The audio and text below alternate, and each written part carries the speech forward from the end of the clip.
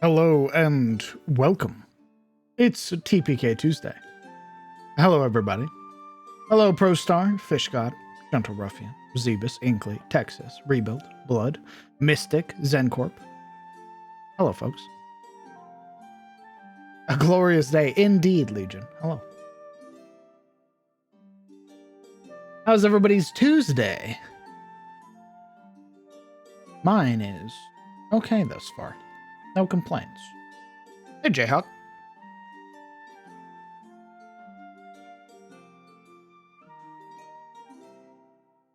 Today we continue our work on the barony. And hopefully no 5 to 10 minute long delays. Smile. That'd be great.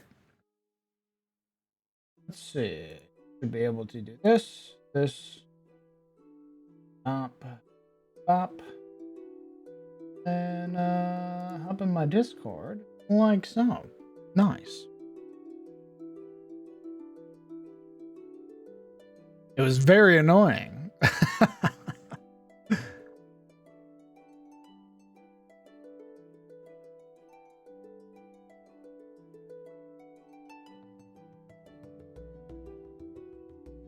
Hey, Emil.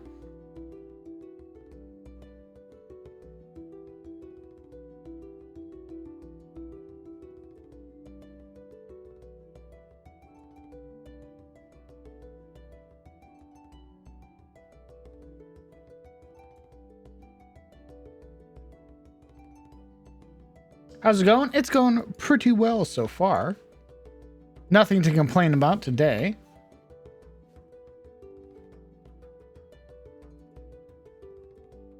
Figure out the cause? Nope. It literally fixed itself right at the end of stream. But I didn't want to run the risk of it basically breaking again. So yeah. Just ended the stream. Last day of work, which means more time for fan arts? Ooh, last day of work. You going on vacation or something? My day has been rather boring. I've been trying to write some NPCs for my own setting, which I'm still setting up. Nice. NPC creation, I find, is it's a bit of hit or miss. It's either everything, like, all of the answers come to me at once, or it's a bit of a struggle.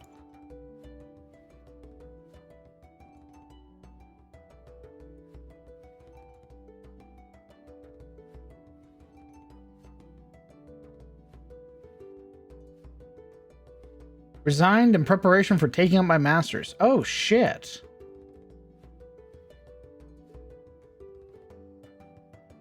That's huge, Legion. My God.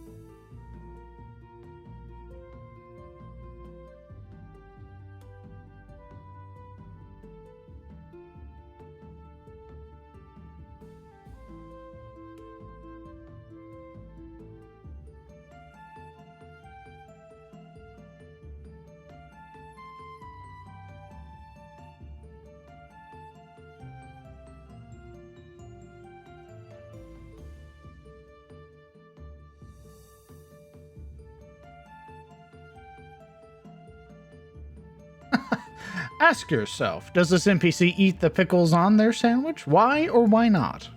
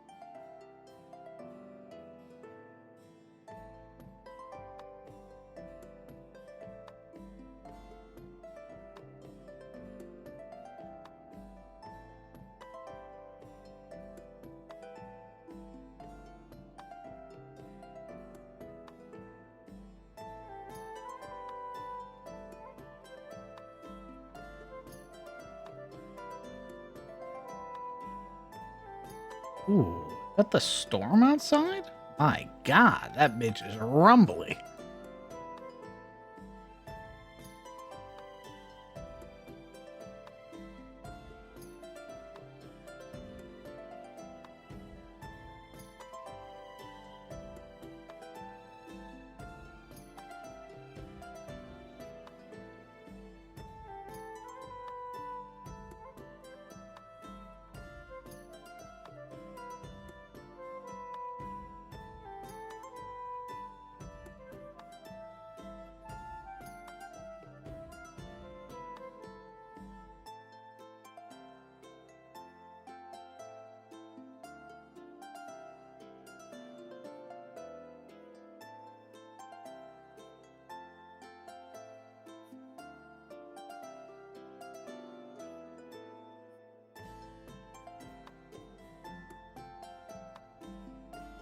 Thanks, Emil. I appreciate that, brother.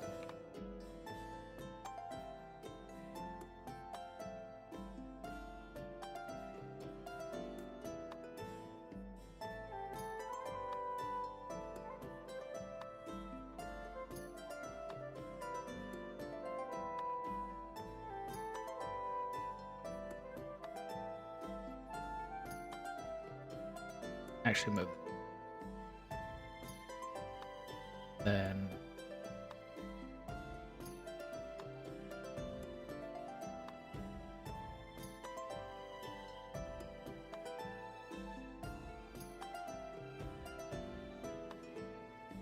hey, Presper.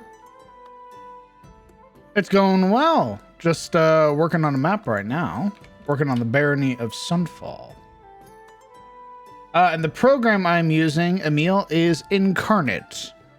It is a browser-based map-making program that is subscription-oriented. It's about $25 for the full subscription for a year. Gets you access to all of their various map styles. The one you are currently seeing me use is the Watercolor Cities map pack, but there are various other map styles. They are currently working on a sci-fi pack, so if that interests you at all, go take a peek.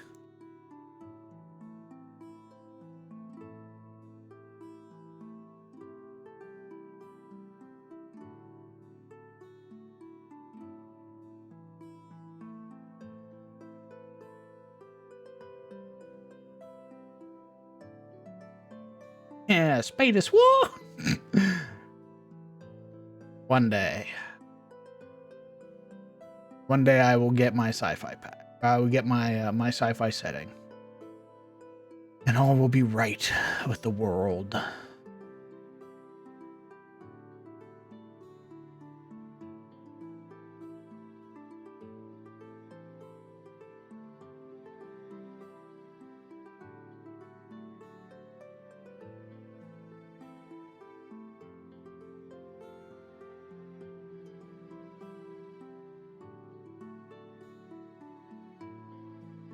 What if we did like a Hollywood style, just a row of trees down the middle to sort of break up the road a little? A nice like a nice path, maybe? Yeah. Like along this. We just we put like a nice little spread of trees.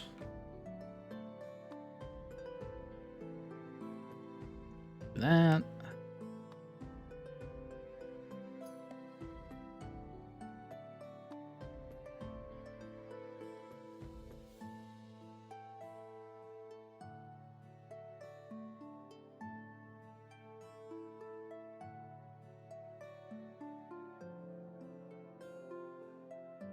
Yeah, something like that.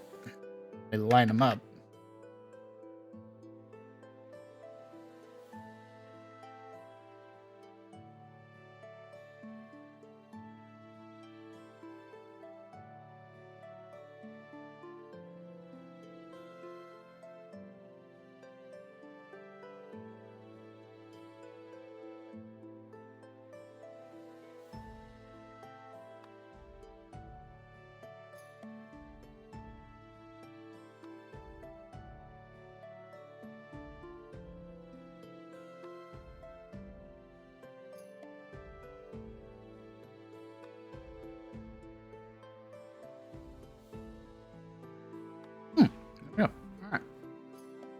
And then what I'm gonna do is I'm gonna grab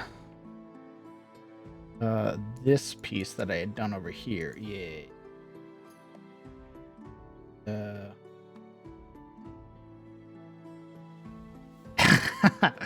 You gotta remember, Legion. This isn't the tyrant. We have the tyrant. The tyrant won't let anybody have anything, but not this guy. Remember, he wants people to like him. He wants his residents to like him, his subjects, right?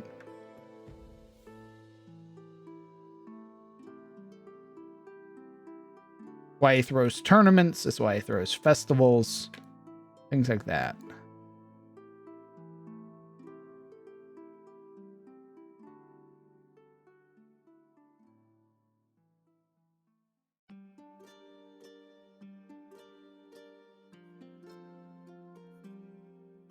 Tyrant perished in thought.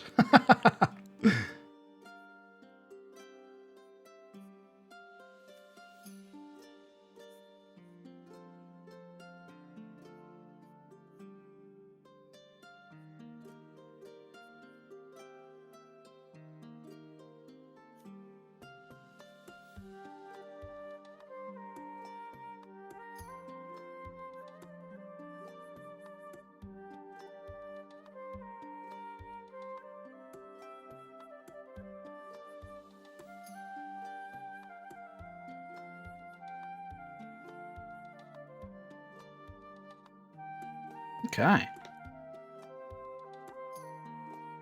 Is this premium incarnate? Yes, it is.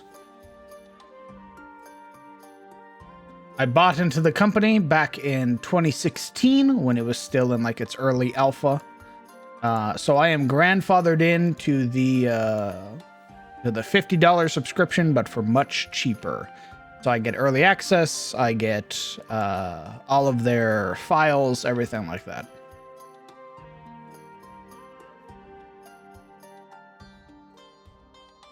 Are there any prison towns? No. So the place you probably want, that I'm probably gonna want your help with, Legion, given just how little bloodthirsty you are, is going to be Bloodfen Keep. It is another border barony. It's up in the mountains. It is dreary. It is it is not a fun place to live.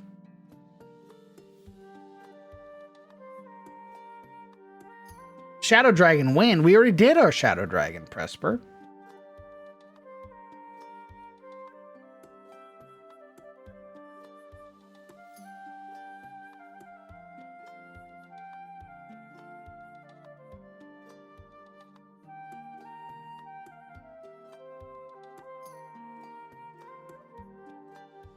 You can do You're right. We can do another Shadow Dragon. I'm sure my players will love to do that. We got any players in chat? We saw how happy they were to face the Basilisk. I'm sure they'll love to fight another Shadow Dragon. Sun Dragon. Boom. There we go. We'll go with the what the fuck is it called? Space Jam. Not Space Jam. What was the recent module that came out from WotC? Spelljammer. That's what it was. We'll do the Sun Dragon from Spelljammer.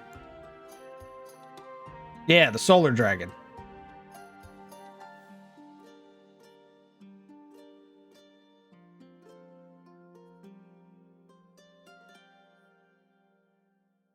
We'll do that one, because that one's cool. Lives inside of suns or stars.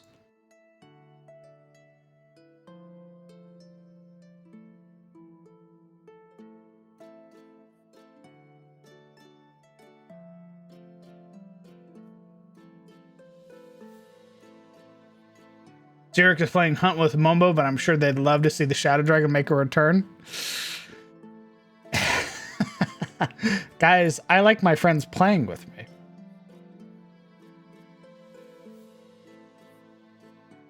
What about deep dragons? Deep dragons are also really neat.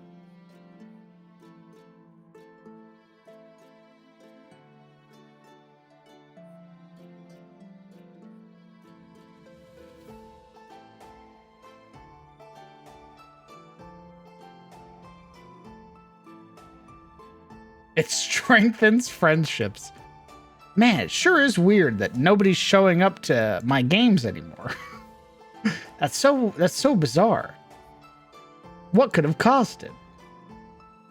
Me throwing yet again another shadow entity at my party.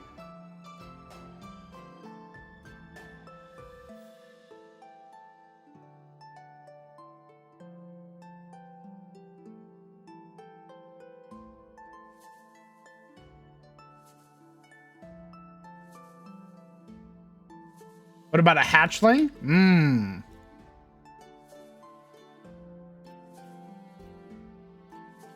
Oh, hatchling could be fun, actually. Test the party's morals and their ethics. See if they're willing to kill a baby shadow dragon. Because if they know what this thing will become, if they don't. Sold out. I just got in, but I wanted to ask, are you going with any particular city plan? I remember learning that, contrary to what I would have thought, most medieval cities often had buildings built in closer to the defensive walls rather than away from them. They were safer from incoming rounds from catapults and trebuchets. Wasn't sure if you were going to do the same.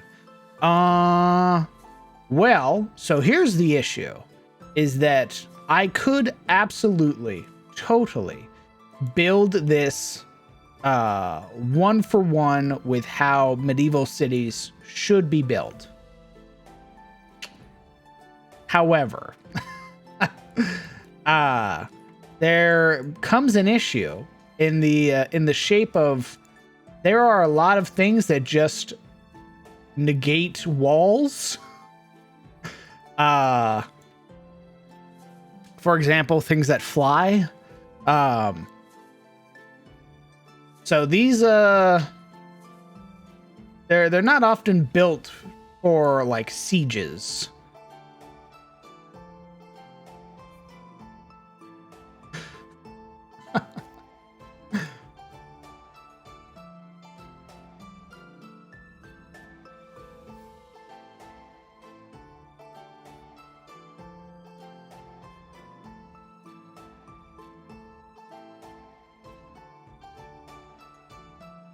I know that I'm sure there will be some places that I built that'll be very, very fitting medieval style. Just not the current aesthetic that we are going for.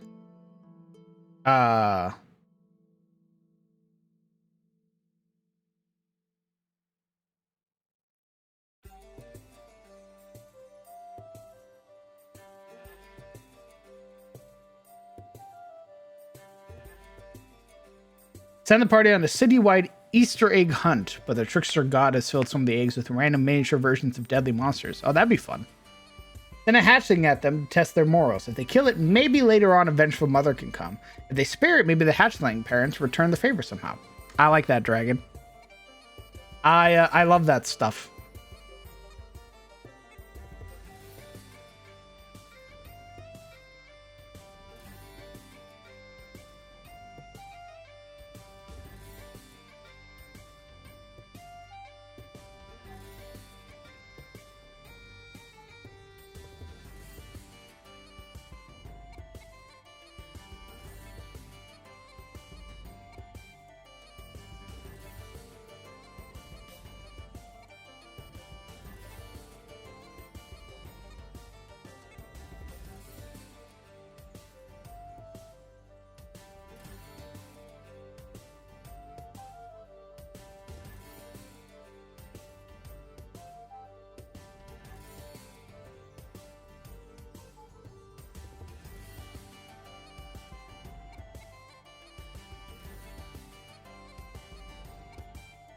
What about the third option? They can't even take care of themselves, Leo. What do you think they're going to take care of a dragon?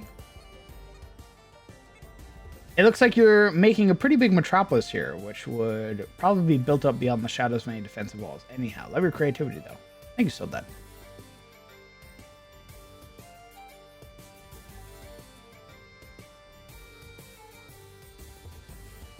This is the barony of Sunfall.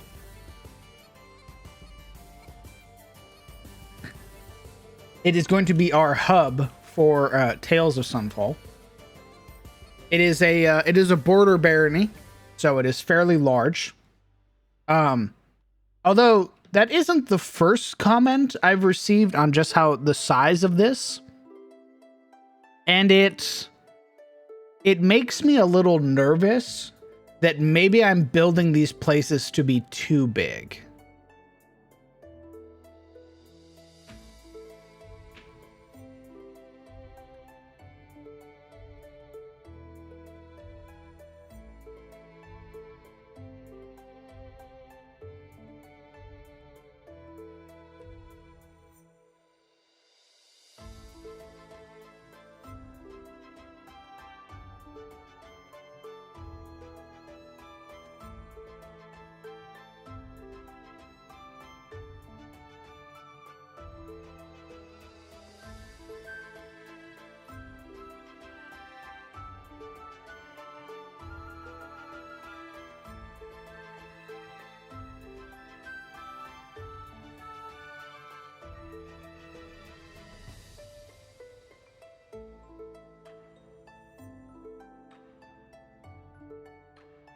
Central hub, it should be big. Is it too big?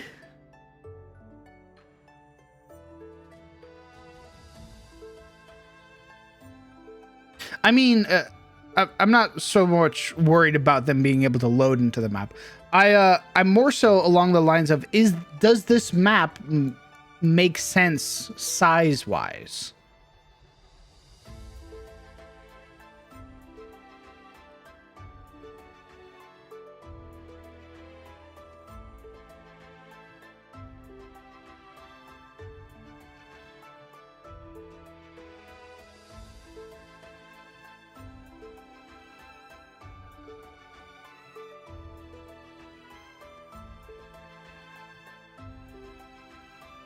For Barony, I would agree that Citadel basically being a castle plus fortified city, is something I expect for a kingdom-level seat of power, like the Marienburg or Sonic Order. However,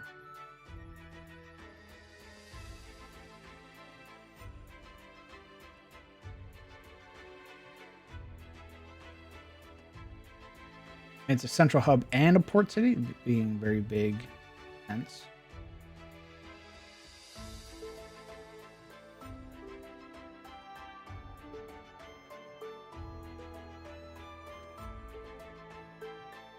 Context of the area makes sense. It's valid to be a large city.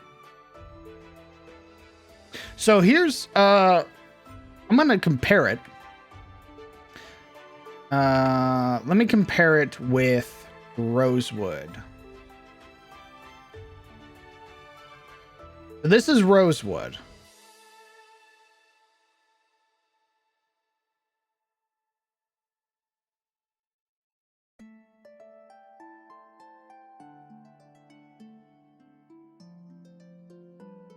Do we think, what do you guys think of Rosewood?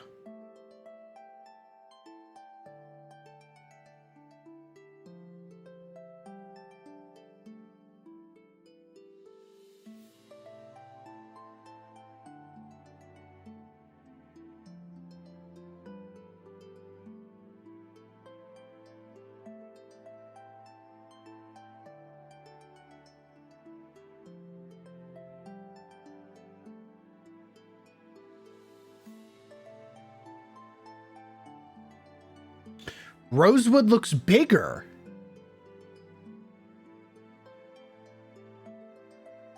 Ah.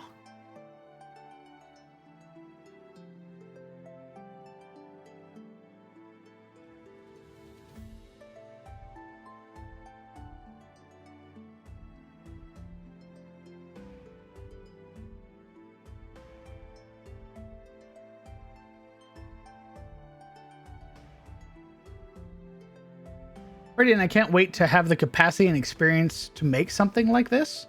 Brother, you got this. Don't even worry, my man. You can make it something like a free city. Historically, these were cities in Germany which only answered to the emperor as their liege. Something like that could pass as a lord whose family basically dominate the politics and economy of the city. Basically, imagine if one noble family had been able to take control of a city like Venice, Nuremberg, or Frankfurt. Maybe because Sunfall's not fully fleshed out yet. I think it's wider roads make it feel bigger. Looks like the other map without the farmland. It's going to be like, look at the other map without the farmland. It's going to be bigger.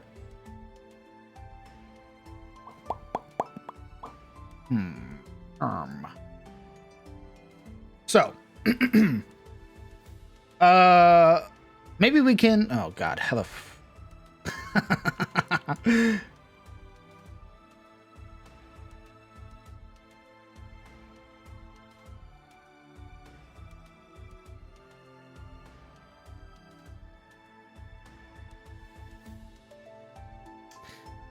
Fuck.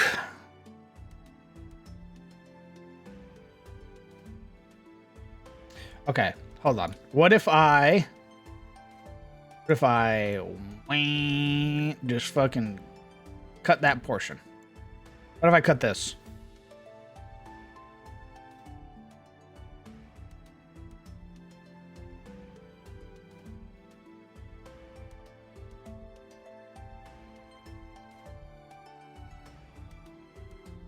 Or we just fucking just get rid of all that.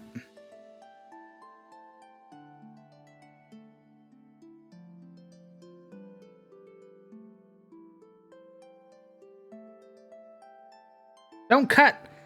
Okay, but I want it to make sense. If it's too big for a barony, then obviously I've scaled things wrong.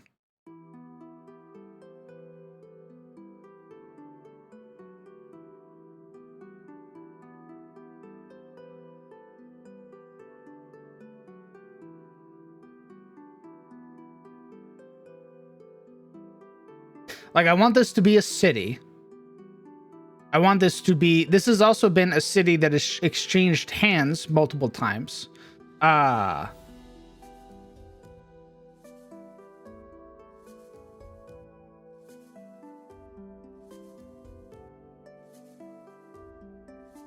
Just the top two portions could be seen as too much. Flesh out the suburbs outside of the walls as a counter.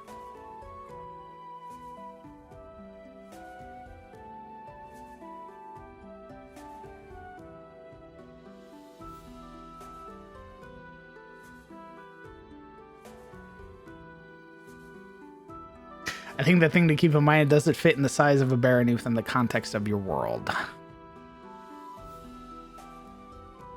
So the way that I've broken down things in my setting, in Tyros at least, is that there are hamlets, then there are towns, and then there are cities. And cities are often the seat of the duchies, the baronies, or the counties.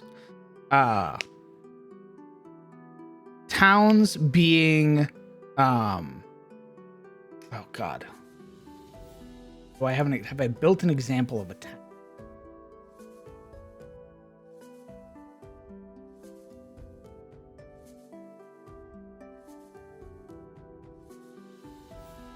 Here's an example of a town.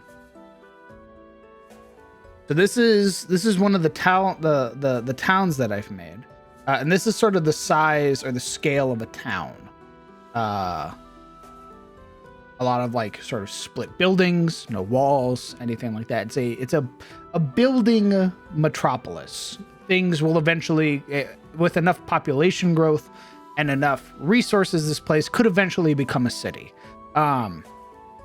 So this is a town, and then a hamlet would be something like Elions.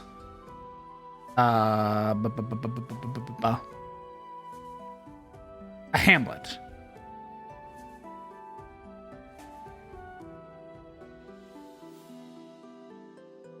So hamlet, town, city.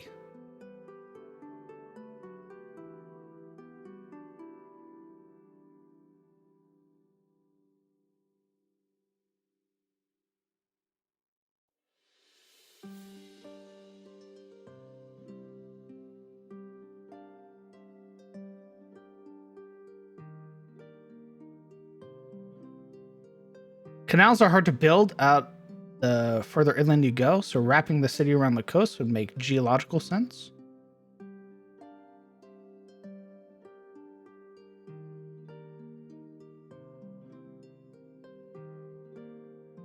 If you go off those cuts you drew, I could see it for a well-off barony. It wouldn't have much for land around the city per se, mostly getting food either from surrounding farmlands or from the water side.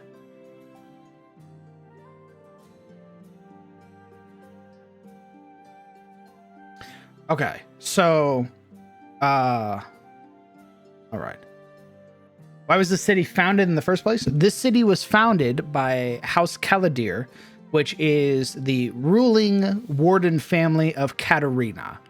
They built this place as basically their furthest reach from their island to basically have like a landing point. So this would be basically a place for them to dock their ships, resupply, everything like that before coming, or like basically when they come to the mainland. So from their island, this is where they landed. In doing so, they angered House Ashford, who controls the Ettenmoor. There was a battle that took place, several battles, eventually a bloody war that took place, until eventually House Ashford gained control of this place recently, like within the last couple decades, has installed a new lord who rules it, and it now serves as one of their farthest points and their means of controlling the bay, or the gulf that this place sort of rests within. As well, it is a border barony. It would be upgraded to a county, because it's a border, like a border nation, right? Or a border, what the fuck? I'm fucking struggling for words right now. It's basically borderland. Because it's right next to, it basically stops Katarina from getting in. However, this place has been facing a lot of recent threats within its local area. So until those threats are dealt with, it cannot yet be elevated to a county. Once the Baron has dealt with the threats, he'll be elevated to a count, and then gain access to basically elevating his other lords who serve him. He has a bunch of petty lords or minor lords who serve him, who rule smaller segments of land. They swear basically their allegiance to him in House Ashford. And once he becomes a count, he's going to elevate probably one of them to a baron, and go from there. Sunfall also being the moratorium of magic as it is, big size spells to carve out the canals would not be fondly seen. Yes. Place was originally an entry port, or an entry point, yes.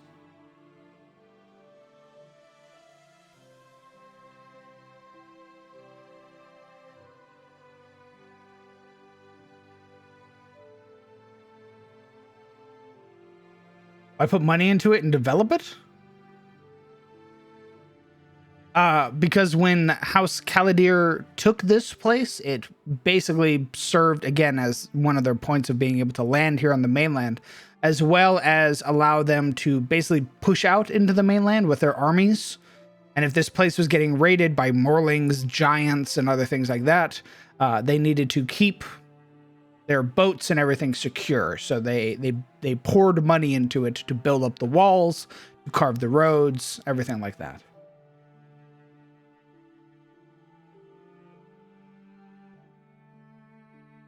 Two ideas. First, put the castle right where you have the line of buildings. you just placed on the eastern interior.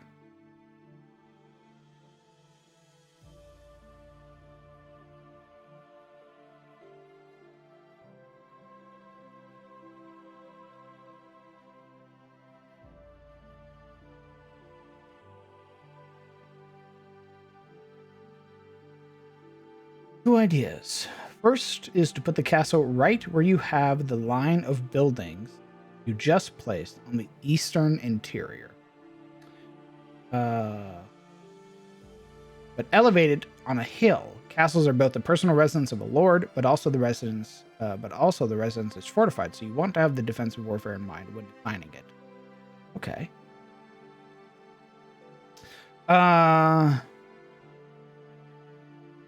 Just finished Tales of Sunfall. Are the hands of the Iron Duke met the party after CTF encounter in Stardox's lap? No. CTF is dealing with the mouth of the Iron Duke. TOS has met the hand of the Iron Duke. These callers of the Eclipse are these basically handmaidens of their various lords that they serve. Why is it relevant now? What is the appeal for commerce and such? It gives them full control over the Gulf that they own,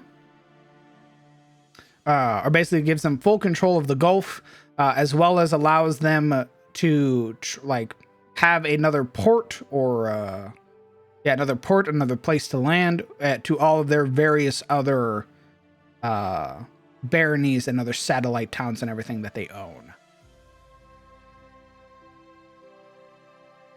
No river is a good point. With no inland waterway, the city would be locked to ground and ocean trade. I don't believe we discussed a river ever.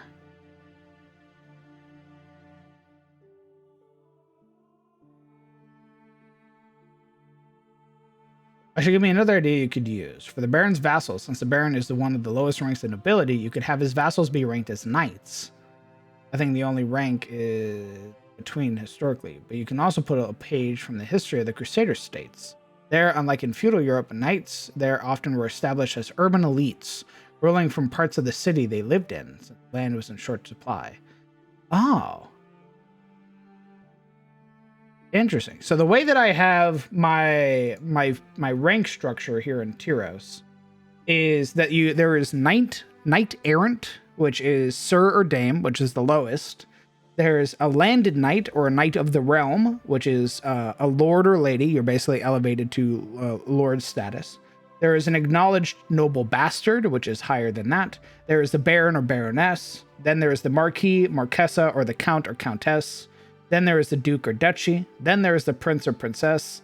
Then there is the high lord, and then there is the high king.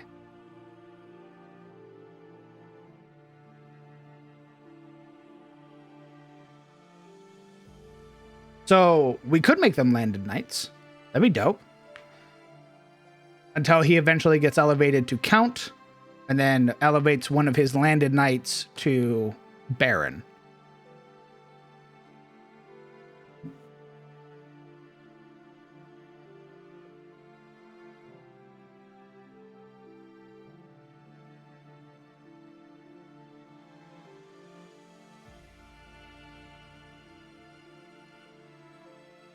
This map comes across as pretty flat.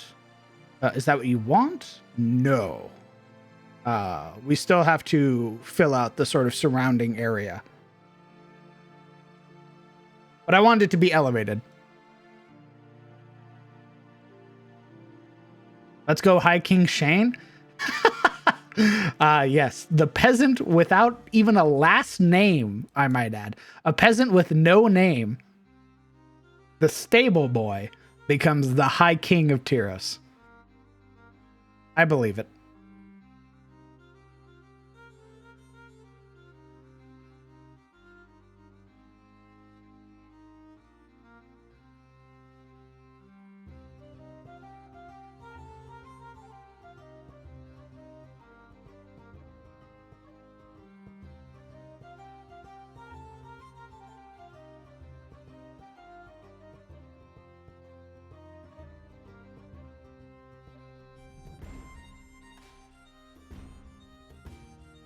Forte, welcome. Hey, I'm not always around and up to date. What happened to the Dawn of Andalure campaigns? DOA is currently on hiatus, basically until scheduling conflicts work themselves out. So.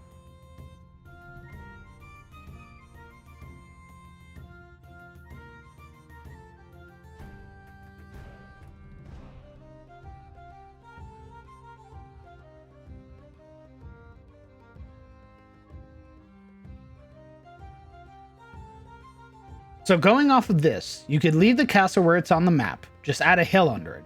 Drop the 3 districts to the northwest.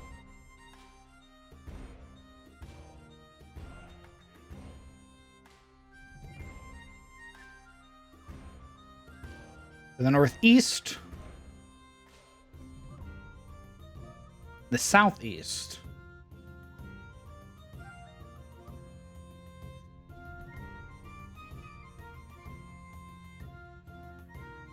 Then give the castle good defensive position. This gives the castle good defensive position of the overlooking the old landing area, but also the city that grew beneath the gate. Then each district could be ruled by a knight errant or a knight of the realm, with a baron living in the castle.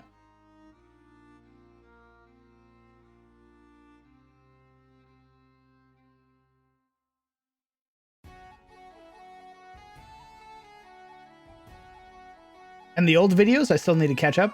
That, I'm afraid, I'm not too familiar with or too knowledgeable of, I'm afraid, because that is Momo's side of it. I know that some of the VODs were lost, but I believe all of the DOA episodes are there.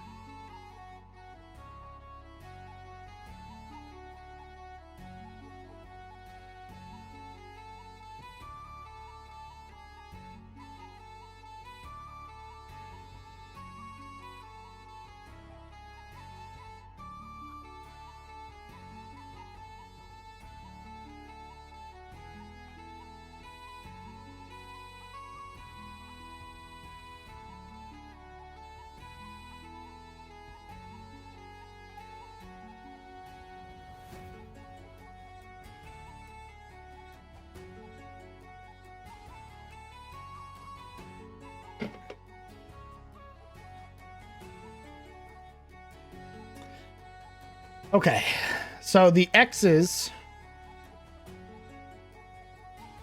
are what you're suggesting to cut. Do we leave this the same shape?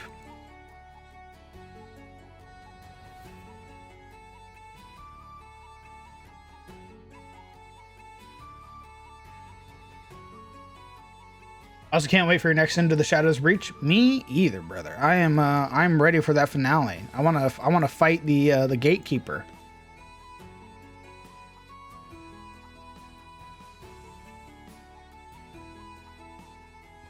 By the way, CDM, I just realized the problem of my D10 plus con. Usually it's okay because modifiers on average are 0, so the average result should be 5. But I forgot that you use 2d6 plus 6 on rolling stats, so the average mod should be plus 2.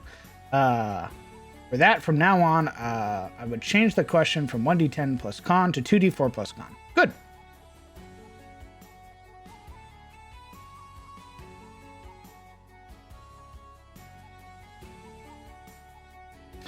Yes, cut the districts with the X. You want to wall off the city where you have the buildings. All right, so move the walls this way.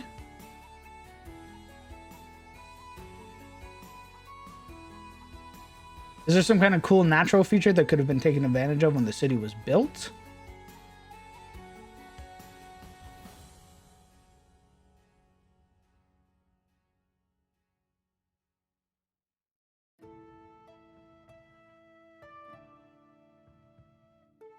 What if we do something like this?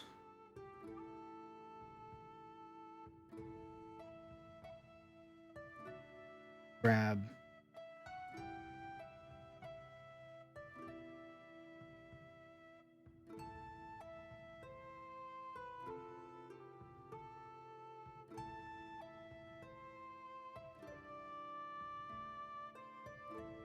Fill it in. can carve out the paths later.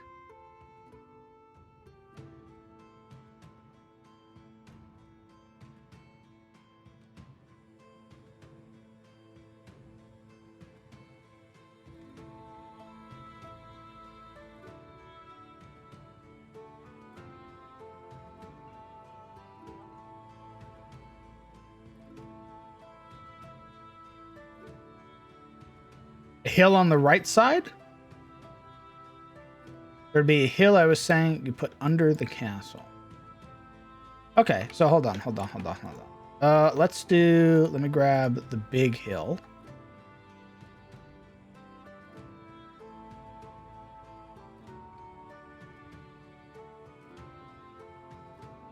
Excuse me.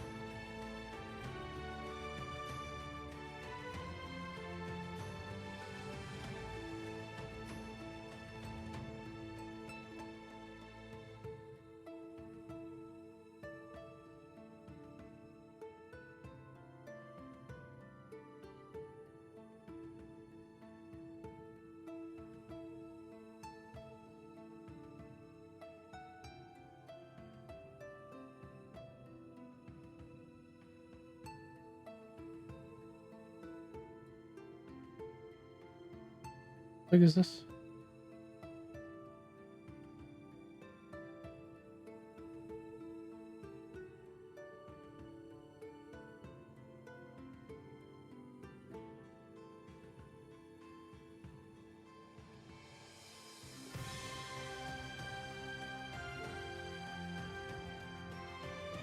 Should I... So on a hill. Okay. So this would just be like a little solo hill then? Something like...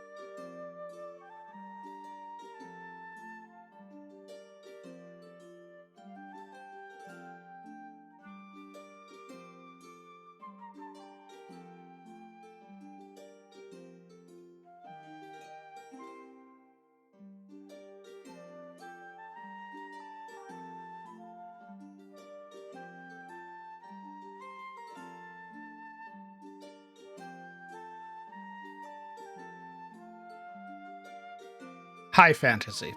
Very high fantasy. Tyros is known for its magic. In the Discord, would it help if I hop in a voice chat? It's all right, brother.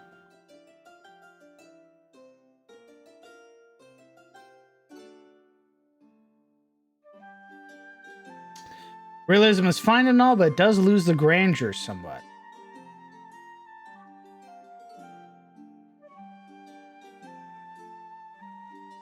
Have you thought of making an aqueduct for the more elite citizens in the upper section of the area or the city? It was something I had considered. Yeah.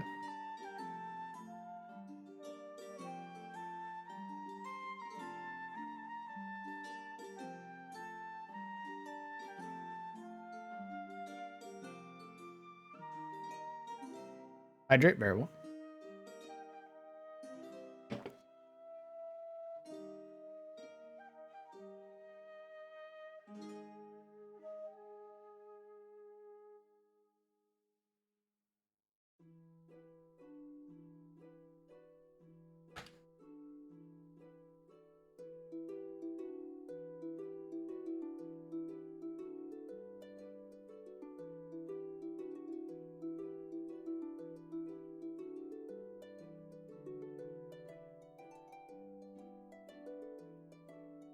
Yes, the city has changed hands numerous times.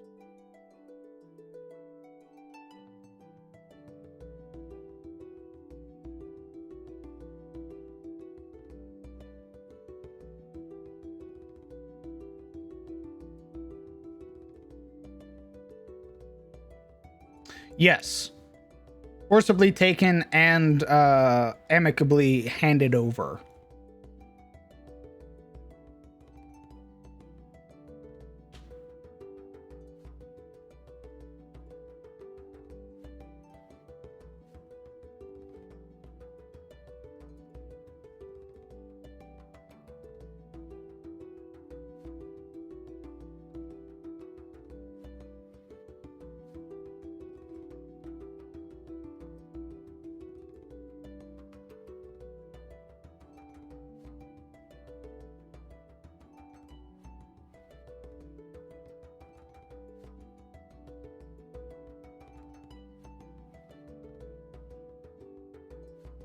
Sad to see the upper district go. So what I've done is I've made a clone, right? Because I still do really like this design. But I've also made a clone, so that way it's I can edit both. I can make like a scaled version, and then I can make the high fantasy version.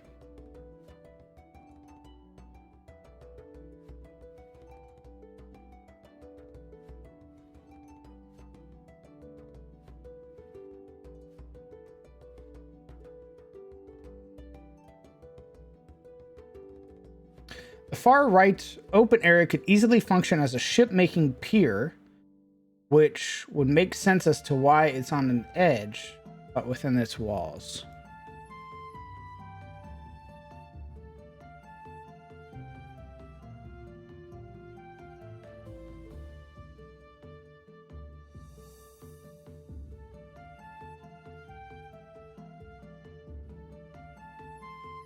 Far right open area. This area?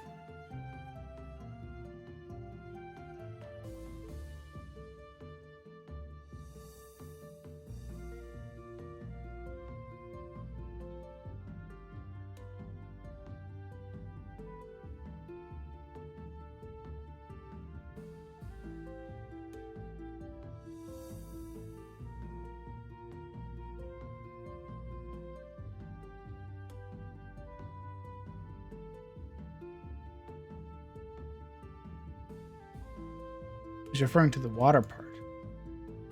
Oh. I already have some shipbuilding stuff down here.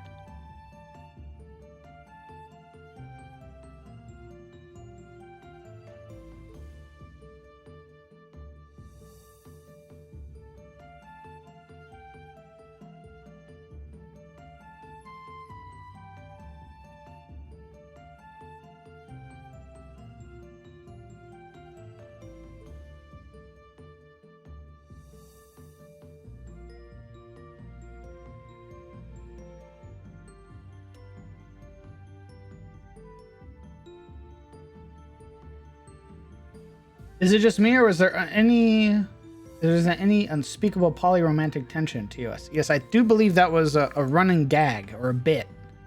Was that they were a polycule.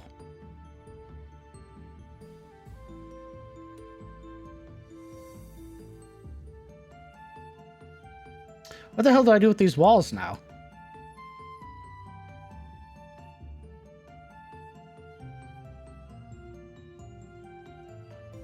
Like, would it still go around?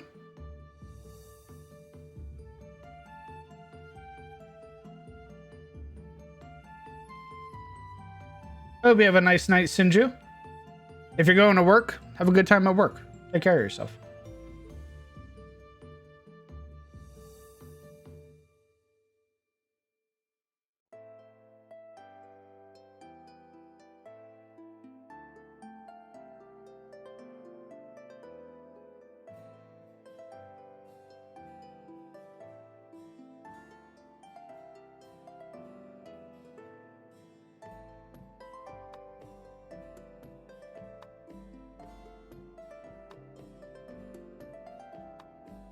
Depending on how you want that hill, you could add a moat around the hill.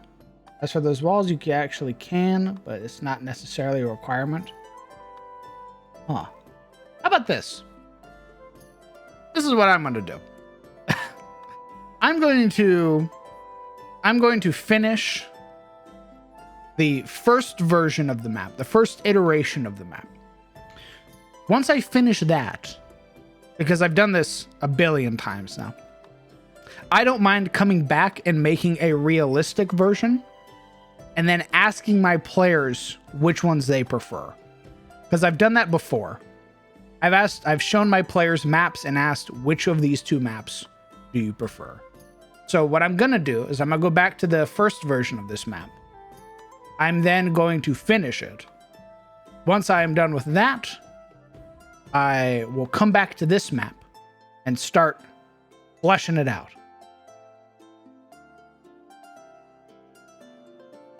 Let's do that.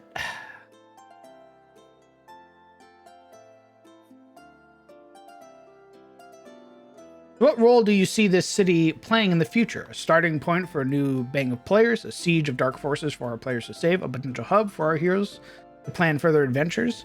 Yes, yes, and yes, Skull Throne. All three, funnily enough.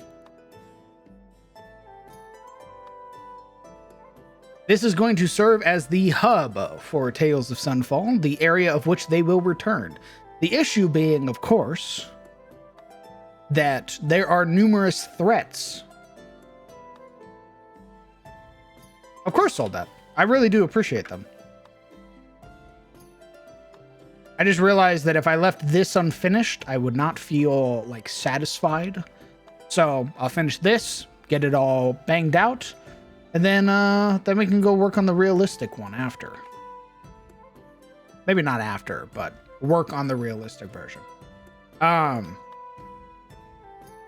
But yeah, this, much like Rosewood and much like this will be a place for me to, like, run one-shots out of.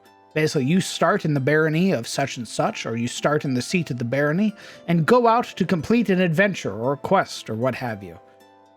That is what each of these, like, areas work for.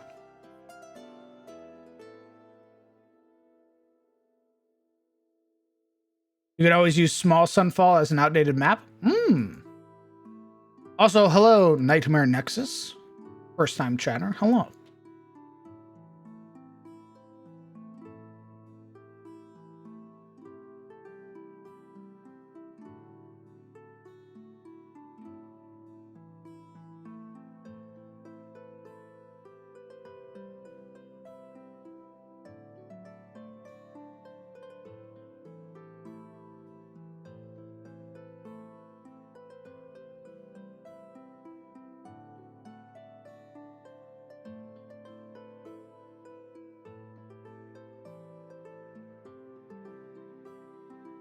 The only way for the party to survive is to somehow do the time travel hijinks and go to the far future where sci-fi 8 has happened. Terrell. Oh, you want to survive? You have to play this. I hand them a copy of GTFO. Baraku, hello. More building indeed. It's usually the role that TPK Tuesday fills out is that if we didn't finish a map on Monday, we start working on it on Tuesday. Make them think Sunfall is a smaller city, then boom, drop them in Manhattan.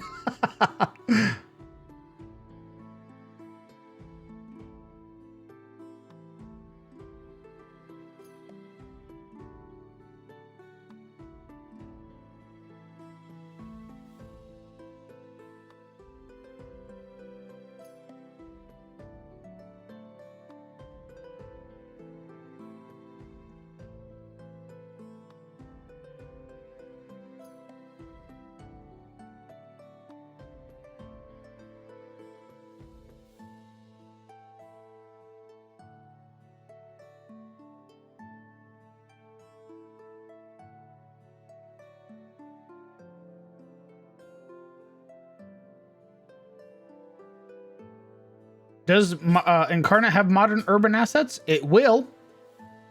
They're already working on their packs right now. And one of those is the sort of modern, like, sci-fi pack. Unless you're talking like modern, like right now. Stinky. Hey, bud. Oh my god, another. Hello. How pissed off would you be if I said that Wizards of the Coast teased their weapon mastery system yesterday? Fuck. You're fucking joking. That is not a joke. You're they joking. Actually did that. No fucking way. Mastery system? No fucking way. Yeah. Apparently that was one of the things that was teased yesterday. You're fucking lying. No. I spent a week. Well, so yours did is they. still probably better, mind you. Yours is still probably way better, but I heard that it got teased yesterday, and I was like, "Oh, Crown's gonna be pissed." Gag me with a fucking of course. DM, they're in the chat. They're waiting. They're listening. Oh my god, Watsy, get out of here! Get out of here! Crawford, he knows. He hears all. It's my D20 system. Fuck you. Son of a bitch. Fuck. Copyright it. God damn it. My patents. Yeah. I hate it here. Oh, okay. Well, I think this place is great. Fuck Also, you, hello. Art. Wow, what the fuck? I'm actually surprised. Fuck you. What? You mad? Why are you mad? Wait, you just found out about the weapon? Yes. We just made one, Issa Job. You just found out? We just made one from scratch. Damn. Really I'm gonna just lose my fucking mind. twist the knife there, man. Holy shit.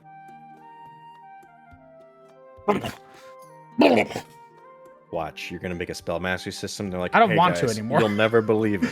Fuck spellcasters. What? Oh man. Watsy will figure him out. No, they won't. Pieces of shit. Hey, I doubt it. Can't fucking believe this. Look, at least you get to say first, right?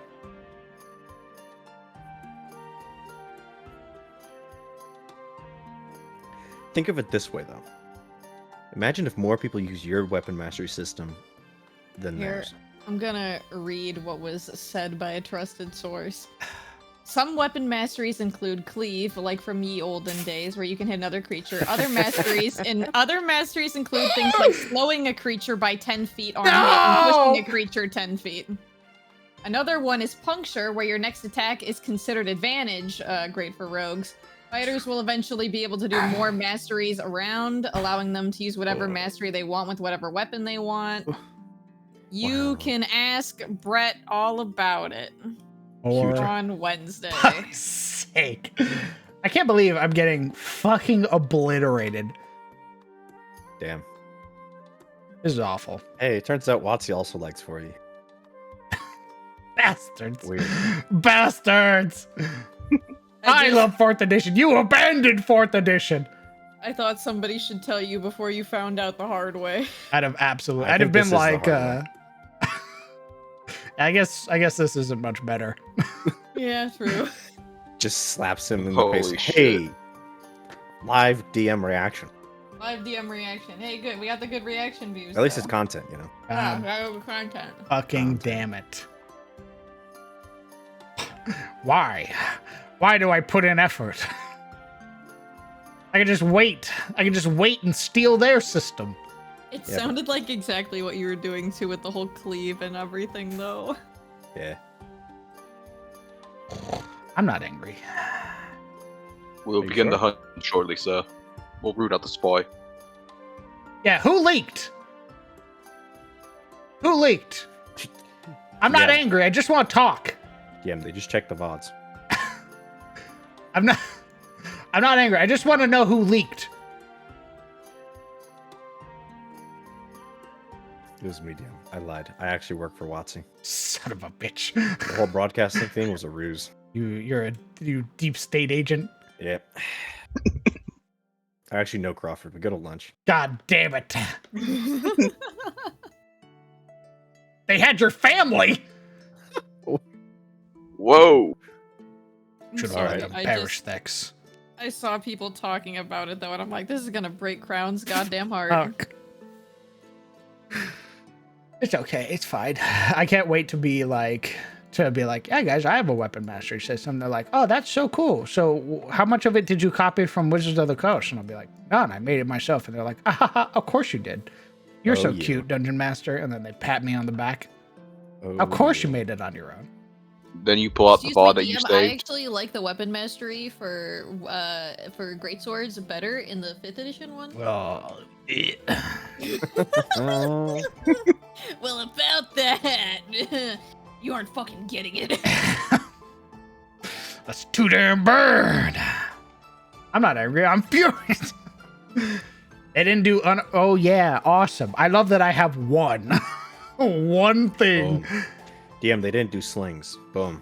Oh great, yeah they did. 100% they did. Okay, I saw you streaming and I was like, I better go break the news. I thought about you as soon as I saw it being talked about. It's like somebody's gotta tell him. Who's gonna tell him? Thank you, Hobie. I go finish He eating said my dinner now.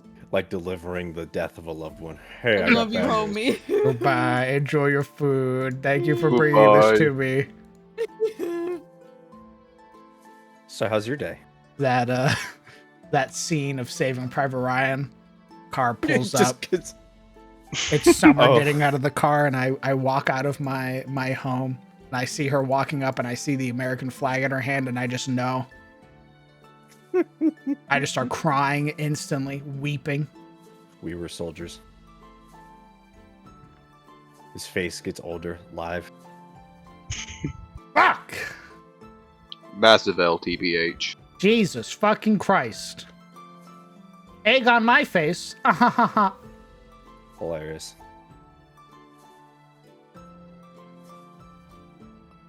I need a break. I'll be right back. I need to smoke. I can't believe Watsy broke his spirit that easily. They've won. Even the OGL didn't hurt this bad.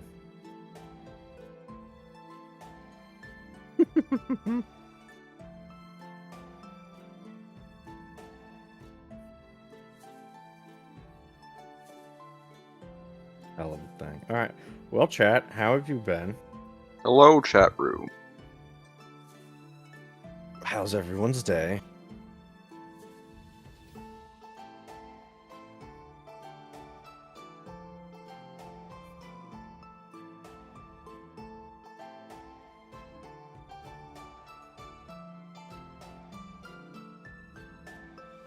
You're dying for meat? That's great. No. No, I won't send help. Drink more water. Just Smile. hydrate, Lamau. Why don't you hydrate with Rogue Energy? Rogue Energy, where you can Alright. use code CROWN to get 20% off your purchase. That's right. It's hydrating and energizing without the crash, supposedly. Wow. Crazy.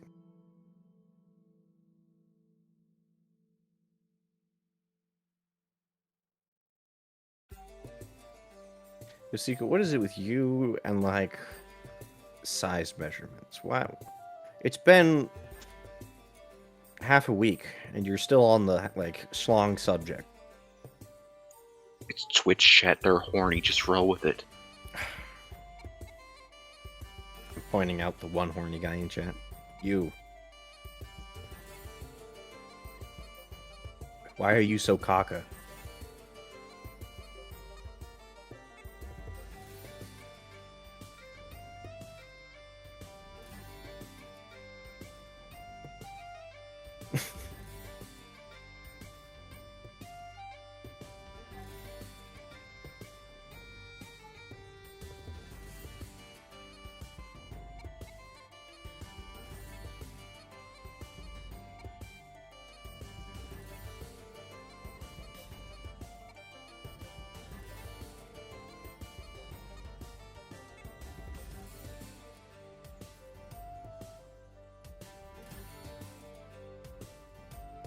True, Skull. Actually true.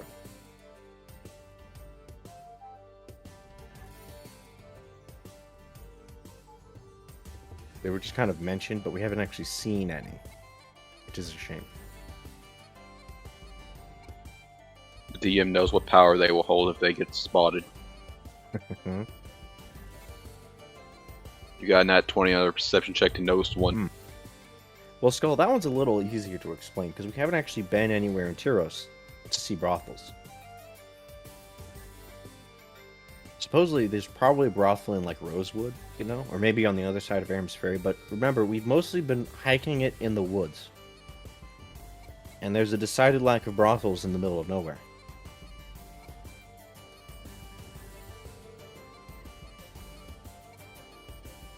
Beats is a solution. Start one yourself in the middle of nowhere. True.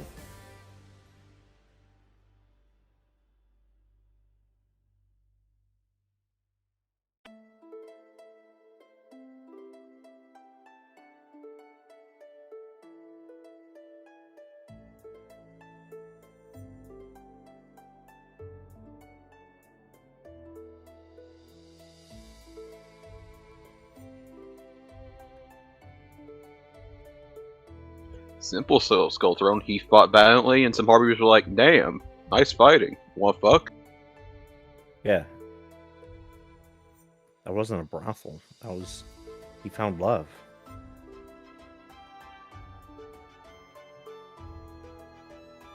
I don't know if I'd want to go to a brothel in the middle of nowhere. That's how you get abducted by the Fae. And you disappear forever. You don't go to the nowhere brothels. It's either hags or fae, and neither you don't want that heat.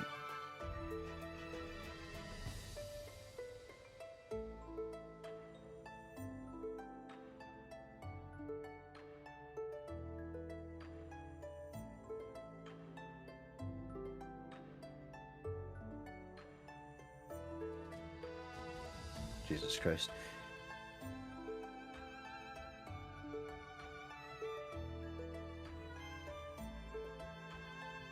I bet he's upstairs balding right now. Probably. Slamming the door closed as he grabs a nos. Stubbing his toe, screaming. I'm eating pretzels.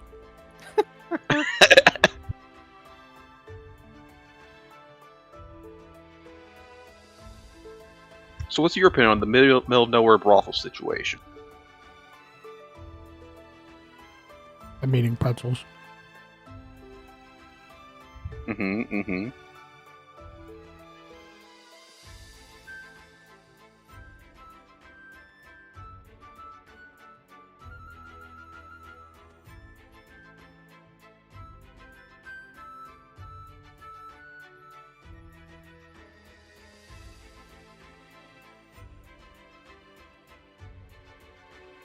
So, I realized I'm not actually upset. Because I steal all the fucking time. Yeah, it's that meaning. The thing that had initially frustrated me is that it is going to more than likely be another system that WotC pushes out in one of their books and it's not finished. Much like the crafting rules that they have, much like the downtime activity rules, it is going to be another system that they put out that's not going to be finished. And I think that's what frustrates me. True. Because, guys, I'm a fucking thief. I steal. There's no fucking way that my weapon mastery system at all was unique or original.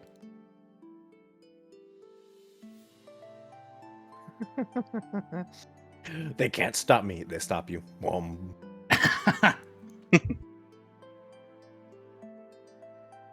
As much as I would love to be like, yeah, Me, baby. Me. I did it. I am a god. Behold, gestures at weapon mastery system. I made this all on my own. And then as I'm talking, Wizards of the Coast looms over me. I know. I knew it wasn't going to be original. I just know that they're going to put this system out. It's going to be something that they're like, yeah, look at our weapon mastery system. It's going to be fucking awesome. And then we get it, and it's a page with 45% of the, or about 45% of the page being actual written text and the rest being a picture. Because that's how Wizards of the Coast works. Well, if that's the case, then look, we already have a finished system. Boom. We can ignore it. You'll have plenty of opportunities to show your creativity. Just keep it up. You're talented. Thank you, brother. I appreciate that.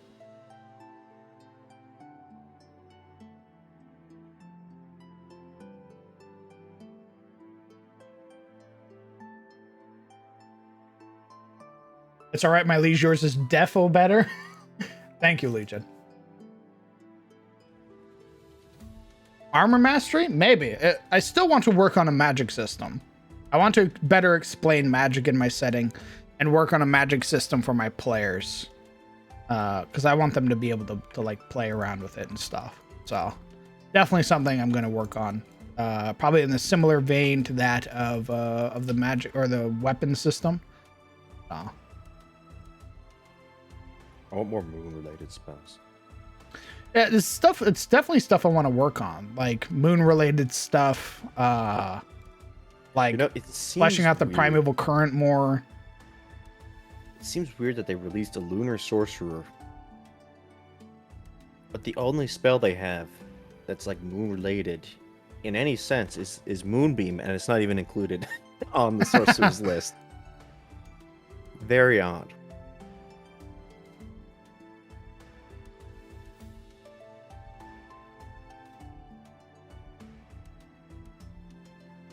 Yeah, because I want to make I want to make stuff like different status effects and different spells that give those weird like status effects and shit. Yeah. That's what I want. Walt wants you to make new spells that don't suck. Or just absurd. That too. That either that don't suck in either way. Like they don't suck in that they're bad, or they don't suck in that they're absurd, like silvery barbs. Yeah. See, I'm fine. So I've also realized what I'm gonna do is that to get silvery barbs, your character needs to go to a rise.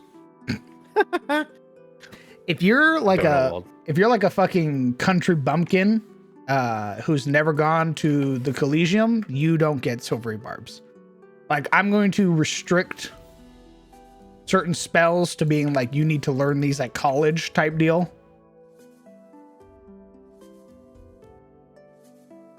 Versus other ones which are like, yeah, you can learn this. Anybody can learn this. You just need an appropriate teacher type deal. Yeah. Silver Barb just seems very lazy as far as like a spell to make. So what is it? I mean, what theme does it match? What power does it? It just matches fucks with the dice. class that, or the school that, or the fucking school group that it belongs to. That's the only thing. It's literally meant to be for that module that it comes from. Right.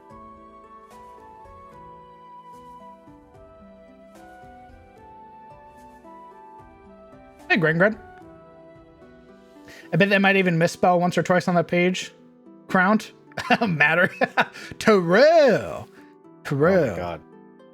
Bro, when I was looking up Lunar Sorcerer, so many people... Apparently there was like a misprint that confused so many people. It was absurd.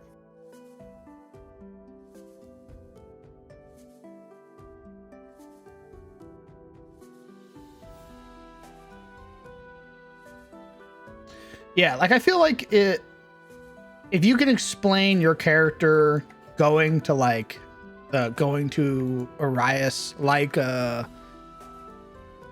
why the fuck am I struggling with names and words today? Like Ashilde's backstory has her being like having learned in Arias. That's somebody I would be fine with knowing silvery barbs and like some of the other spells, right?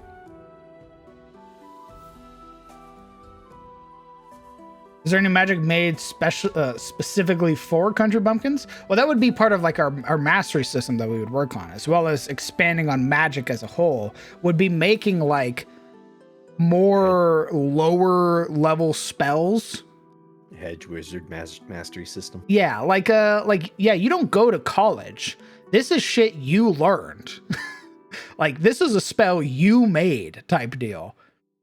Oh my god. Like Bramble Storm type deal.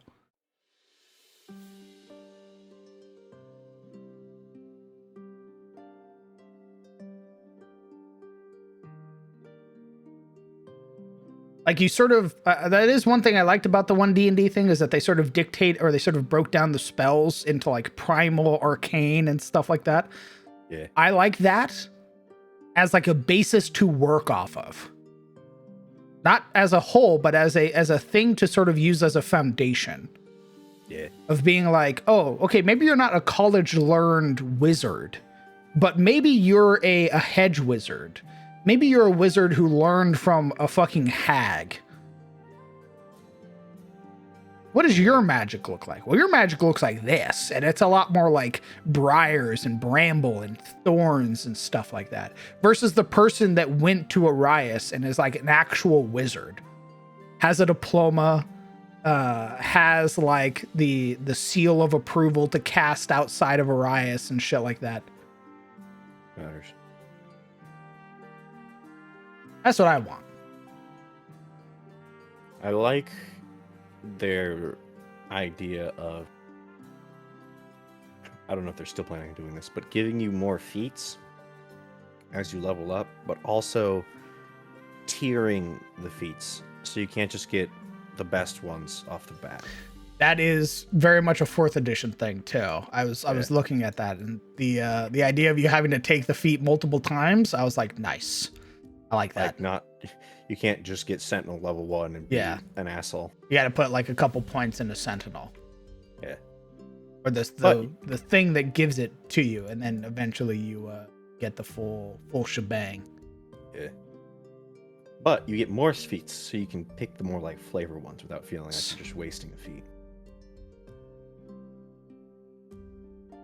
It's why I was looking at shit like inspiration. Their inspiration rules, because I was sort of playing with the idea of giving you guys, so like how I gave you guys your level 5 abilities. Yeah. I was considering giving you guys unique abilities that you had to spend inspiration to use. Oh, like an ultimate ability? Yeah. Ooh. Like the fucking Eldritch Artillery from the Occultist for Yuria. But she needs a point of inspiration to use it. So the way you get inspiration is by critting or doing XYZ or being given it, and then you can fucking pop off with your inspiration ability. That's a cool idea. A daily power? Yeah, I guess we are just, fuck. It all comes back to 4th edition. Guys, maybe we were all wrong about. Maybe we gaslit 4E for years. So we gotta go back. What's actually hilarious is that this is what 4th edition was built for, was for the VTT era. Yeah. It was too soon. It was too soon. It was literally too soon, and it became a pariah. Yeah. But now, well, the fact that they did the OGL shenanigans for 4E didn't help, to be fair. True. Yeah, they just keep fumbling the bag every time. Whoops. Maybe this time they won't notice. Maybe this. Oh no, they got us, lads. Oh fuck. Oh. But yeah, daily power, exactly. Something that you need a point of inspiration to do. And I felt like that would be very neat to sort of build like unique abilities for each player that you need a point of inspiration to use.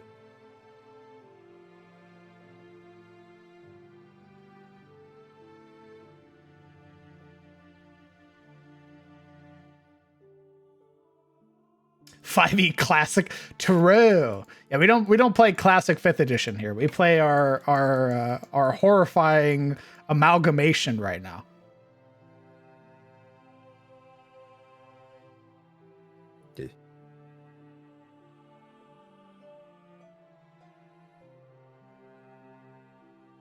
I can't wait for somebody to look at like the games we play and be like, wait a minute.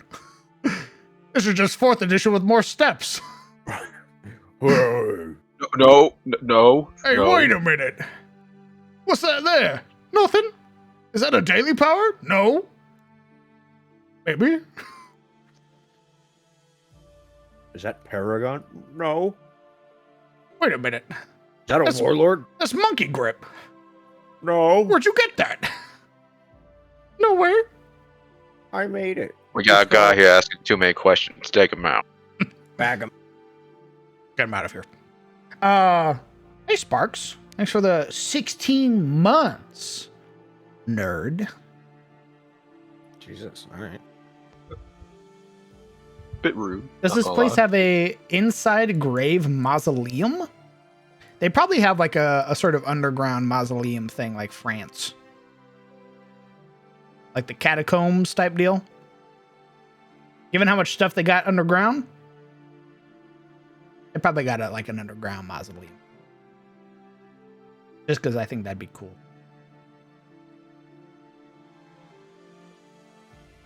I stand with Colville. Still from 4E, everyone looks at you like you're a genius and they're none the wiser. True, brother. True.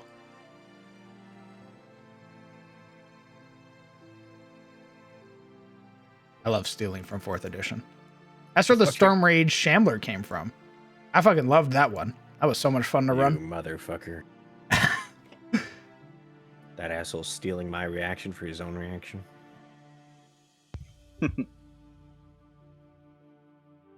Yes, I'm still mad. It's just what happens when he becomes bloodied, brother. I'm sorry. Yeah, but my spell made him bloody. I know. What would So you my do? spell should go first. It just procs when he becomes bloodied. You know what? My spell procs when he failed a wisdom save. Guess what? He failed a wisdom save. Give me that.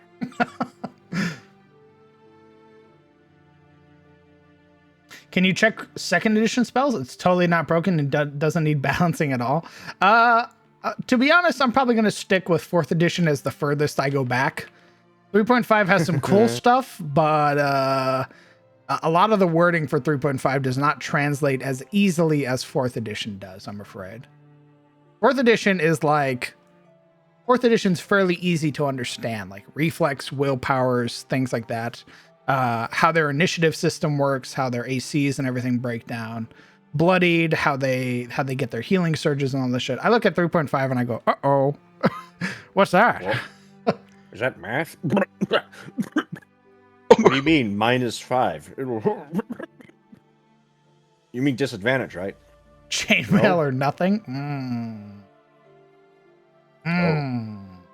I see.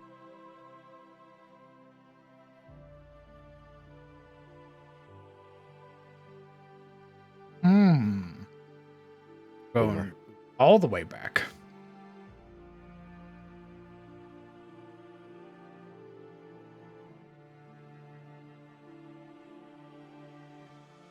How about no? Yes, I have 6 hit points at level 20. I'm a god. Oh my god. Behold. Dies instantly. Oh my god, is that a barbarian? The wizard standing there with 1 HP.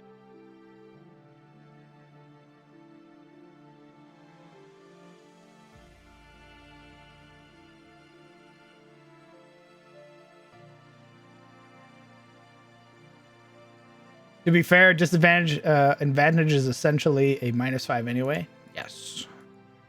Pretty much. But I get to roll more dice, so it's cooler. That is sort of the thing, though, where like it comes down to like just being able to roll more clicky clacks. That's ultimately what everybody wants, and I understand it, right?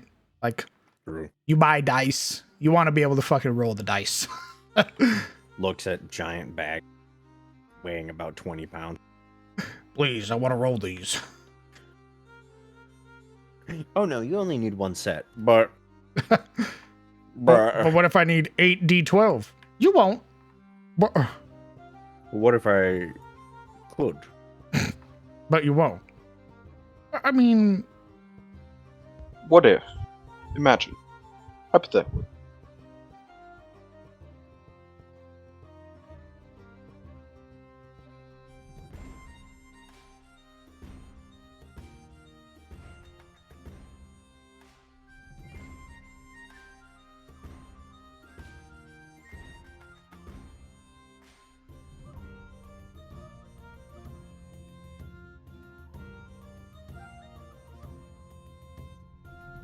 God, another thing too. I'm just gonna keep harping about it or talking about it. Is Shut up. is fourth edition has so much more flavor compared to fifth edition. True. That's what I care about. Give me the flavor. Like the simple fact that fourth edition has a lore table for each monster with an appropriate roll that a player can make to learn something about that monster, and fifth edition doesn't, is massive. It almost feels like they should have released 5th edition and then released 4th edition. Like they're backwards. Yeah, like it feels like they just regressed a lot with fifth edition. Like they just took away a lot of the substance. And I get the whole make it easier, make it more approachable for people. But also, fourth edition isn't that hard to understand. Well, not for you and I. Probably for someone who just getting D&D it is. That's kind of the thing about 5e. It's easy for people who have literally never played a TTRPG in their life. Brother, we got people we play with every week who still are trying to who still don't understand fifth edition mechanics. Shut up.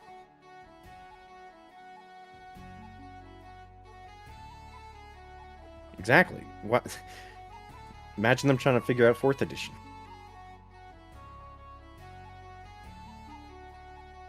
Might be hilarious.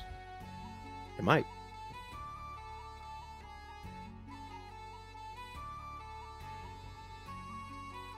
Statistically true, but dice. Back in the day, the complaint is that it was too video gamey for the old school guys, too complicated to new players. It's See, now we're gamers. so bizarre. And now we're gamers. The world has evolved to understand it.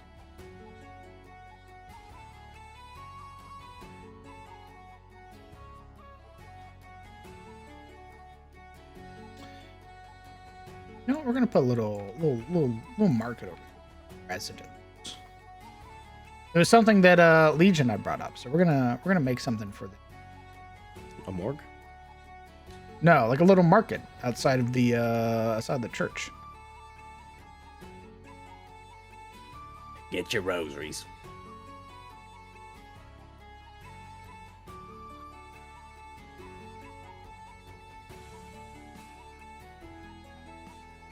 Introducing Dungeon Coin. I hope one of the stalls is like a hot dog market called like the All Hoggers. Yeah. Yeah. I see. What?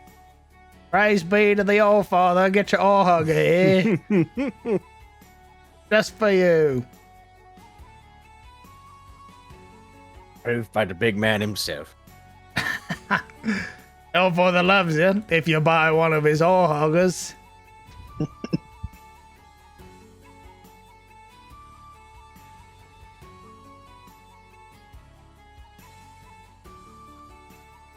Blasphemers. But profit. True. Capitalism always wins out. Money. Money. I love mercantilism. Nothing can go wrong with this system. Do gem dragons in your world have their own ancestor dragon?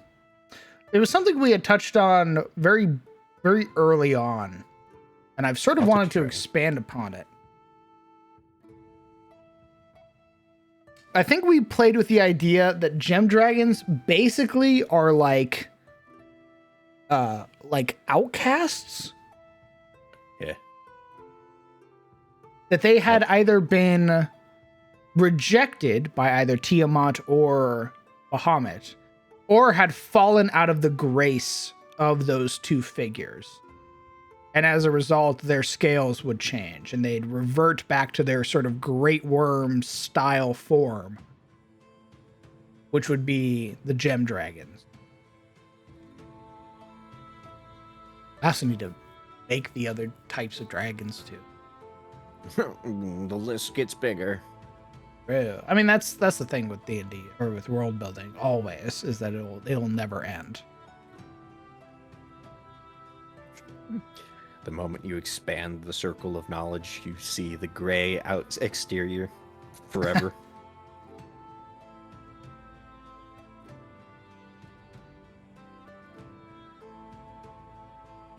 Yeah, I think the idea that we had touched upon a while back was that, I don't know how spoilery this is, but they already know that Maelor Manir and was the one who introduced dragons, so fuck it. That when Maelor Manir sort of tricked Aor Manir to make dragons, they started as like gem dragons, right? Because basically took like bits of rock from the earth where he was hiding. He was like, make this, smile. Because that's where Maelor was hanging out, was deep underground. Mm-hmm. And then chromatics and metallics came around when like Tiamat and Bahamut came around.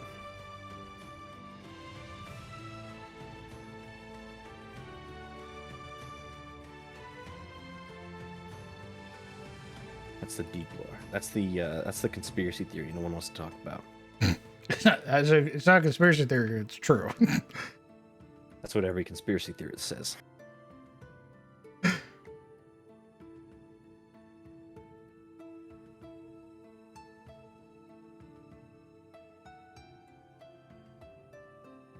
My guy is just a red ruby half dragon born with mixed with diamonds and silver. Huh? I feel like I also want to touch up my dragonborn as well. Those guys just keep touching dragon stuff. I want to make them a little bit more approachable as like a player, because right now they're sort of very elevated.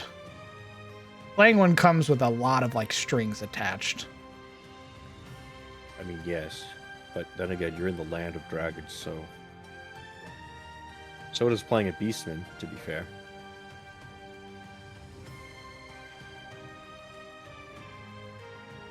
At least I thought it was. Well, I've sort of broken down what the various types of beastmen are, like who's acceptable, who's sort of met with scrutiny. Like I made orcs like proper goblinoids. They were considered beastmen, but then I made them like actual goblinoids. Oh, okay. So like being an orc, like orc culture is very different from how it used to be. It has a lot of like sort of Asian inspired themes with it. Very specifically, sort of Japanese feudal era style like ancestry and how their culture is formed, their sort of seafaring nature, the codes that they live by, and everything like that. That's true. And this is Tyros. I think when we were talking about it, it was more what they thought about Beastman Careso. Because we were bringing up, like, what happens if you play... I think this is ROTS. Like, what happens if I play, like, a bugbear or a hobgoblin? And you're like, well, people might think you're a freak. Bro. Smile. You're a freak! Yeah. And then I'm like, what about Tyros? And you're like, well, are you strong? And I'll be like, probably. And they're like, well, they love you then. It's that easy. We hope. It's all about the gains, they say.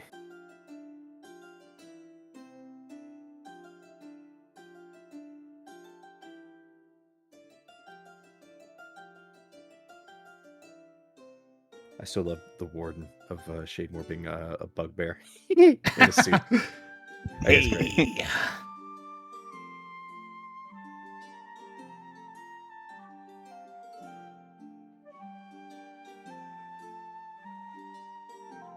With a big old cigar. In striped suit. Yep. Gold rings on every finger. Because he's so humble. Well, you never seen one of these before? Oh, sorry, it's Shademore. Silver on every finger. My bad. Look a bit different. Did you trim your beard? Nope. Would never do that. He still loses drip. You know, I say I would never do that. I did consider recently trimming my beard and getting a goatee. Oh. What? But keeping the stash? Yeah, keeping the stash. Like, very like musketeer-esque, where like Yeah. I have the curly mustache and the goatee. It was something I was like pondering in my head. I was like, could I pull that off? Would that I look could see good it. on me? Maybe. I think I could see it. As long as you kept the stash. Or made the stash bigger, right? Big stash, small goatee. Yeah. Look like a conquistador. Yeah, it was like an idea where I was like, oh, maybe I could pull that. I mean, everyone should at least trim their beard, you know, keep it neat. I say, with my beard untrimmed. I recently trimmed mine. And at first I was like, this doesn't look like it's doing anything. And then it was done. I was like, wow, that looks way better.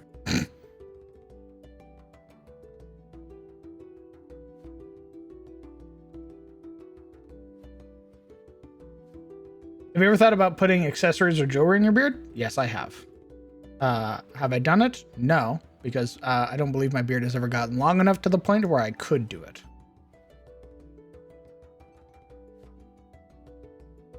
I think it'd be really cool to have like sort of like beads or like my beard doesn't get longer.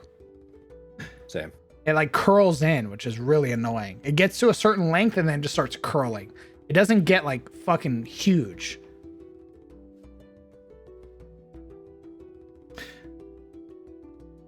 Twirls mustache maliciously. I do that already, Baraku. I have a curled mustache. This piece of shit not only curls his stash and like, you know, plays with it like a villain. He has two brush combs that he uses at the same time to brush it. That's how I first met this man in person, was him pulling out a comb, and then he had this shocked and like giddy shithead pleased look as he pulled out a second comb and proceeded to use both as he stared me in the face. I'm covering my mustache right now. He's a shit.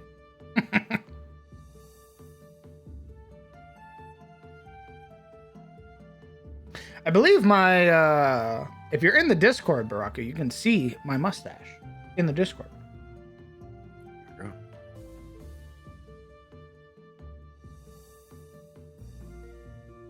He's doing it on stream.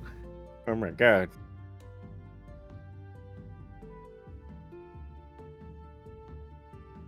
I meant with the old cartoon villain. Pulling the whole look. In certain lights, I could be a cartoon villain.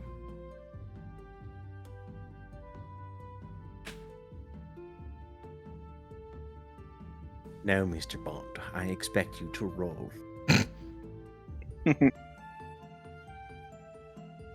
When are you showing up again? End of April? Yes. Nice. We might have like a full house. Yeah, you might. Much I like think- last time when I was like, hey, I should visit. Mo was like, that sounds like a great idea.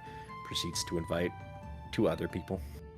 I think she's doing that again. I think she's getting Razi, Uzu, and then Is Razi coming? yeah, I think so. I knew about Uzu. And then I think she's gonna get Kieran.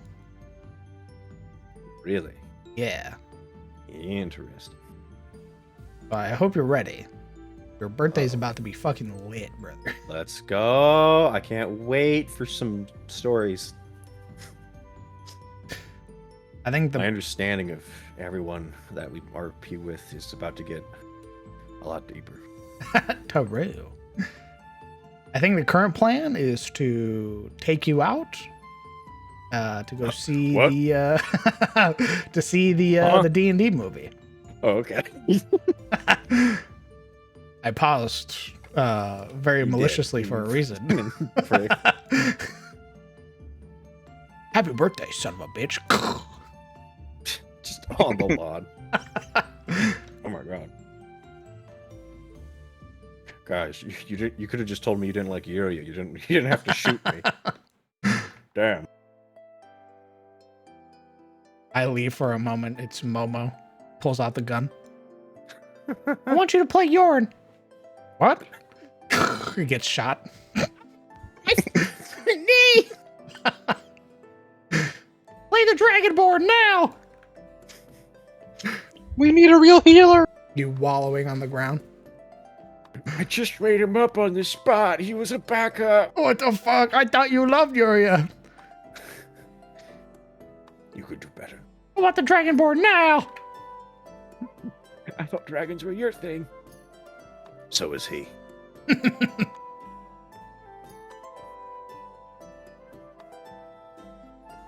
I can see Crown playing Dick Dastardly in a live-action Wacky Races movie.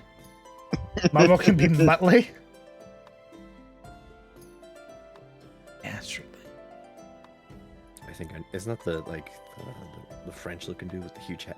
Did you just call me French? Yes. Yeah. Yes. Yeah, that guy.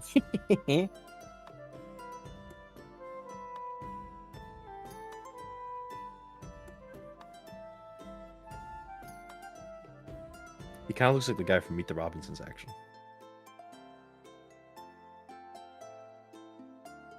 Likes Dragonborn, but not Gator Lizard folk. True. I think it's because she had a different perception of how what lizard folk are versus how they are in my setting.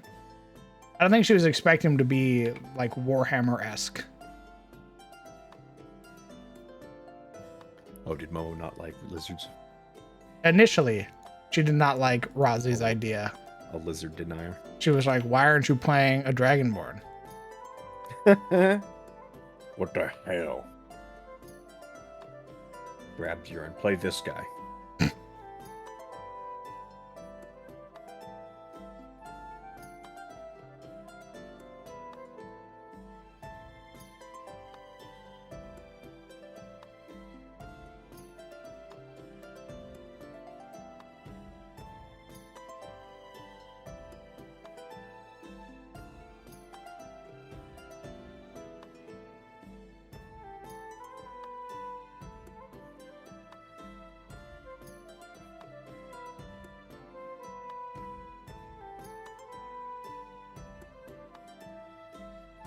That's a good question, Dragon.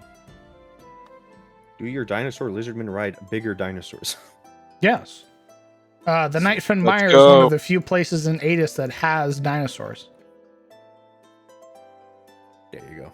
Lustria. Let's go.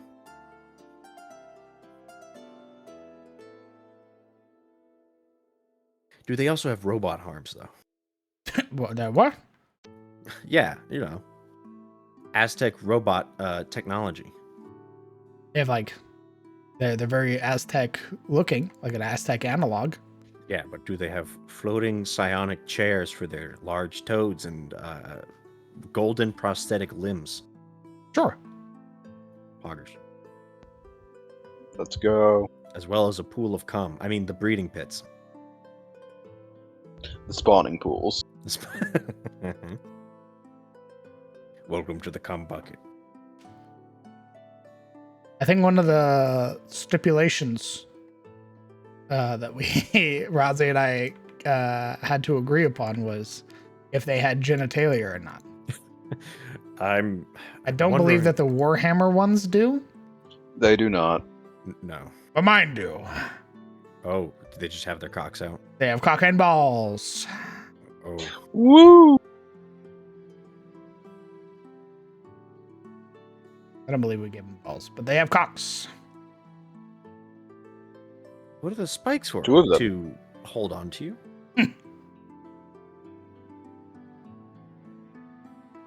True. He has 2. Correct.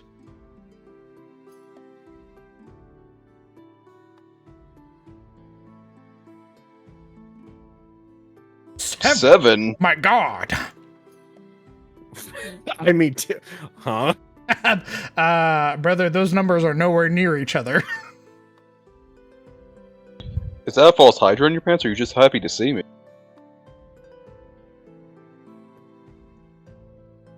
All cock, no balls. Typical politician. All cock, no cum. What?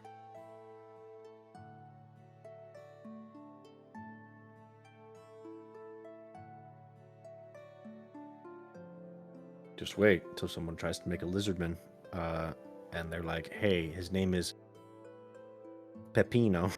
The fuck? He's an old one." No, you cannot play a peepo. What the fuck? He's a You play you not as a lizard folk. You play them as a like a Fair. bullywug or like a freaking. Okay, that's fair. as a whatever the other little frog guys are. There's like bullywug and then there's another one that are like the little frog guys. The grung. Yeah, you don't play them as a lizard folk. You go, I want to play peepo, and I go, okay, well here's the grung or here's the bullywug. Slot. No, I'll not play a slot. I'll play a fat slot in a chair that floats around. The gray. I need a gray slot for reasons. Isn't Tiamat a female? Yes. What Some days. does it have to do with anything? That was kind of out of left field. I feel like Tiamat should always have been like non-binary. She's got like 5 heads, and you tell me she has one gender. Her human form is hot as fuck. That's why. Oh shit. Yeah, they made her human form hot as fuck.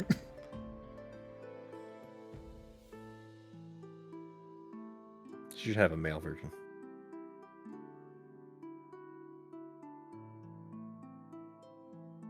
They should give her like the summer treatment where she has like a male and female version. Hmm. 5 heads in human form. True. Let's go.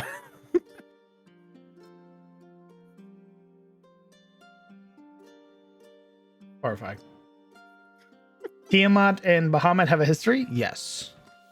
In my setting, they are both great worm eggs that were actually no. I believe I warped it a little bit. I believe I took it and said that Tiamat was like the progenitor great worm, one of the first ones, A real one. because she's like the brood mother type deal, like made the rest of the great worms. So she stole Aormanir's heart, flew away with Maelormanir. And one of the eggs, one of like the largest eggs, was found by Zomarin, brought back to the Allfather, and the Allfather breathed life into it and cleansed it of Maelor's corruption, and from it birthed Bahamut, the Platinum Father. So you're saying Tiamat is actually older than Bahamut? Yeah. That's terrifying.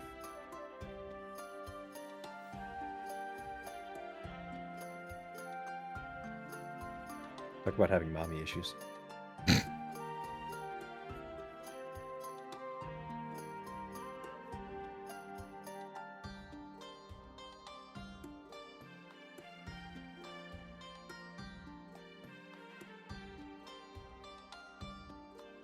Are they an X? Oh, no.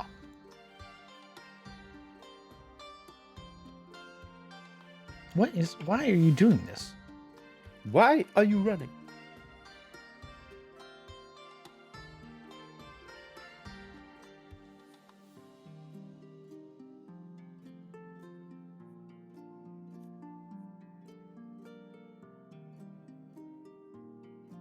Instead of playing fucking video games, I should be working on like my Kanka page and shit like that. Yeah, but video game. But I also want to like make the world more fleshed out for you guys. Playing video games, especially the games I'm playing, is like a very like sort of selfish move. Oh, don't be like that. Don't guilt yourself into like fleshing out the world, because then you're gonna stop enjoying it. Don't make it feel like it's a I mean, it's partly a commitment because it is full time, but don't be like, if I don't do this right now, they'll hate me. Because it's not true.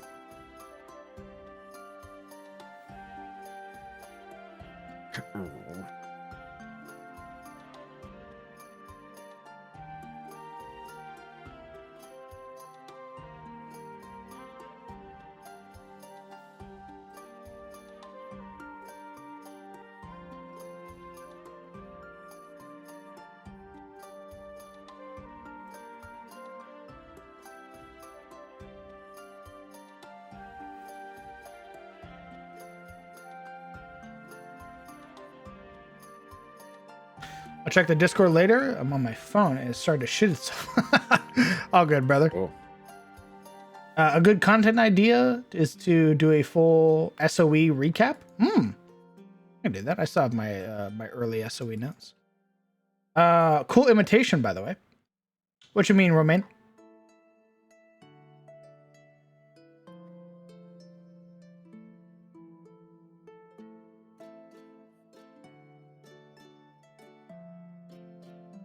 He means your weapon mastery system.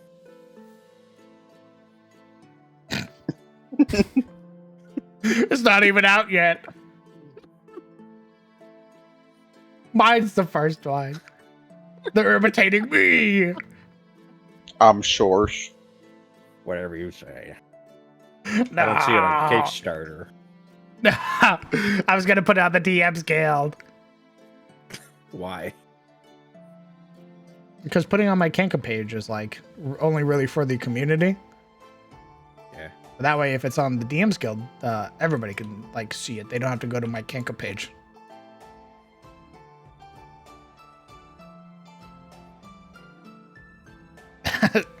Still unreleased WotC content.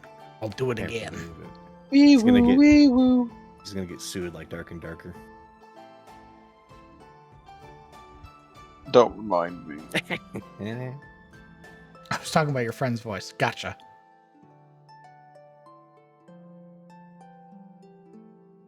Friend voice.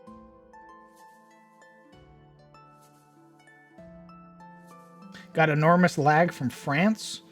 All good, brother.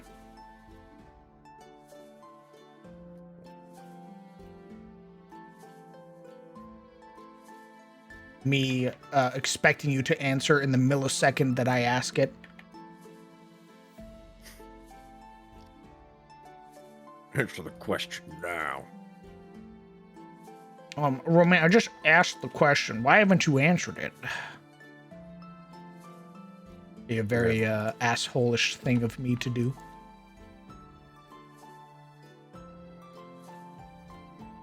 Yeah, damn. What are the ratio between buildings and farms? What you mean by that? Yeah, what do you mean by that? Explain. Have a repetition of last night. I answer you 15 minutes after you ask the question. No! Not again! Land ratio? Can't believe Super lied.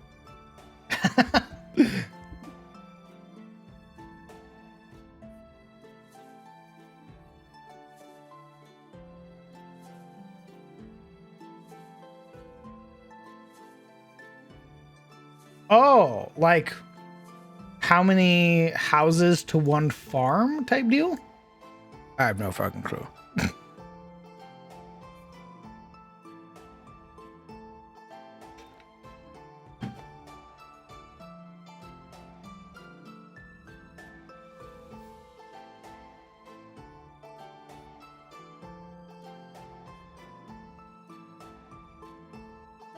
The issue comes about with like, I don't want to fill up with these many buildings. Like I sort of want there to be big open spaces.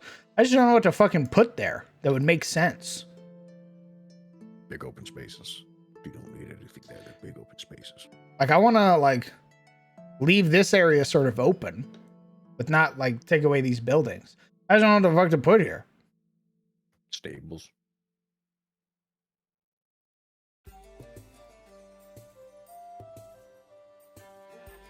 Park? I mean, we sort of have a park here. Plaza? What the fuck is a plaza?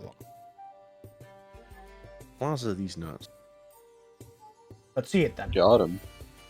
All right, I'm posting them on Discord. Finally.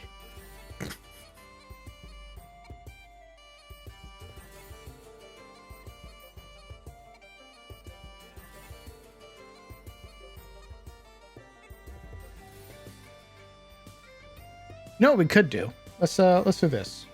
Let's How get rid about of these this? buildings. Here, I got some inspiration for you. Get rid of these. What I'm gonna do is I'm A going to random spire. I'm gonna make this area over here. Oh, you know what? You got all this irrigation system. What if you do like a, not a water park, but like a water fountain area?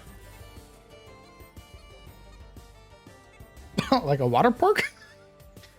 You know, water park sounds like the kind of like the place where you send your kids, but like I mean like hold on.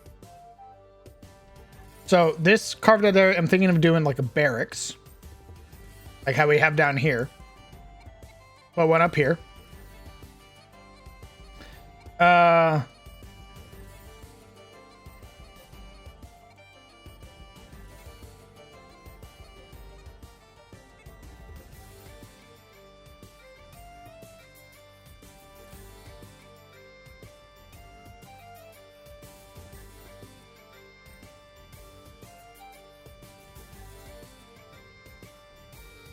An amphitheater? We could do an amphitheater.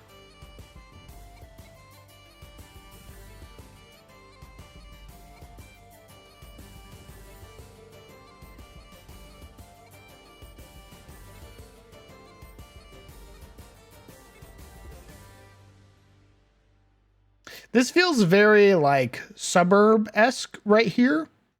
And I think what I'm gonna do is I'm gonna move this over.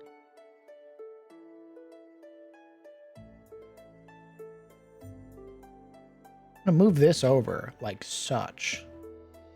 Bam. And then I'm gonna put like a barracks here. And then we can just make this sort of like a recreation area, like an amphitheater, theater type deal, a plaza, a big park.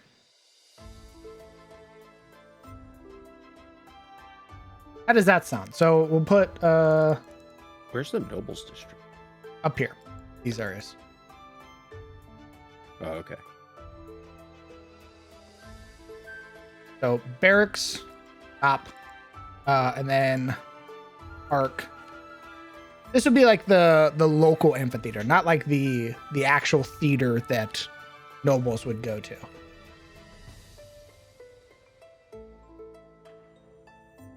So how about that?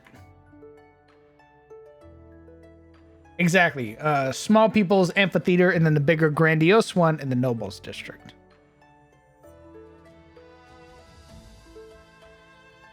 Do you think the farmers live inside the town or outside the walls? I think, don't they usually live outside the walls?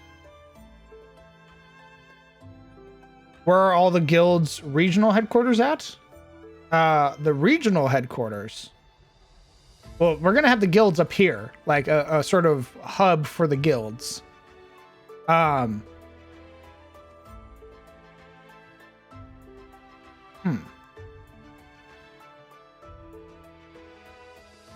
Trap question. My God. Hey, what about the jail? That's underground. Oh.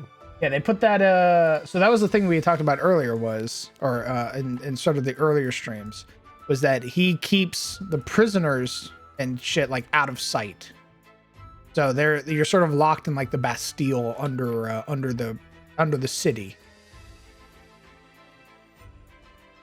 What about a cistern? What's a cistern again? Basically a place where you hold water. Also under.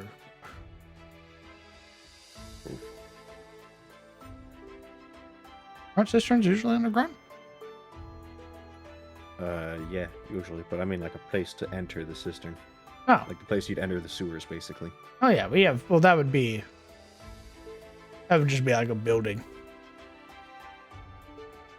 I'm looking up 200 ideas for buildings that might appear in your fantasy town. Oh my god. A boathouse, a bazaar, a bathhouse, a barracks, a coffin maker, a cooperage. I don't know what that is. Are there any way to know the size of a town? Like, are there any ruler tools in Incarnate? Nothing like that to my knowledge. City official garden, which is partially for the noble family to walk. Yeah, we could put that up here in the sort of upper residentials.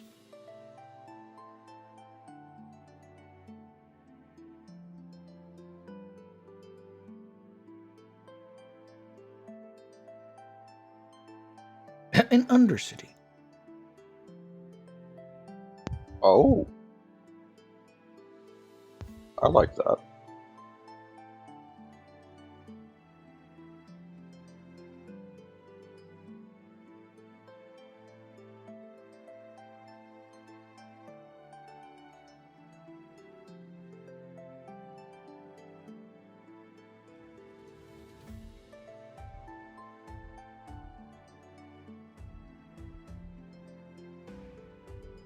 A philosopher's form.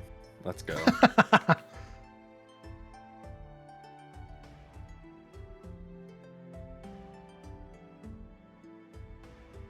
Again, that feels like very upper. It probably is. Oh, what about a printing press? If we have those. And they do have like parchments. Makes sense that they'd have one. I just don't know what building I could use to like. I feel like that'd be something I'd write down in like a point of interest, not something I put on a map maker. Oh, okay. Yeah. Like that feels like a point of interest thing. Like here is the printing press for the party. Here's the person that runs it, et cetera, et cetera. Understandable.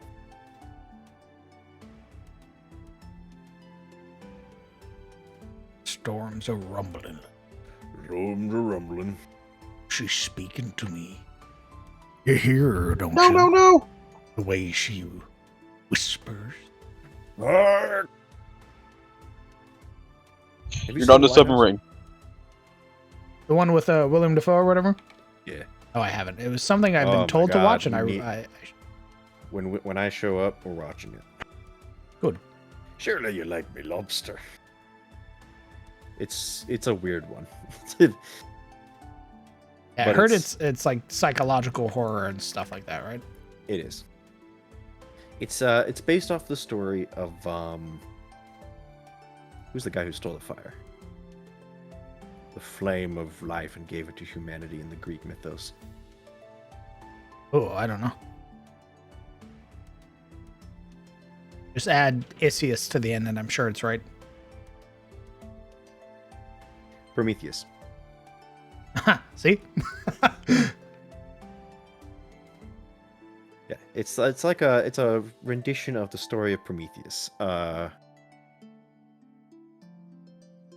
I've also heard people say that it's like a symbolic metaphor for like finding out you're gay. Oh. Yeah, it's like Oh. self-discovery.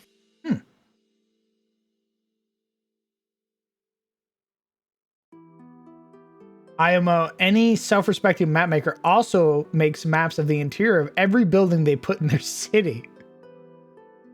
If I was a psycho, sure.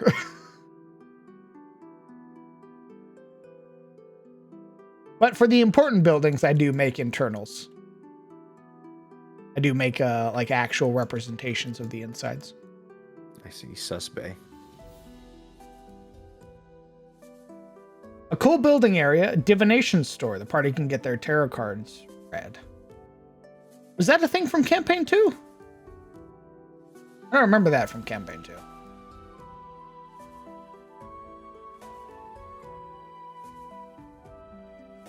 Wait, what? When I say campaign 2, I'm talking about Critical Role. Oh. Yeah. And I immediately turn off my ears.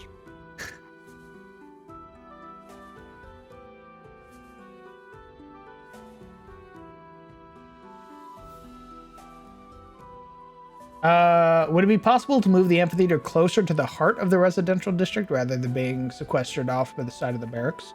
Yeah, we can do that. How about we put it? If that's the barracks, would you need an armsmith, like a guy who makes weapons and armor for the soldiers? Around the barracks or in the barracks? I don't know. Would that be in the barracks or around the barracks? I mean, there is a blacksmith right here, but sort of like in a different district. What kind of smith are they? Yes. I see. A silly question. You're right. DM, is that a silversmith though? Silversmith is over here. We'll never not think of the silversmith after our How about we Alternatively, the fuck can we put the amphitheater? do we have stagecoaches in this town? Stagecoach. Right. People, like basically taxi service. Yeah, they have the boats. Oh, okay, they use the boats. Yeah. Although I guess the stagecoach would be out of the.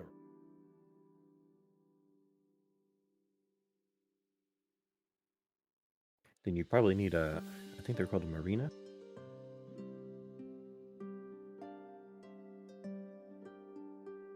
Basically a harbor for the small pleasure craft and small boats.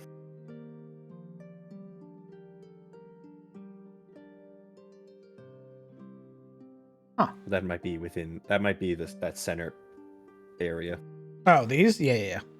Yeah. Basically a parking spot for all the small boats that they're going to use to get around. Yeah, so we made a bunch of those little hubs for them. Oh, okay. Yeah, we sort of sprinkled them throughout this place for them to park their boats and everything. Armorsmith will be in the Baron can reasonably gain massive quantities of iron. They get a metric fuck ton of lumber.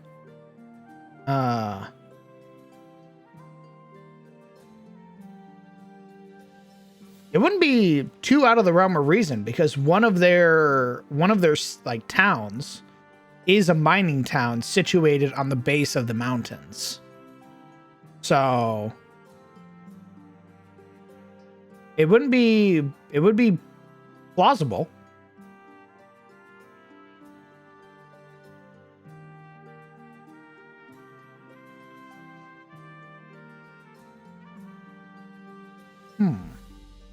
What's the education in the city, if any? They have like a college or like a school? A trade school, maybe, with all of this, like the guilds would guild definitely have presence. like schools and stuff. Yeah. Because they'd be recruiting out of the city. Yeah. You could also have it like a plaza, but more like a debate plaza, like a place basically where people like shout out the news and shit.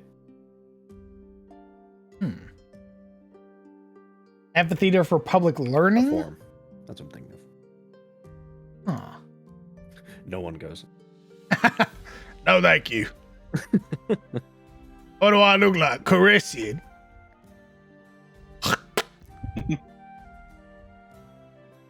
Learn this. Pain scribe. Classic. Never gets old. Never not funny.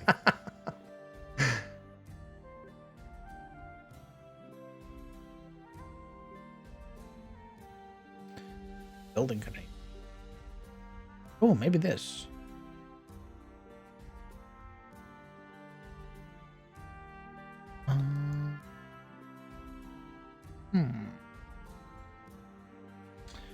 Pine drink and save. Very well.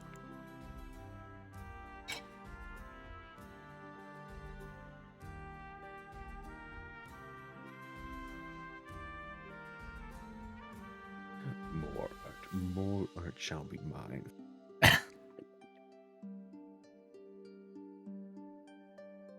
My child will be a great farmhand, like me and me father, and my grandfather, and my grandfather's father. I see.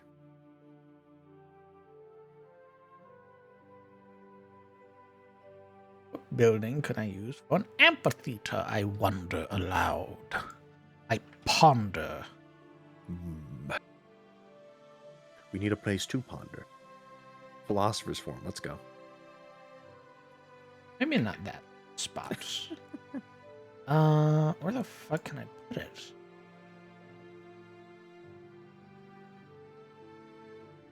Oh, you know.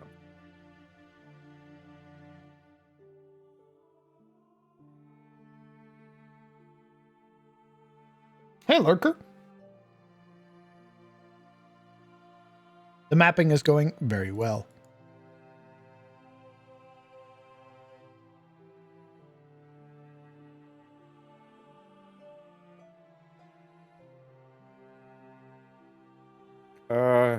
Where do people come in by land? Over here. Oh. Man, Oh, okay. man. That's the entrance. There's another So- gate over here. I'll probably That's put like. also leads to like the flax fields and stuff. Oh, okay. I probably put like a tavern on the end, like the side that, or an inn specifically, like a large inn on the western gate, and then more like a bar on the eastern side where the farmers come in. You can do that.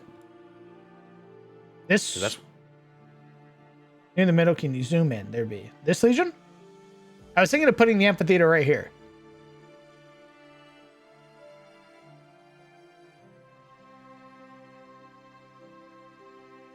Like a stone's throw from the church. yeah. Put a stone's throw from the church. Easy. Imagine Very if there are NPCs called Aristotle. Yeah, we could. That'd be fun.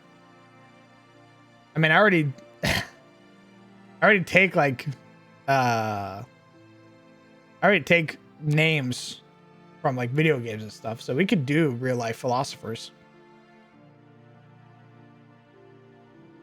You get to watch one of them drink poison. I think it was Lie. Socrates that they Wow. forced to drink poison. Yeah. He wouldn't shut up. Yeah. He just kept talking. Yeah.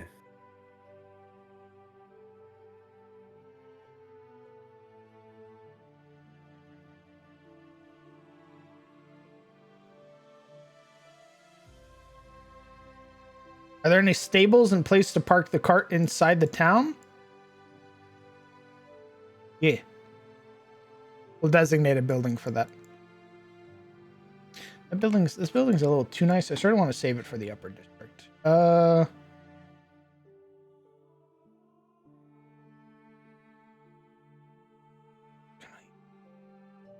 do I reach these kids?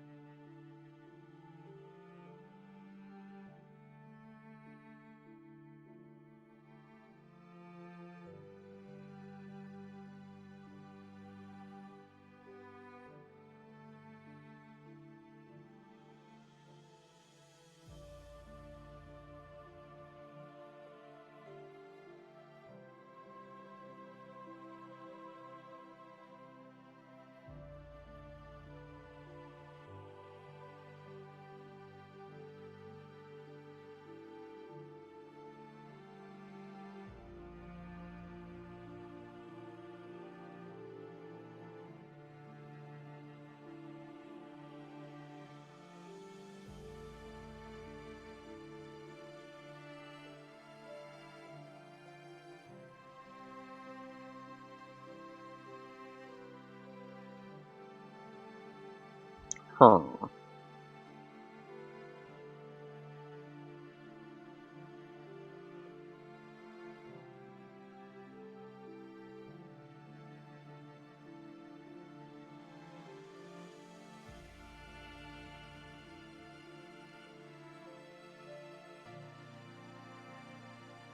I feel like we can put it over here. You know, having lived on several military bases and having like an airfield no more than a stone's throw away from our park, I feel like having like the amphitheater out there near the barracks isn't too out of the realm of believability. I mean, let's review. Where's the most likely place for a large gathering of people to riot? Right there. It's so convenient.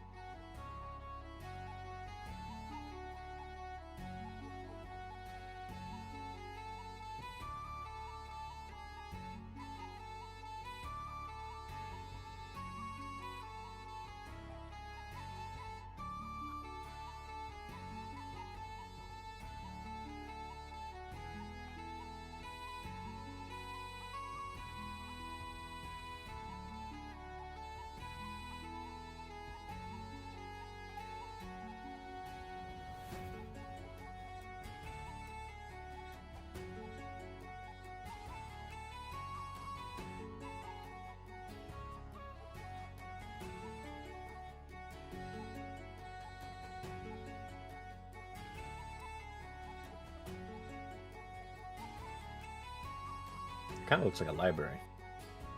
Fuck. Fuck you. How about that, huh? What? Piece of shit.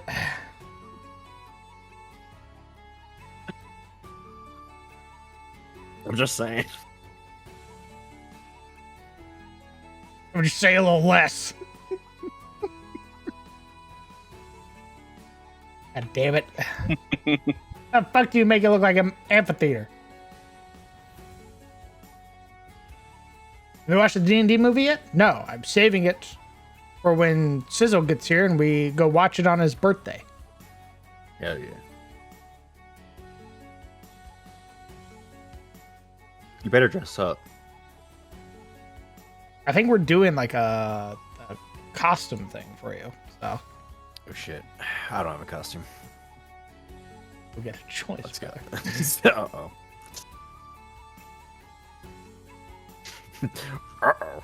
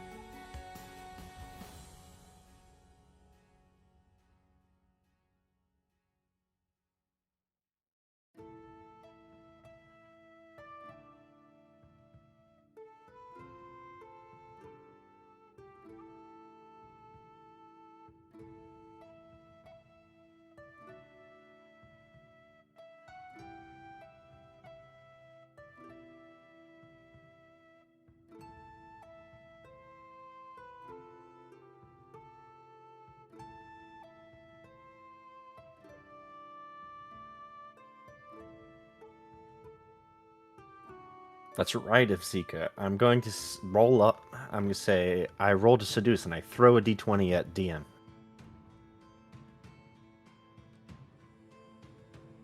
Getting that 20s.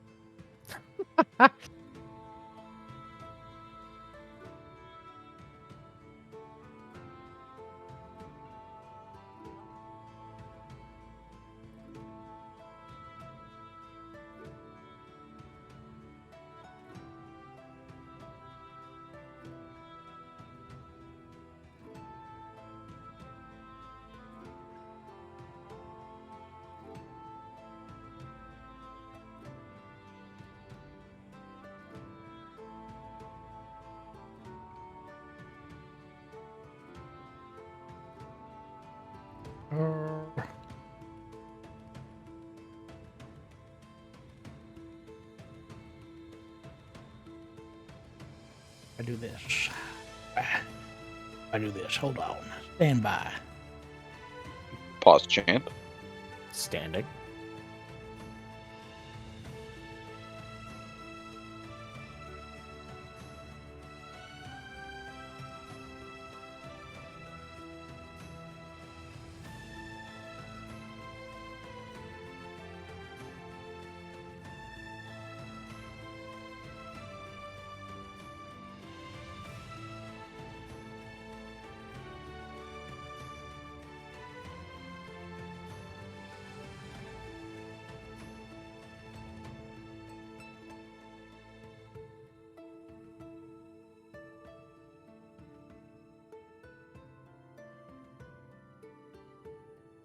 Now what I do? Fucking Giga Brain move.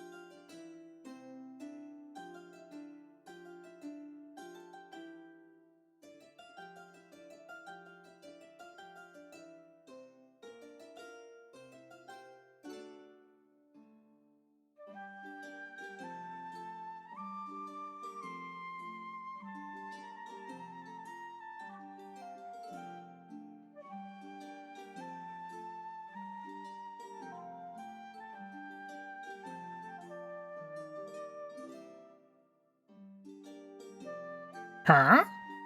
Huh?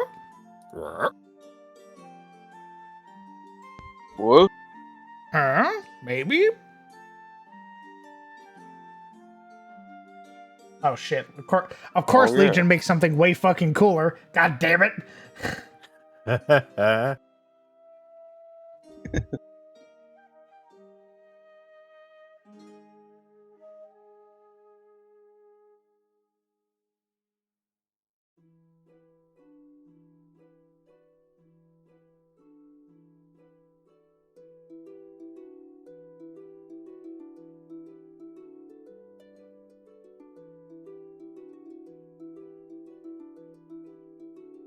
Hey, Ellen.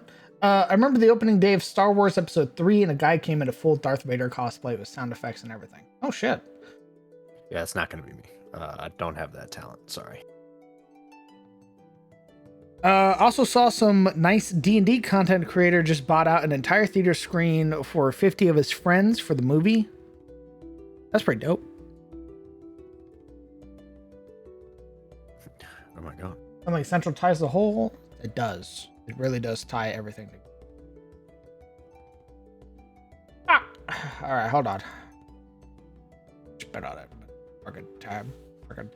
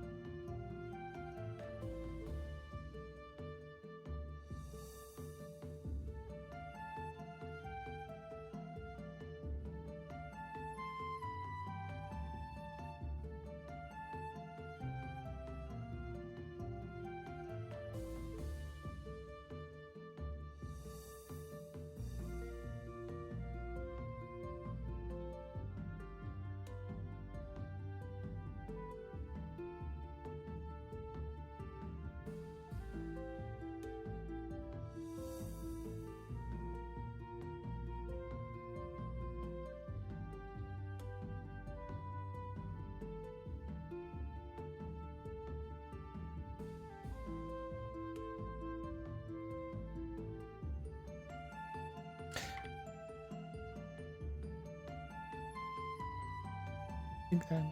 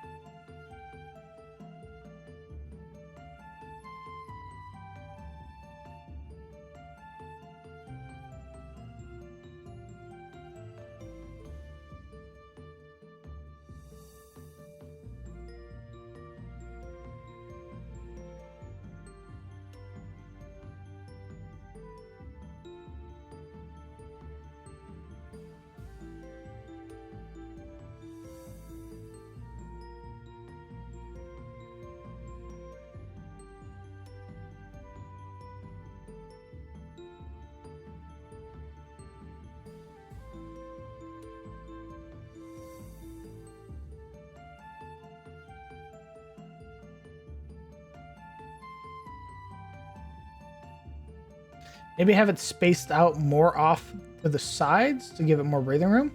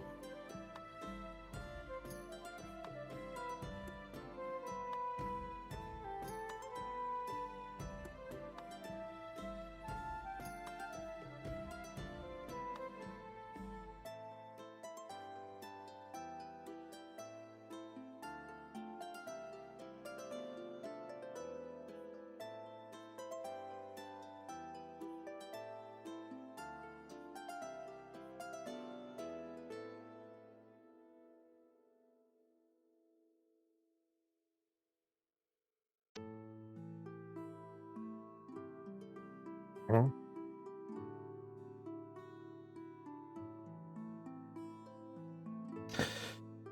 Do you think this town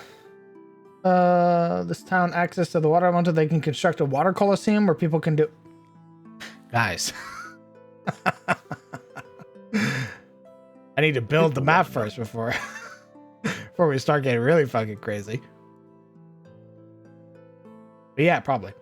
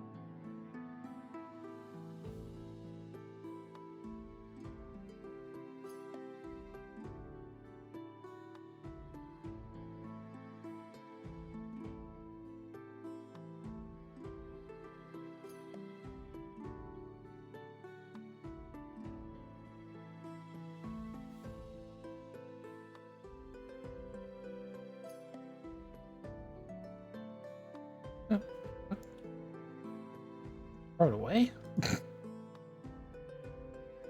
Yes, I did.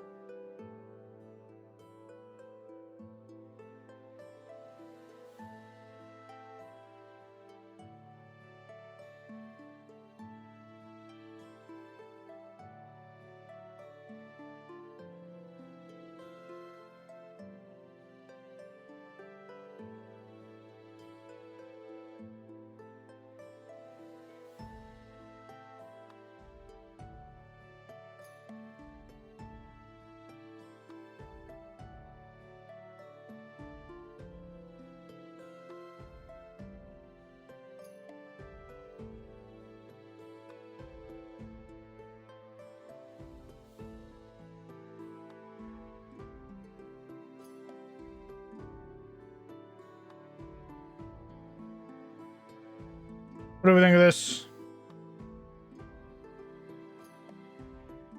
Oh my. A 6 center. What to do? Ooh.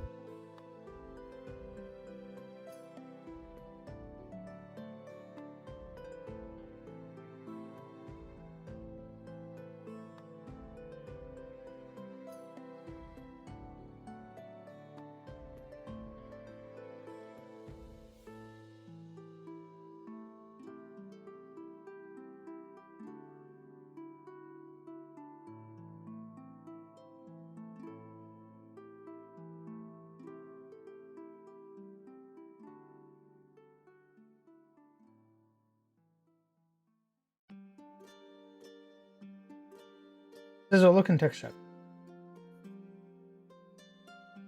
I'm looking. Which design? Hmm. 'Cause I like both. I like Legions and I like mine.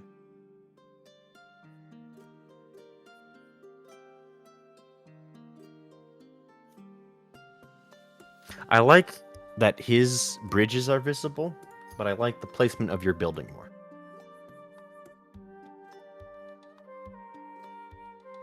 Bridges are visible. Right. You see how yours has like that awning bit? Yeah. I kind of like that his are open. He doesn't have that awning bit, at least for that part. But I like how you set up. I like the shape and where the building is more. How Oh. it's sort of attached. Okay.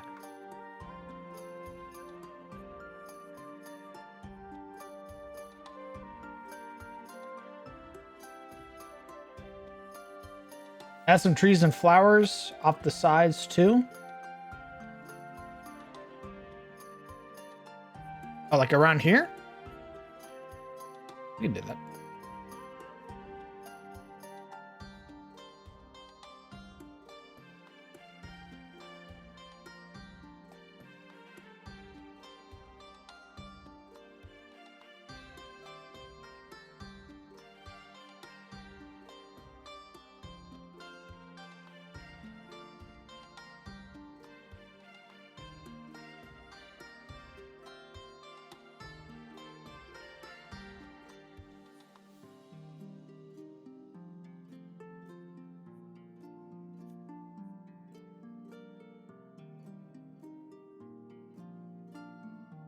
Oh my god, excuse me. You son of a bitch. I couldn't hit the button fast enough.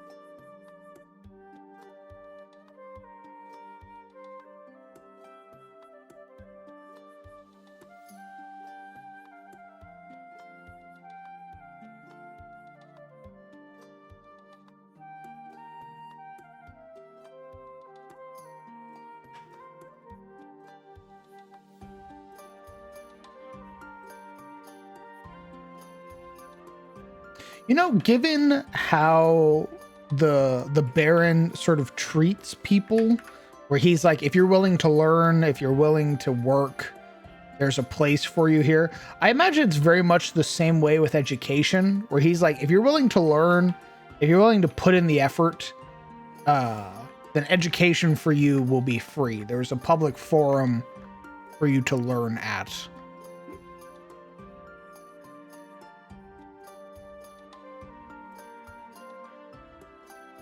But you have to be willing to put in the effort type deal. And I feel of like course, that's abide something by you our do. doctrine. Of course. And you have to, of course, Of love course. Ashford. I mean, obviously. What is, I mean, rather Not that stupid you do, of idea course. that you Not would, that you wouldn't. that you wouldn't love our liege, of course, but Just in case. Legally, I have to say such things, but of course I know better. can you place down some sort of placeholder to determine the scale of an individual in this place? God, no. I don't want to do that and potentially reveal that all of my buildings are either too fucking big or too small. Oh. Also, I don't think there's a token for it. I don't think there is.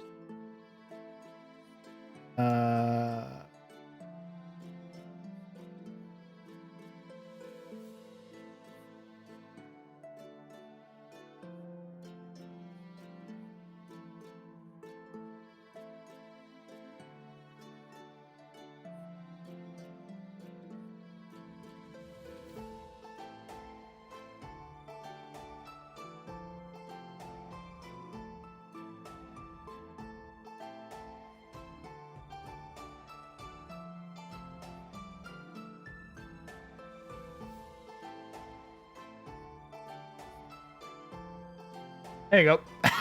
There's your scale. Easy. Can't see the half of a pixel that it.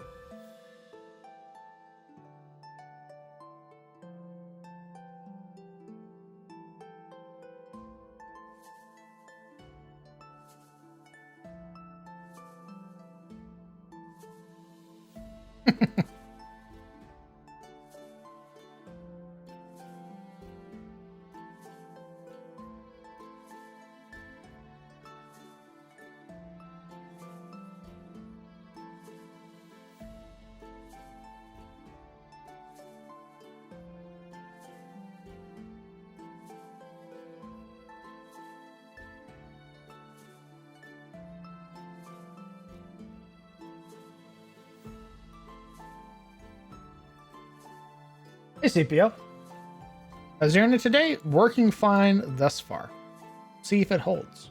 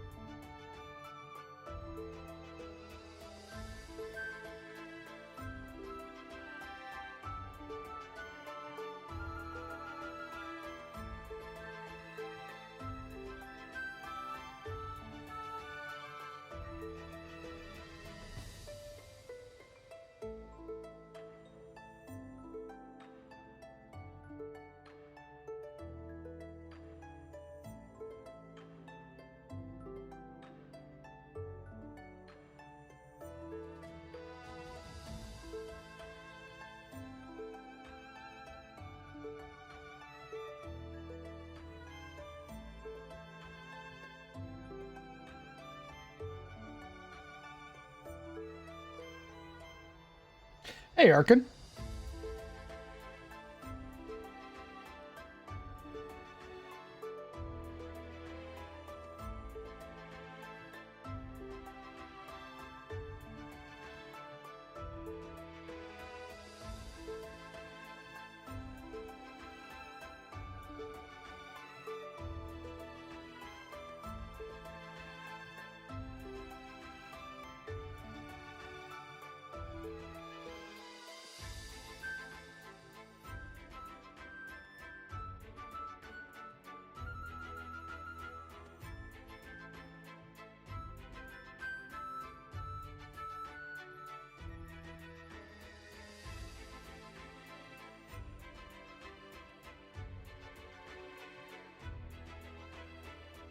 Pain in the ass.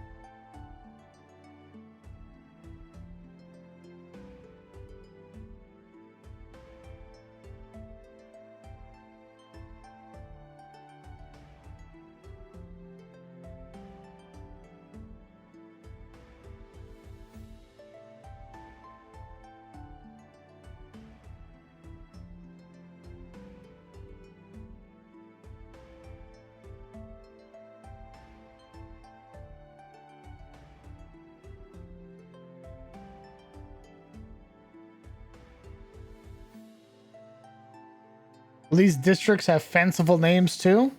Yes, I'm certain they will.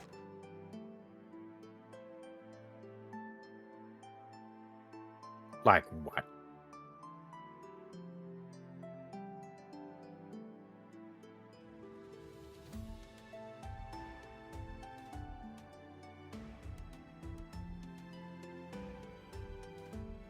Like what? I don't know.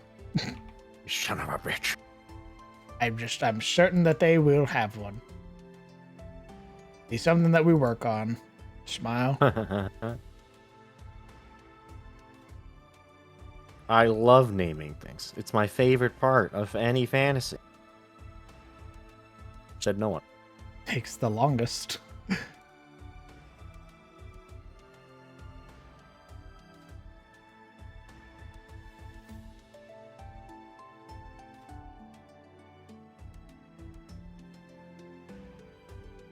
Hey, Tastic. What's poppin'? This is what's poppin'. We're working on Sunfall.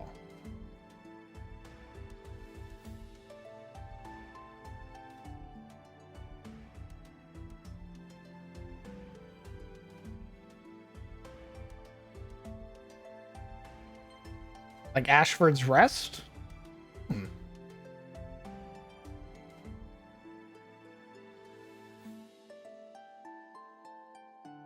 This is what we got so far at Tastic.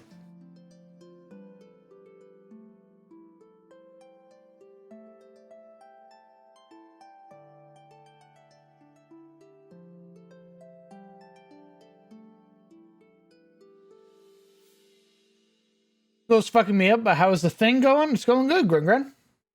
We're finishing up this residential district, and then we finally get to move on to the upper residential districts.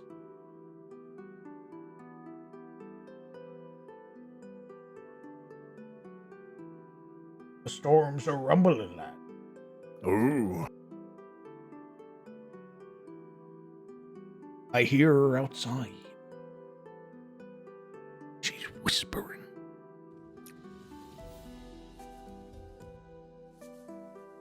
That's pretty loud whispers, then. Doom's coming. Doom. Doom. Not ruin. An end to every living, breathing thing on this world. And it's happening right on your doorstep. That's right. Oh. Are you prepared? I guess. Have you said goodbye to your mate? No. Should lad. Why? Coming. What if I think he's kind of a dick?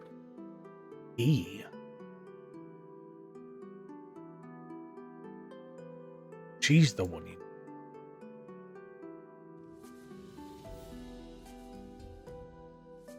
Does she have pizza rolls?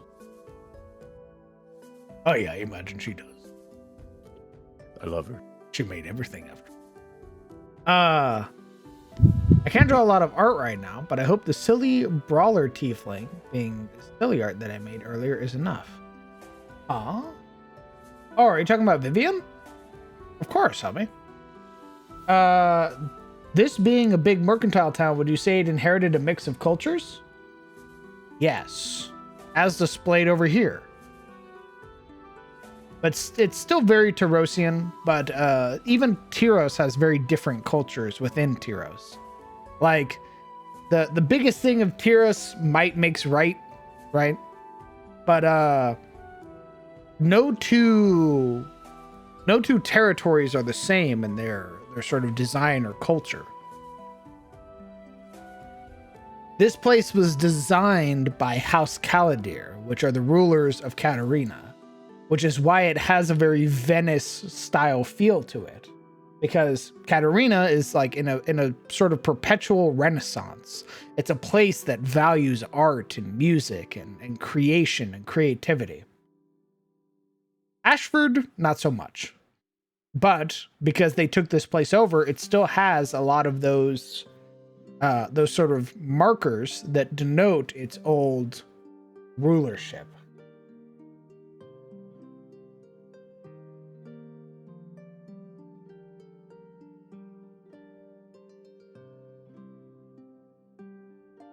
Hopefully that made sense. Yeah. I was just fucking talking out my... I wish Sunfall could come sooner, so I can draw Snapjaw and Vivian kissing. Oh. Nice. I see. Well, once this map is done, I would pretty much be like T- till game time type deal. Because the rest, I basically wanted the hub done. So then the rest of it I can work on the fly. It'll be like, where you guys want to go? You guys want to go investigate the old mines? Okay. They make their way towards the old mines. Stuff happens. And I can build those maps as they get there. Things happen. I just like having the sort of towns prepared. That's sort of the big thing. Like before CTF started, I had Rosewood, 2 other surrounding towns, and a bunch of like battle maps prepared. I think I prepared something like 60 plus maps for the game. And then no. It was something way less. It was like 30 something. And then from there, basically expanded upon it to fit whatever the party needed. So they wanted to go to Elion's, boom, I made Elion. They wanted to go to the dungeons or the caves, boom, I made the caves. They want to go to the ferry, boom, I made the ferry. That's sort of how I run making my maps. I want to get the basis done and then build the rest off of that.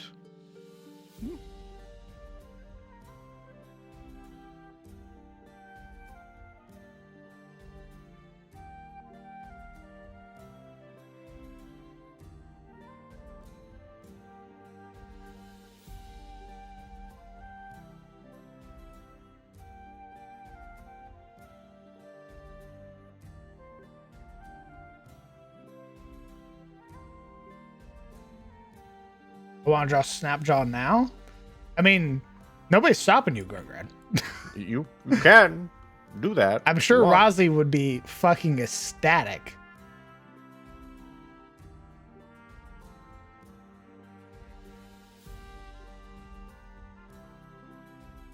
I'm not over at my PC. Oh, okay.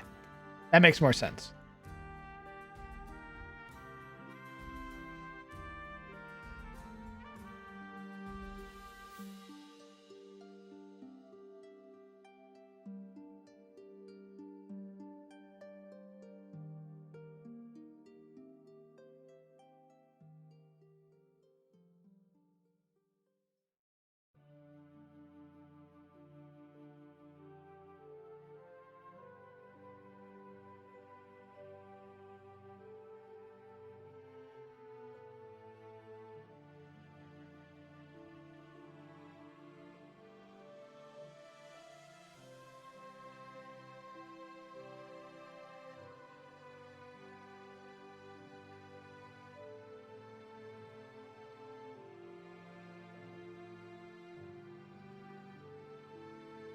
I'm on the Xbox tonight. Nice.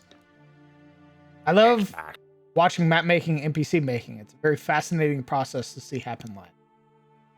Yeah, I feel like I get a lot more out of making NPCs with everybody around than I do. I feel like if I make them myself, I fall into tropes.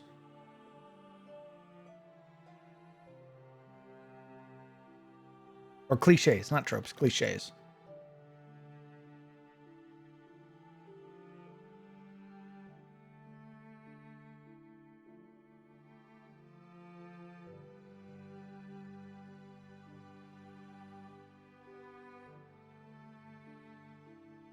Flirty Vivian is kind of luring me.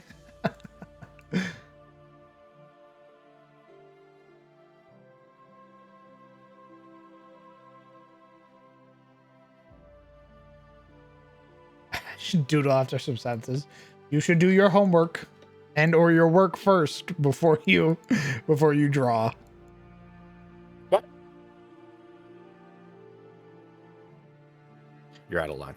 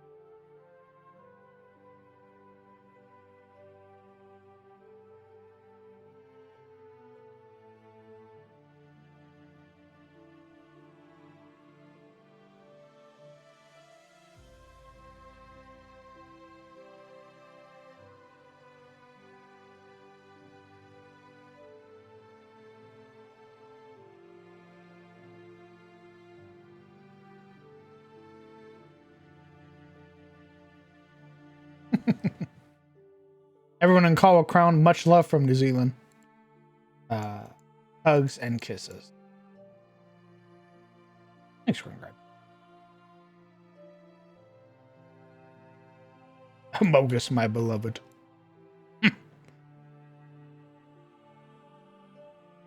Behold the full capabilities of my artistic talent. Doodles. You doobie doodle.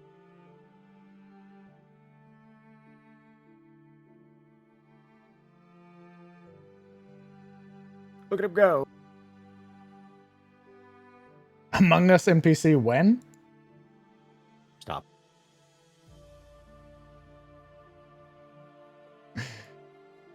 Great question.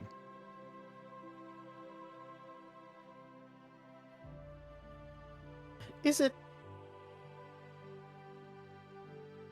Yeah. You don't think so?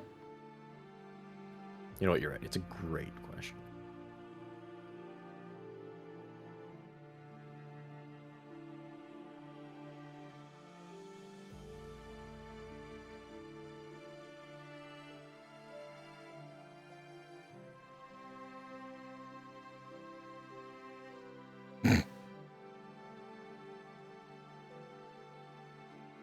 He can be a light blade master. Oh my.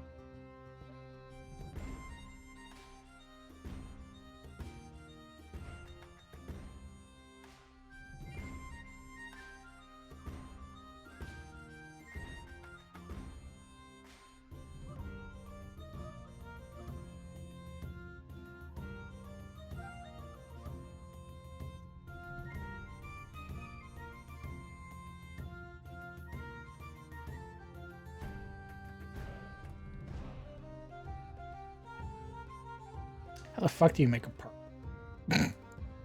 What? How do you make like a big park? What? Without it looking weird.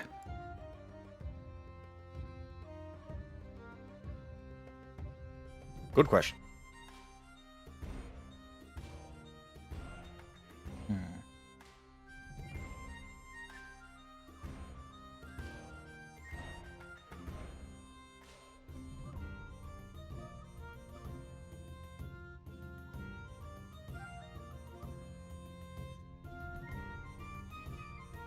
You put down a circle? Yeah.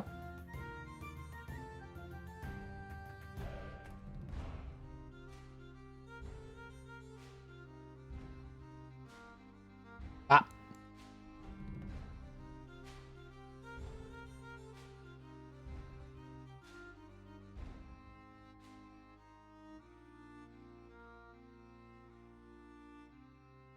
And cut away what you don't want? Oh, I thought we were making this whole area like a park, though. Wait a minute. Yeah, I thought we were like this whole area was going to be a park.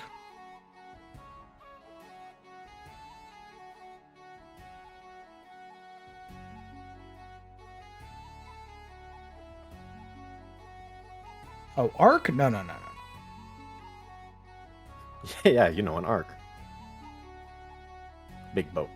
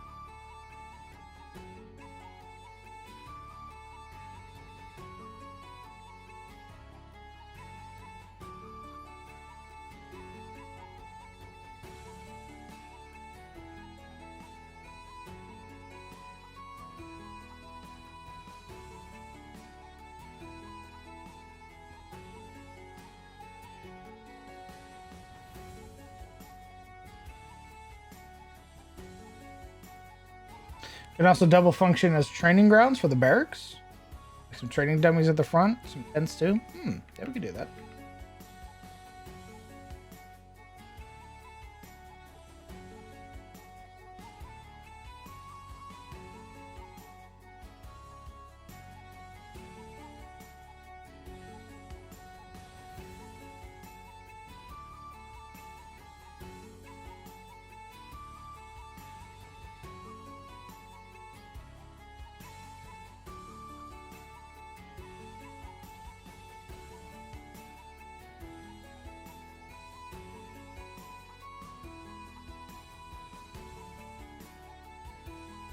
I want to say crowned attempt to draw the PCs or NPCs. You're hilarious, Garden Grad. Just draw them. You're funny.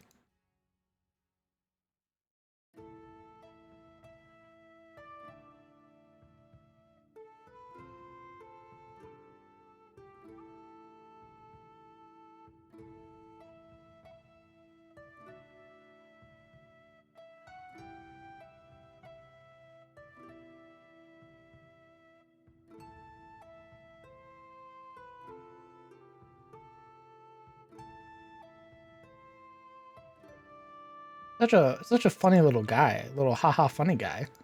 Funny man.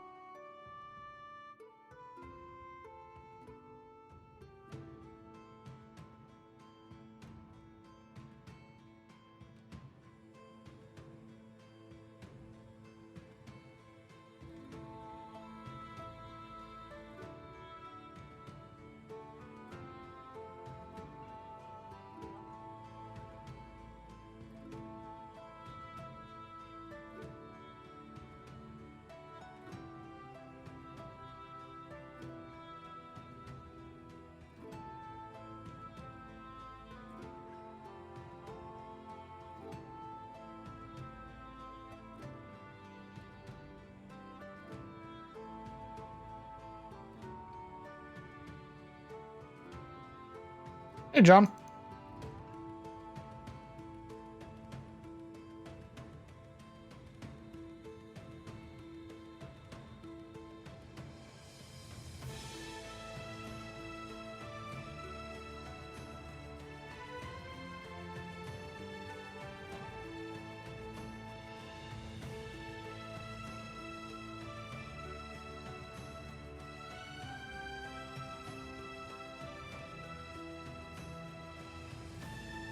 What if I do some like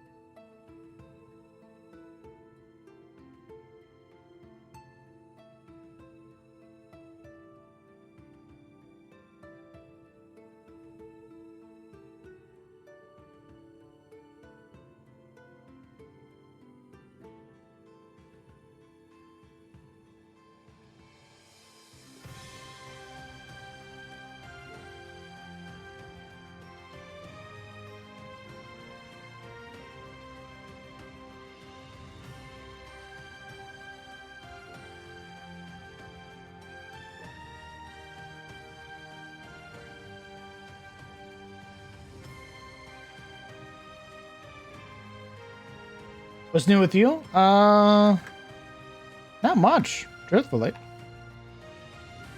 Everything's just been going well. Peachy.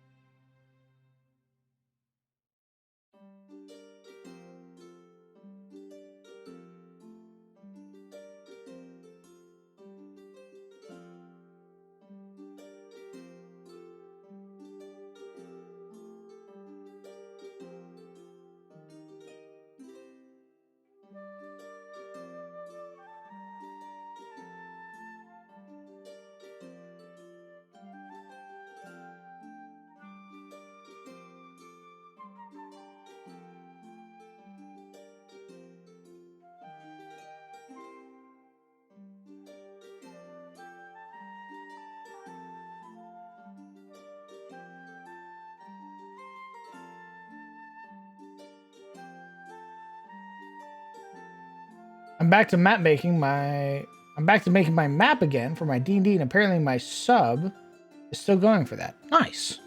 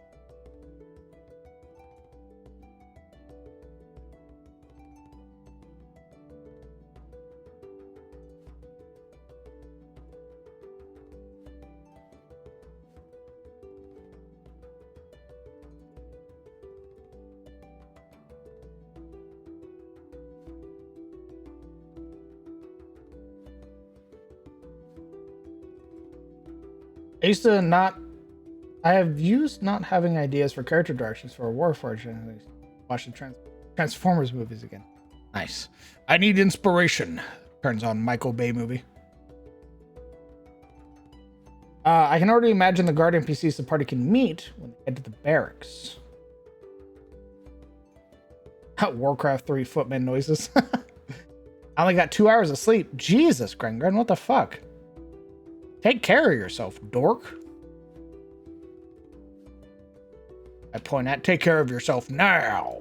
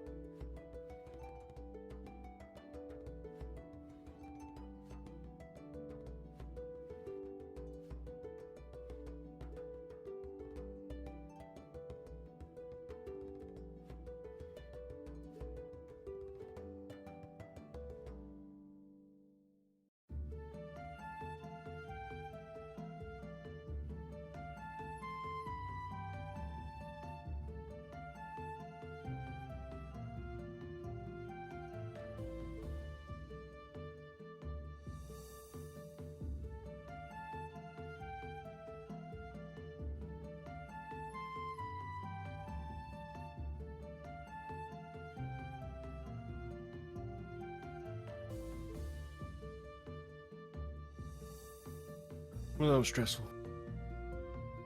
What? What the hell are you doing? I was playing bar. No, I won't elaborate. What the fuck? Like a massive RTS. Oh.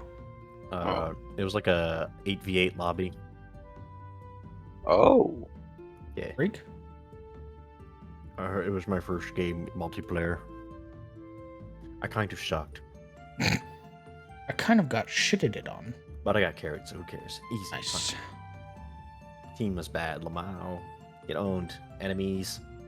Got him. You won, therefore you did all the work, right? True. It wasn't all the other guys pumping out juggernauts while I was still stuck on T2. Good. Good. Stayed up till 5 because of lesbians and Power Rangers. It's worth it to me. What? She's real to me.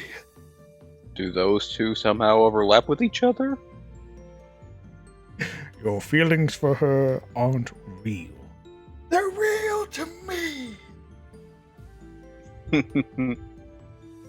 I lied. As you often do.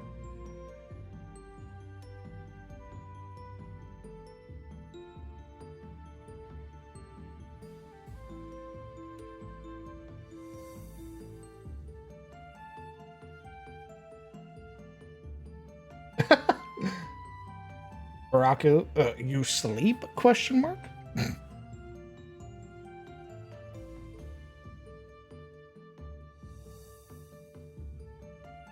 Nice. What do we think of this area?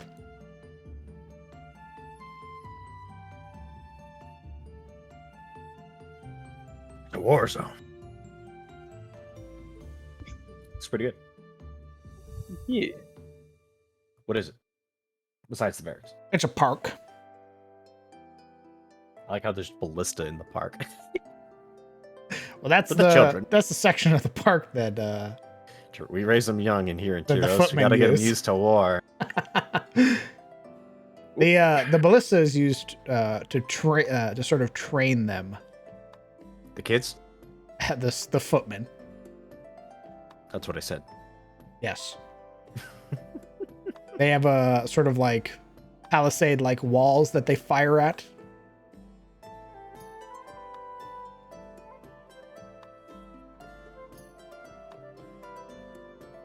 I enjoy war zones. I'm somewhat concerned that the ballista is pointing towards the city. Yeah. Fine. I mean, it makes Fucking sense, but coward. it's also How like about now, you fucking coward? monk. Yeah. Jesus, how about now, you piece of shit? Party rolls up on the park. Ballista slams into call. Sorry, Loose! misfire.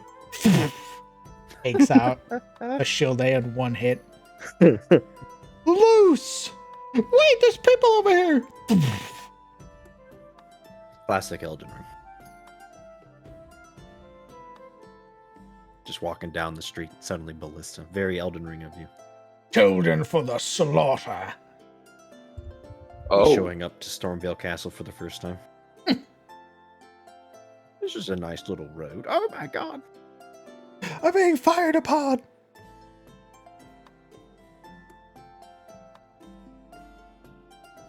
What's that guy over there doing on the other side of the street?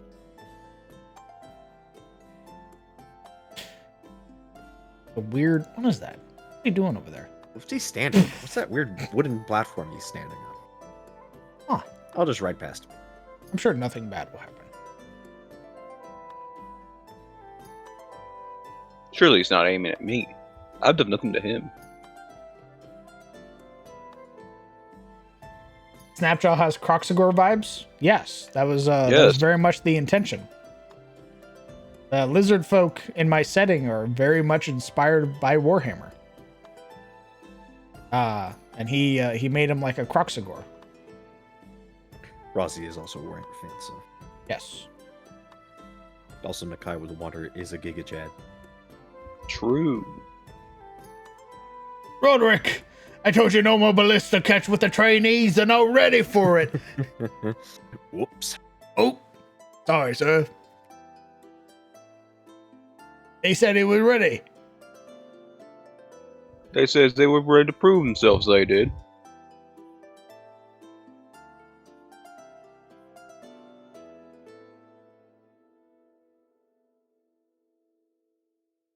Third time this week. Sorry, sir. Won't happen again. That's what you said last time. You got me.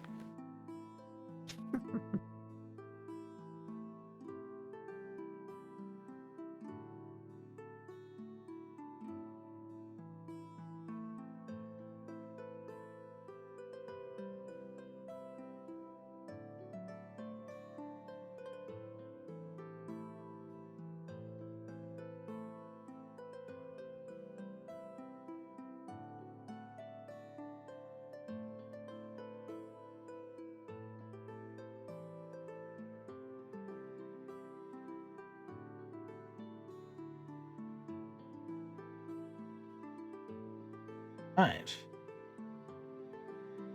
What do we think of this this final portion of the residential area? A final Very nice. final critiques, complaints.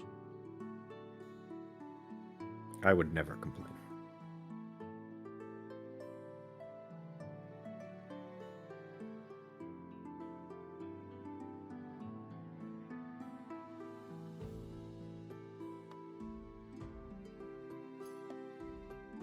There should be a hobo in that park that everyone ignores, but he's actually the druid of the park.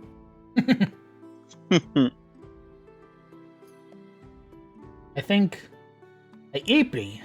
Very well. Rest well, CPO. What are we gonna do without CPO? Who's gonna carry the conversation now? Looking good, all neat and orderly. Good, good. I want to file a noise complaint. Ooh. To who? Maybe some green patches on the inside of the amphitheater? On the inside of the amphitheater. You freak. Why? I feel like the amphitheater would be all stone, wouldn't it? I think so too. All pavement, in fact. Well, I guess you could make it like a flat pavement area instead of gravelly.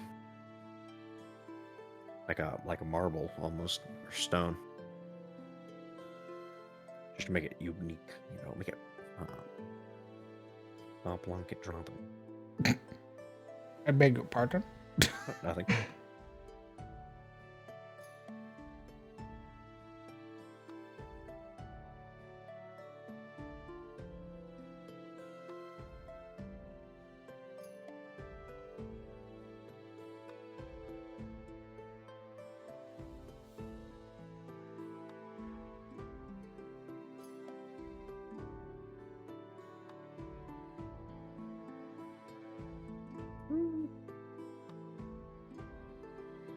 Hearing it. Zoom out. No, zoom in. All right, now twist it 90 degrees. Can't do that. Oh. Pop it.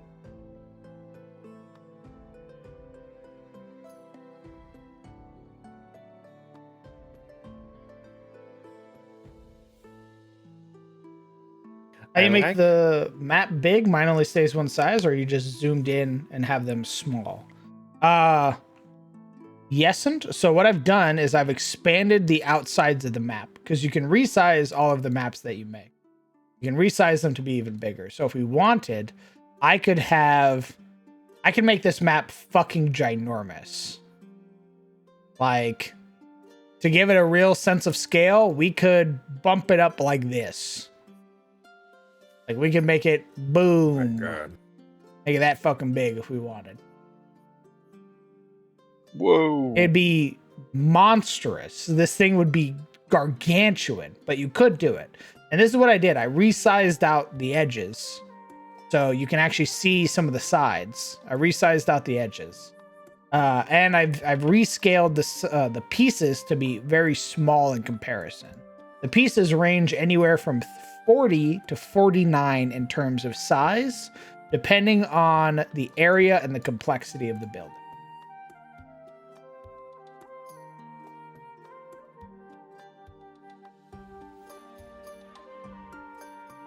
Give him huge tracts of land. Now, where's the brothel? Right.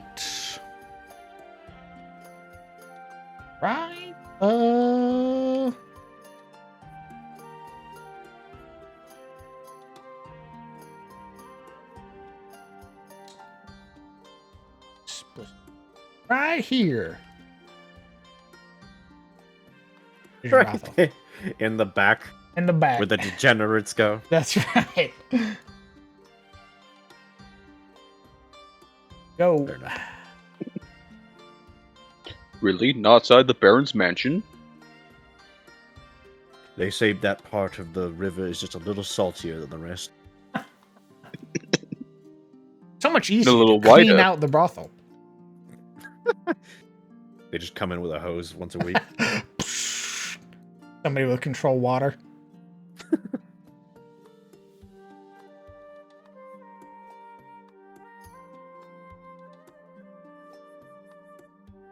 I went to Arise 10 years just to do this. I have a degree, you know. Yeah, we know. Oh What's yeah, the name room of 7 the needs to be brothel? sprayed. I got the name of the brothel for you, bud. We'll call it Irrigation. You're welcome.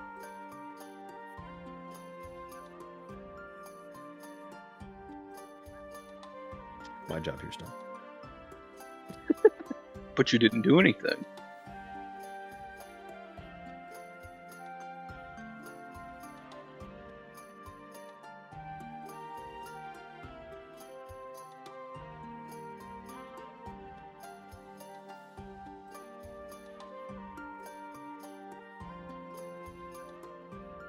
Milky Waters. That's pretty good.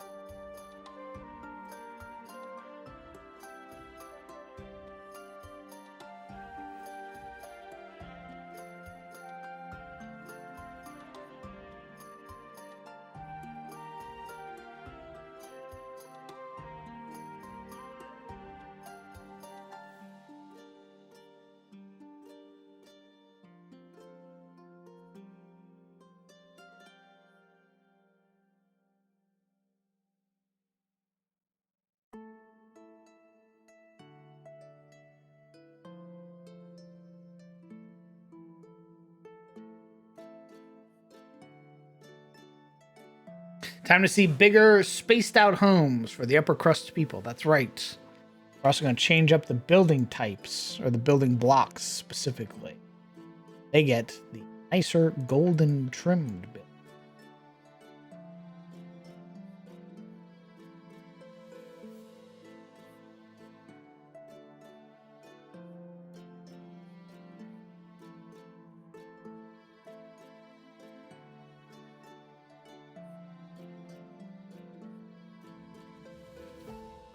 So buildings like these.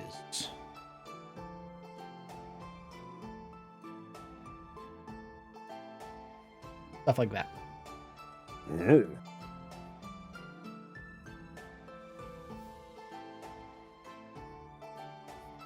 retros.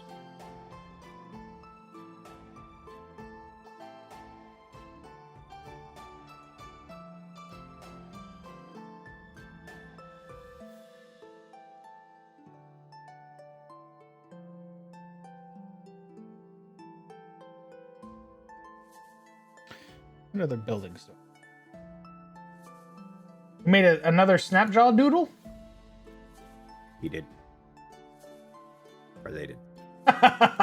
Nice.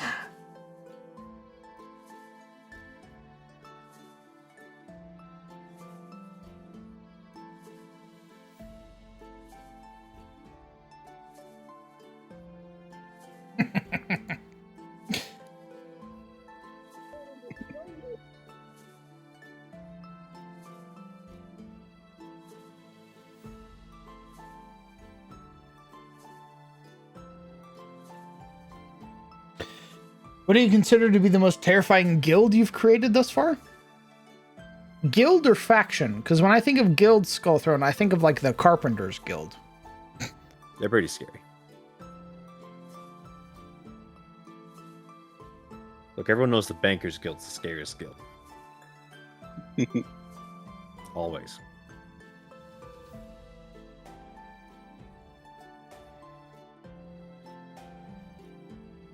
Assassin's Guild got shit on the Bankers Guild.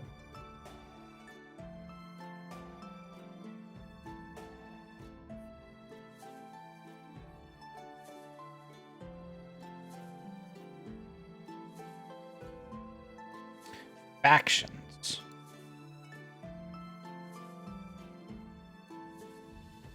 Second.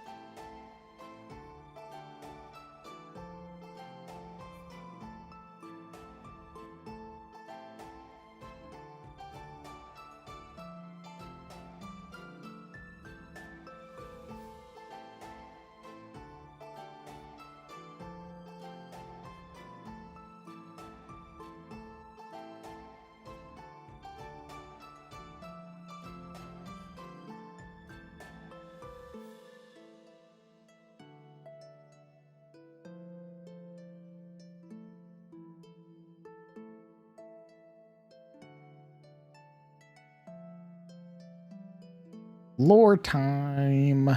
Lore time on a Tuesday. We, the fallen children of the Blood Star, shall beam with brilliance once again. As the notorious and nefarious Majocratic ruling class of the hidden capital of Cawburn, the Red Wizards seek to uncover the relics and powers left in the destruction of the Wizard Kings. They actively oppose the Aranar responsible for the destruction of the realm and seek to acquire powerful magics to restore the power of the Blood Star. Zolkris, or Zolkir, is a title of power among the ruling wizards of Cawburn. There are 8 Zolkers, one for each school of magic. Hydrate time, very well. Oh, never mind. I'm out of drink. I'll get a hydrate in a moment. Kadar, the Lich Spawn, Zolkris of Necromancy and the ruler of Cawburn. Kardos, the Molted. Eros, the Blackhand. Warder, Zarka. Visionary Varga. Helena, the Shade. Valyria, the Soulbender. And Odon, the Demonologist. Their known enemies include the Order of the Eye, the Cinder Spears, and the Arcana Convocation. With the destruction of the realm wrought by the Wizard Kings, many of the followers were hunted and killed by those remaining who hadn't sided with their war efforts to march upon the gods. For a time during the darkness known as the Age of Woe, it was not uncommon to stumble upon entire communes slain in the name of the greater good, following the ideals and practices left in the wake of the Wizard Kings. Despite this, the capital of Cawburn in the arid desert in southern Carousel found its inhospitable climate kept even the most zealous of these orders away, which in turn allowed for the rise of numerous cults, including the most influential and powerful of them, the Red Magic Cult, also known as the Red Wizards of Cawburn. Let's see. To the greater world, however, the name Red Wizard is considered nothing more than a moniker denoting strange and mysterious purveyors of magical items and artifacts. Some Red Wizards even going so far as to leave Cawburn and have seats in councils across the realm, acting as advisors, liaisons, and all the while secretly spreading the influence of the Blood Star wherever they can. The Blood Star. It is said that during the years of Eld, when the oldest stars were plucked from the sky and given to elf and man, that this act bore a great wound upon the night and the cosmos bled, creating 2 beings, the most powerful being the Blood Star, a celestial body which burns with a deep crimson color, said to harbor powerful magics and a connection to the primeval current, a source from which many draw their strength. The Red Magic Cult believe themselves to be its children, fallen celestial bodies who inhabit this planet to prepare for its inevitable arrival, so it may usher in an age of stars. Many foul magics have been born from this worship, towing the line between faith and incantation. Red Wizards are skilled in the use of this aberrant sorcery, and employ them when fighting other factions who oppose them, which makes them feared and reviled among many of these groups. Not to interrupt, is there somewhere to read / reference what you've written? Yes. If it's not on the Kanka page, it will be on the Kanka page. That's where I'll be putting all of my factions, my guilds, all of the lore for you guys to read and look at. However, my drink is empty. I'm going to go get my drink and take a quick break, so I'll be right back. All right.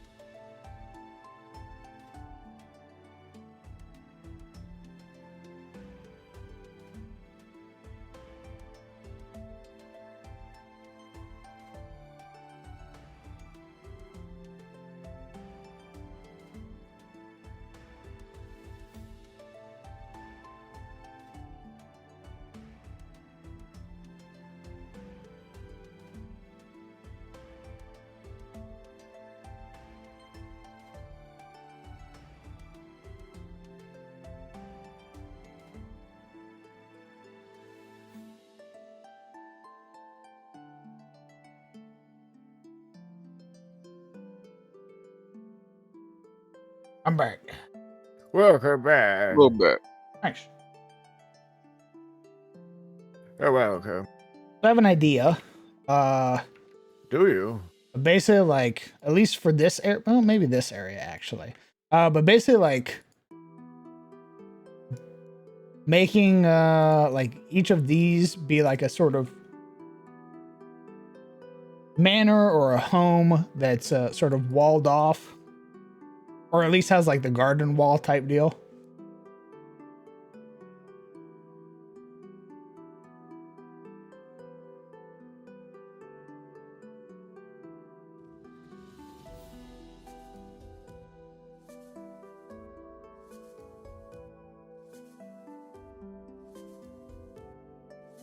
Indeed, starting the upper class. That's right.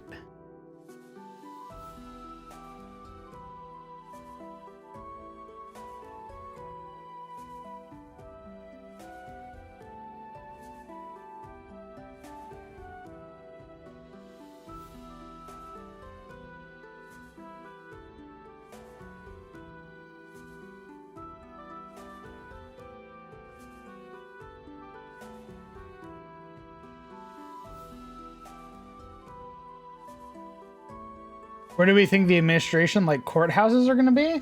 Oh, God. Uh-oh. Uh-oh. Law.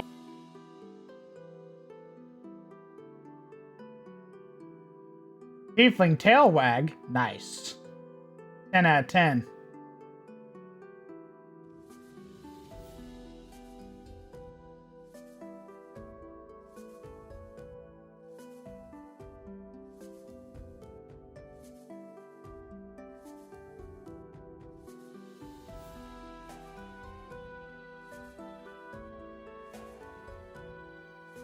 That's a work in progress, Evsika.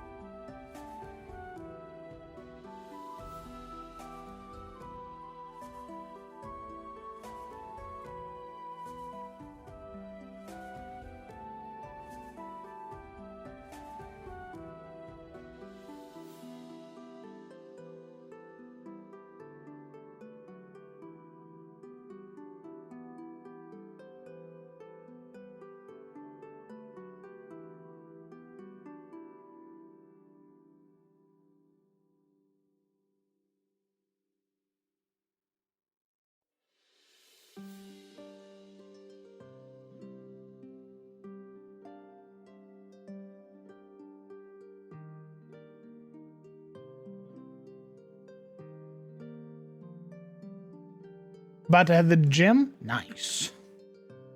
Gains. That's right, baby. April is the year of gains.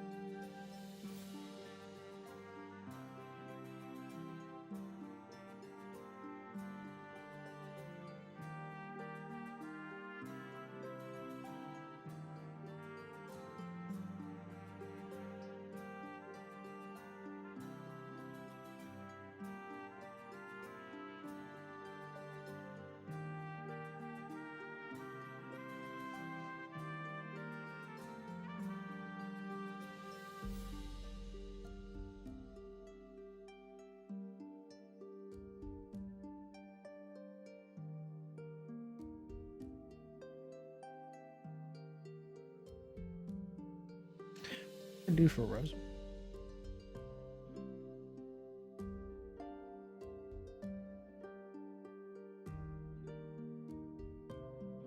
see a lot of these boulevard.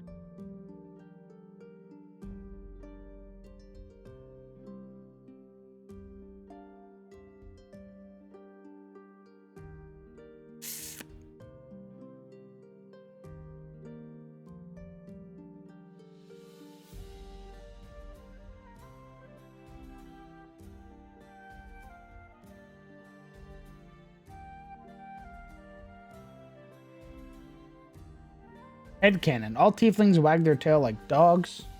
And they are excited or exhibiting positive emotion. I feel like everybody sort of feels that.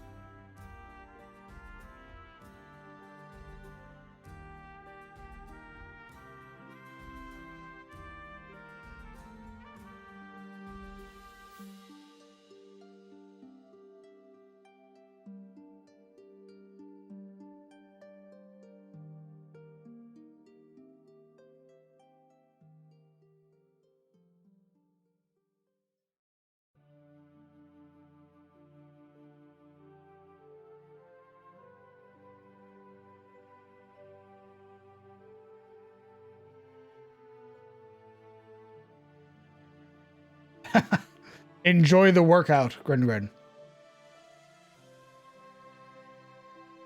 Specifically for demon tiefling tails? Understood.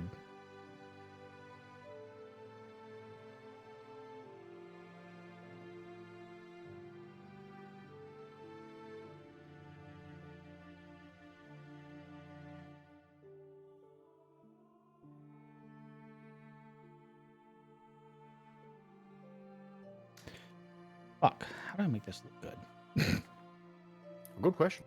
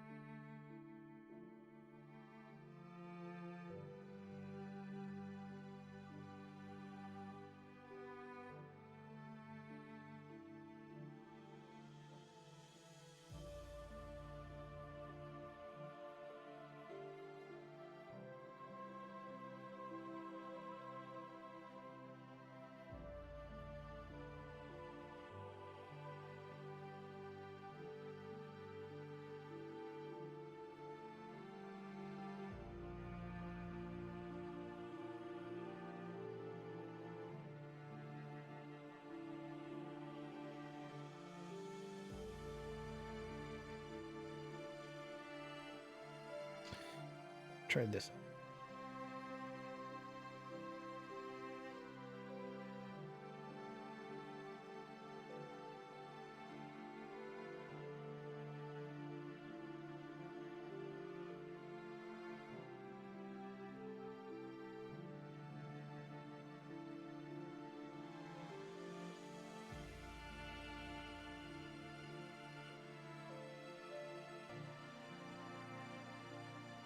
Hey, at my leisure, I'd wag my tail if I had one.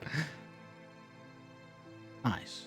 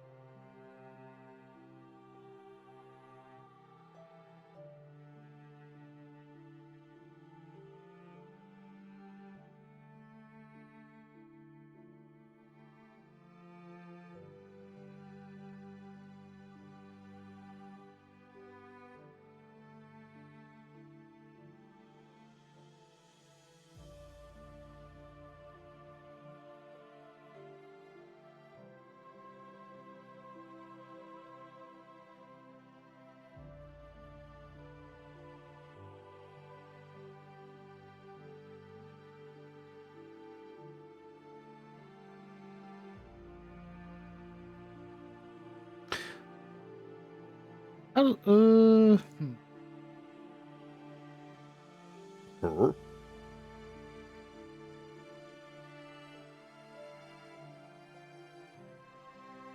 trying to get like a basis down for. Mm-hmm.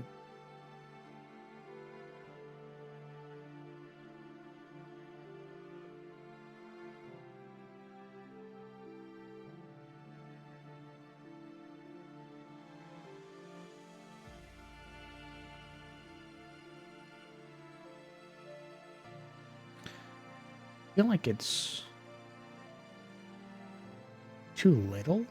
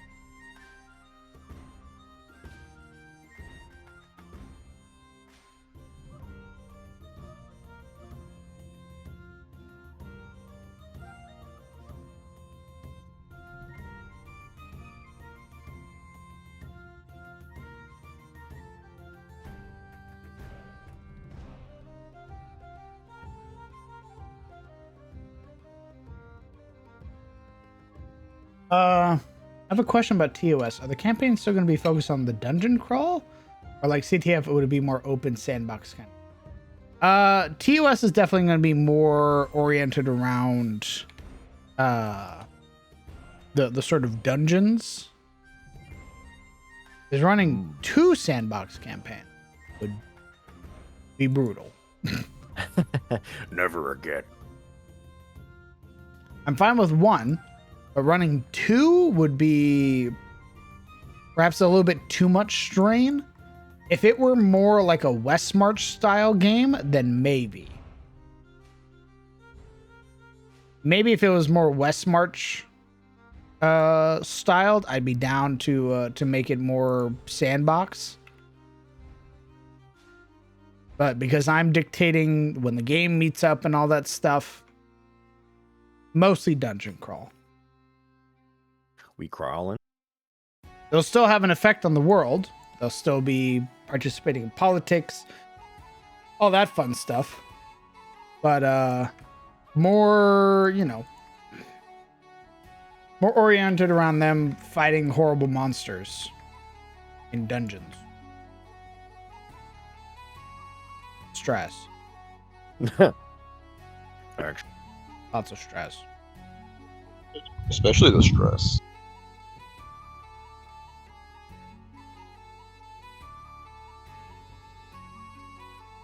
Is Sunny gonna be able to survive the politics? Probably not. I think compromise would definitely have to hold their hand. wait, what? What do you mean? Well, what? Who's saying? Honeys Oh, in the politics. what? They're warrior jars. Come on. They are the Warrior, politics. not politician jars. It's Teros. They're one and the same. True. You know, Honey. You want Honey to do your politics for you? Maybe. Okay. No. I see you don't want anywhere to live or any money. So picky. Let honey make Picky. financial decisions. I guess you enjoy being poor. I mean, You think Honey wouldn't just give away your money? of course.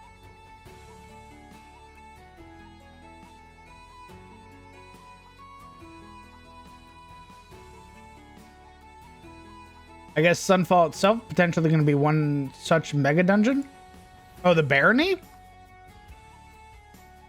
I have considered making the Undercity portion. So maybe smile. Smile. Undercity. Party is sent by the Baron to investigate some happenings in the dungeons beneath the city. Set into an actual mega dungeon where supplies and everything are necessary and needed. What?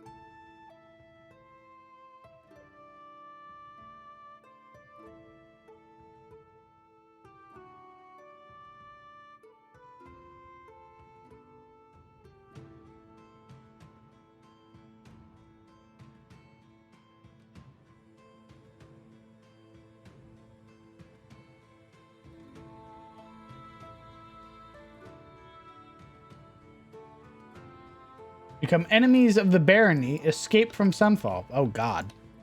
What? Evil campaign? No, that's a Tarkov style campaign.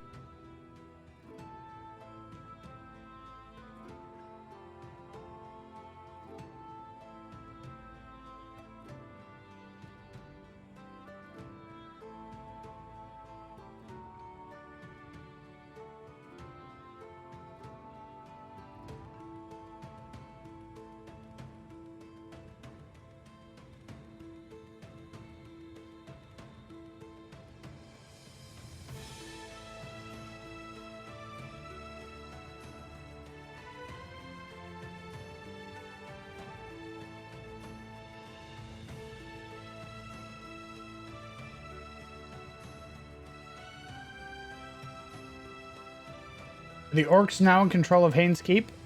I cannot answer that. That's spoilers, I'm afraid.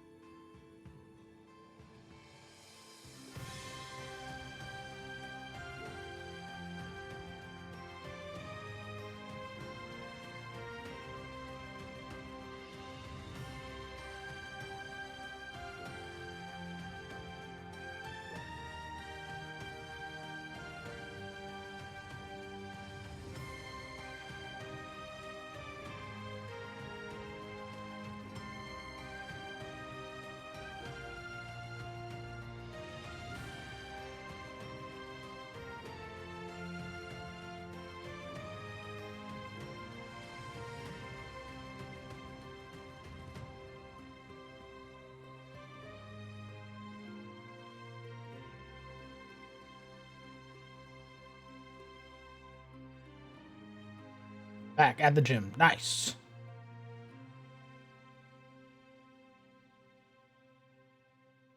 Somehow, wizard who seeks to kill God feels redundant. I gestured to the wizard kings. Is there a hell in your setting, or do most of the things originate from the abyss? Yes, there are the hells.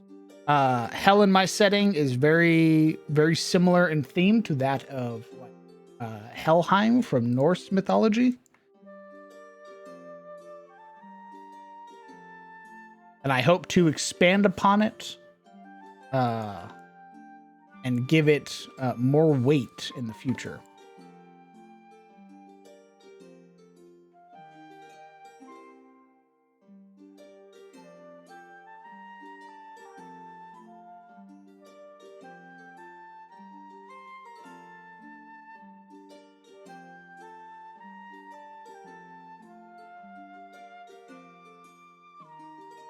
Wait.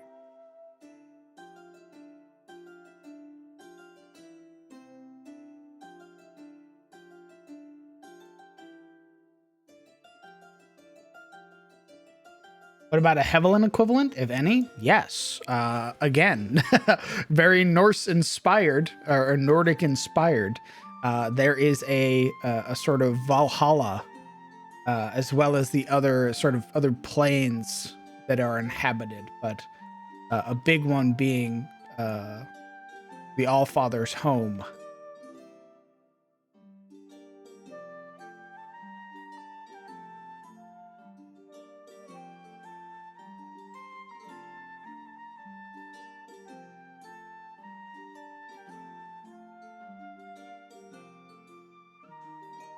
I love making world building hells and worlds. Like mine being the Hellforges, where demons are grafted into lumbering machines. Very Doom-esque.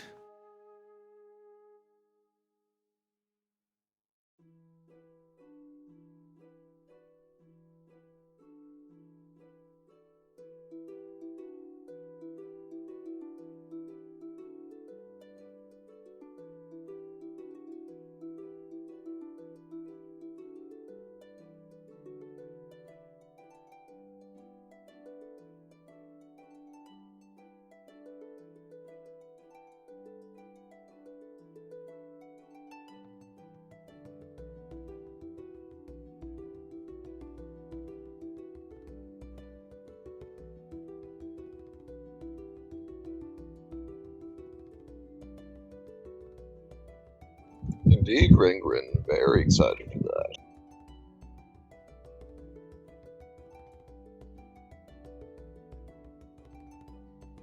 I'm Norwegian Nordic, just not when they practiced all those.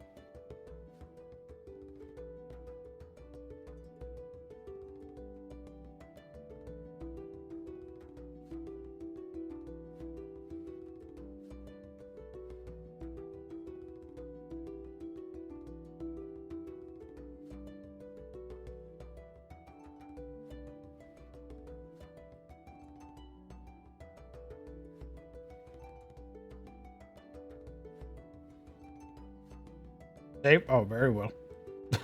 Save check and a hydrate.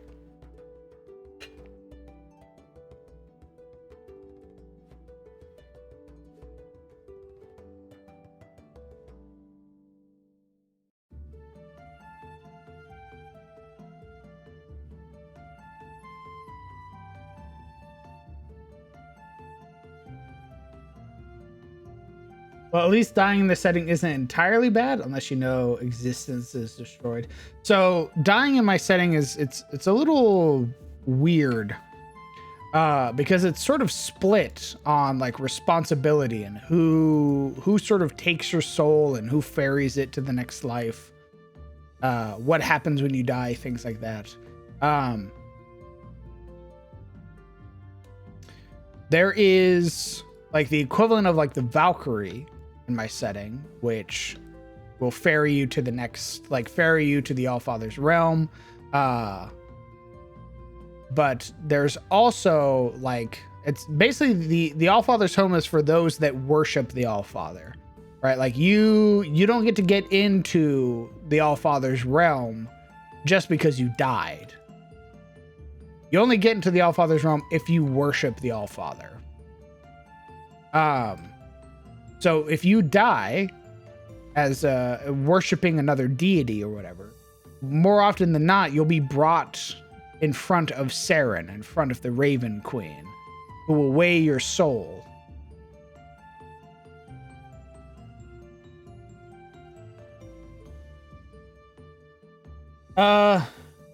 I want to hear Sivern say Wario is scared of women. Screams attack.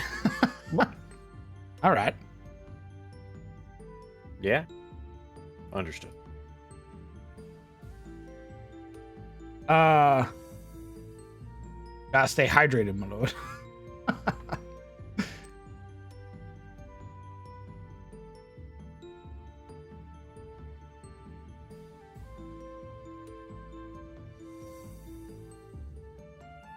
Do the Red Wizards, do they hunt magic on their own or use hirelings? Both, actually. The Red Wizards are known to have slaves that hunt items for them. But they are also not above just getting into the muck and finding the item themselves.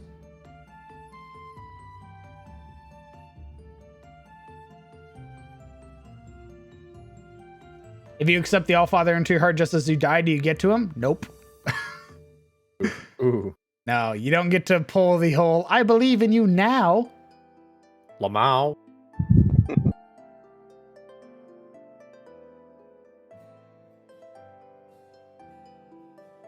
A big thing about the Allfather's faith is that he's not like the other Aranar, right? Like, he's not going to show you the answer. What he's going to do is he's going to guide you to the path that'll lead to the answer, but you have to walk the rest of the way.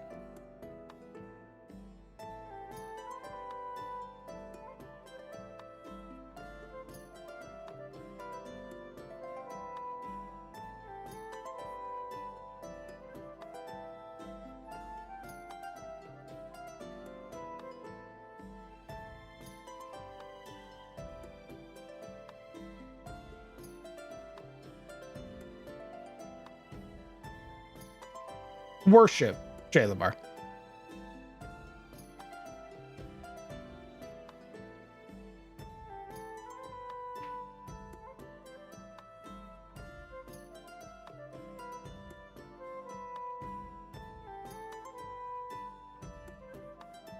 Where's the nobody mother?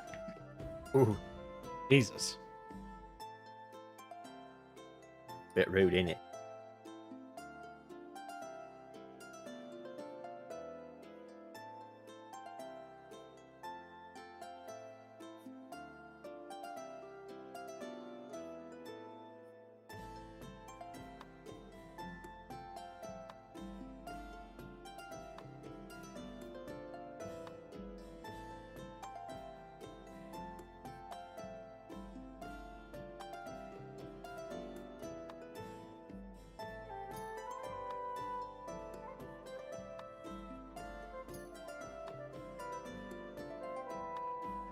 Has there ever been a deity created through belief in Adis? Yes.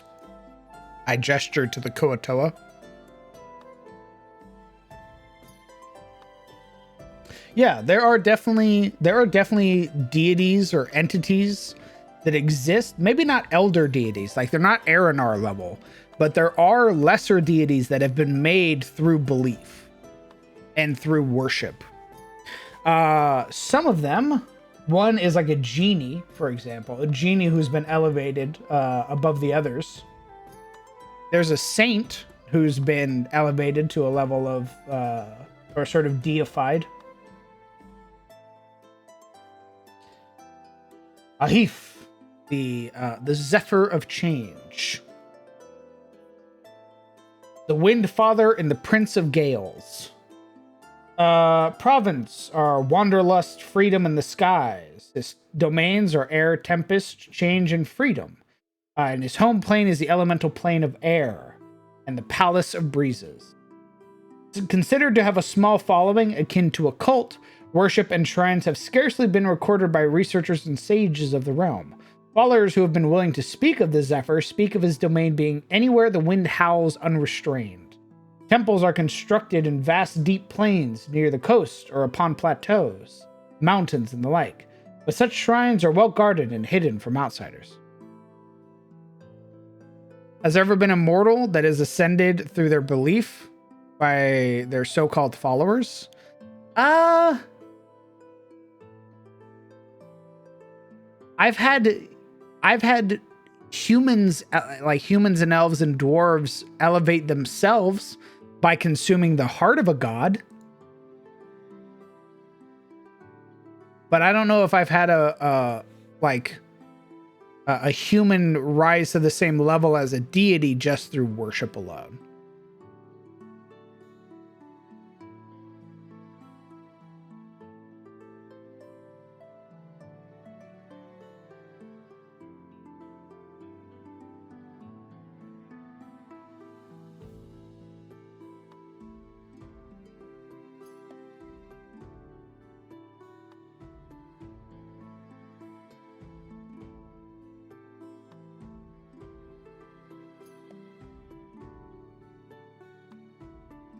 Recalls the story of the wizards eating every piece of a god? Yeah.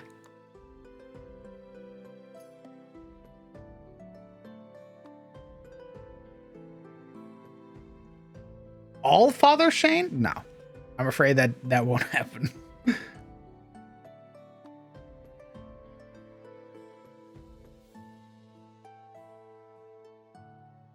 I have this loose concept of a fantasy setting for a character that is immortal only because no outer plane wants to take its soul.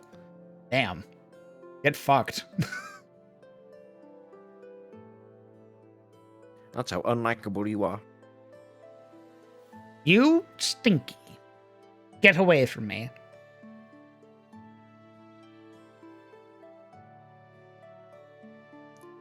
I wonder if there's some sort of like eldritch demon that wants you to eat it, and then it takes over your body. Like it waits for other more powerful demons to eat it, and then it's like a parasite, or like one of those poison toads that are like super deadly.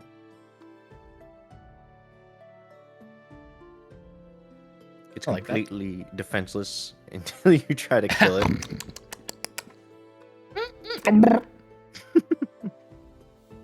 I mean, I only ever made badass spiritual beings who are Kosh of the Green Knights and Arthurian lore. I fucking love the Green Knight.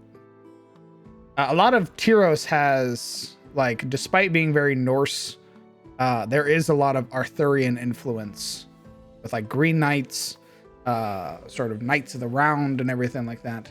A lot of, like, stories oriented around mythical heroes and everything.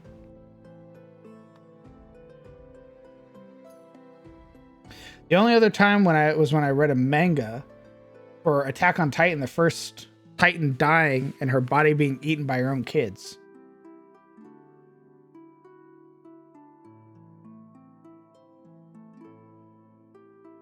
Yeah, it sounds like Attack on Titan.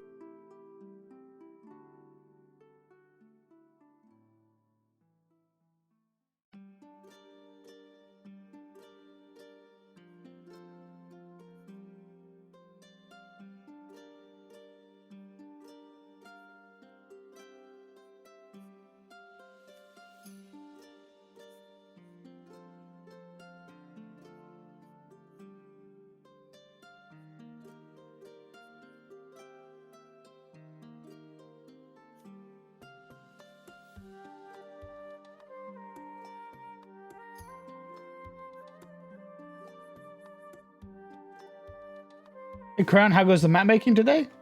Pretty good, Spoon. We're working on the upper districts right now.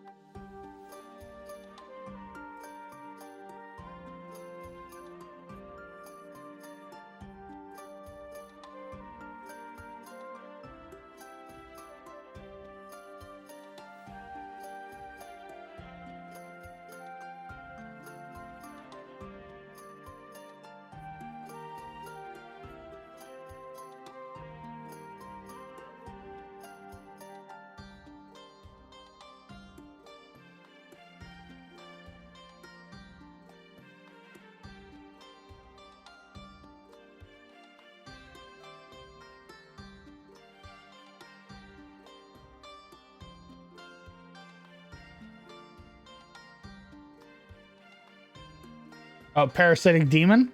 You gotta get those gains first, Gringren.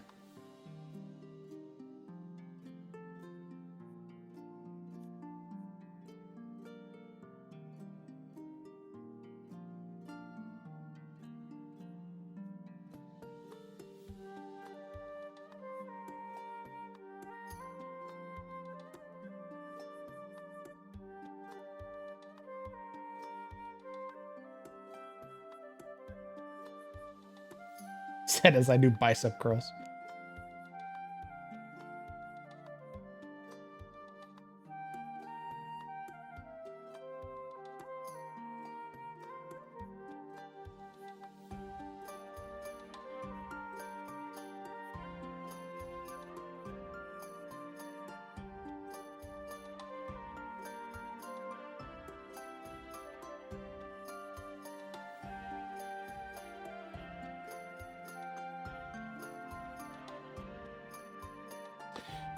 I think I have yet to create any character with a positive existence or end. They either survive and suffer or die, maybe leaving a remnant of their sorrow. The rest are joyful because they are mad. Oh. Nice. Sounds very like, what's the setting? Like Black Sun or whatever? The Conan I like. Yeah. Yeah. Definitely the vibes I get from that.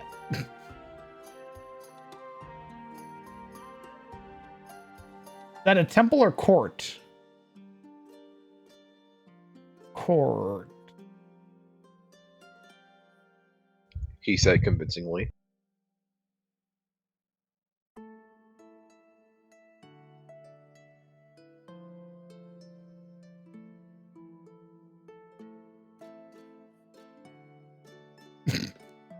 Don't fucking ellipses me. Dot dot dot.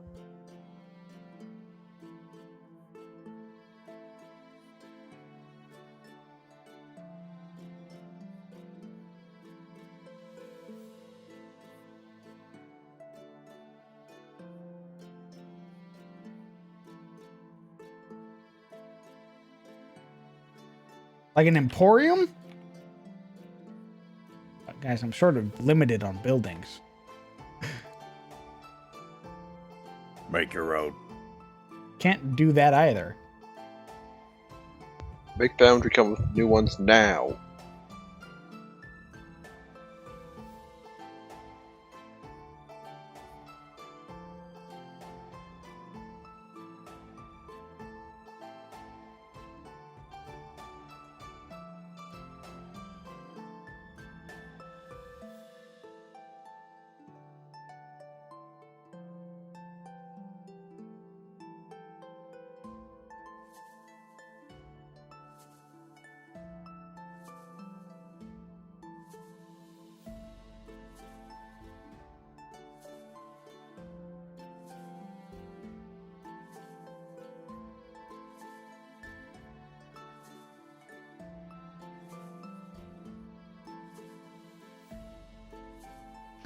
Hydrate very well.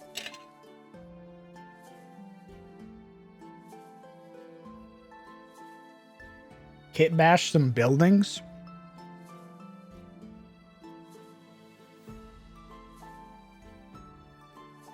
Is that a high level court or the commerce court and civic court?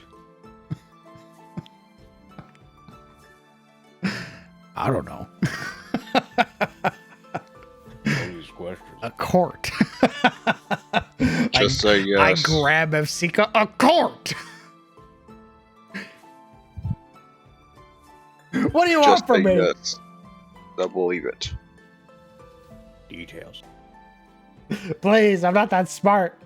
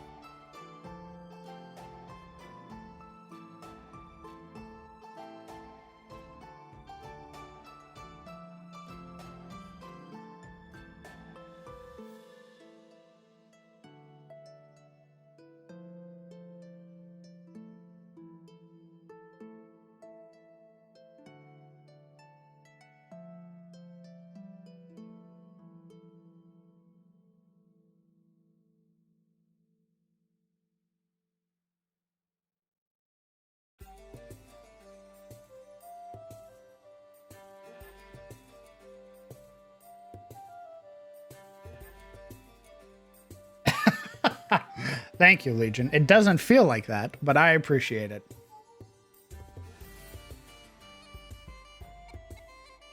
We'll say it's a high-level court.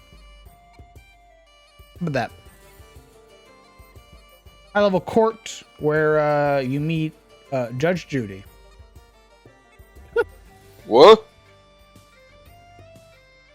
Real Real.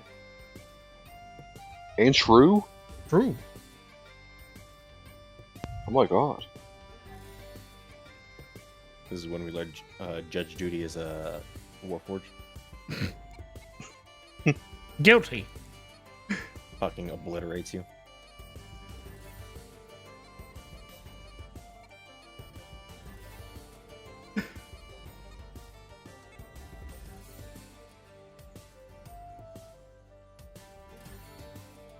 Please stop teaching Basika how to whip and Nene, or saving Asmodeus will take forever.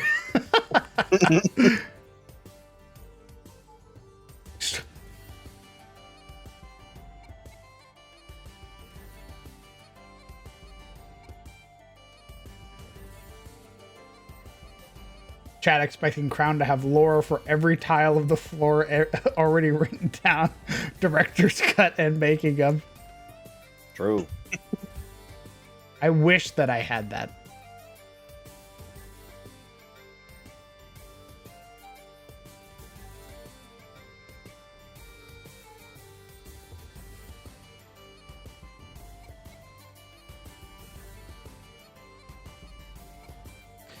Sorry if this gets weird at all. I need to thank you, Crown. Being part of this community helped me through a lot of dark times recently. I can't thank you enough for providing such a nice place to relax and just talk D&D. Keep up the amazing work. Jesus, thank you, Jayhawk. That's incredibly kind of you. I'm glad that I was able to offer anything, really. Thank you, man. Thanks for sticking around for 7 months, too.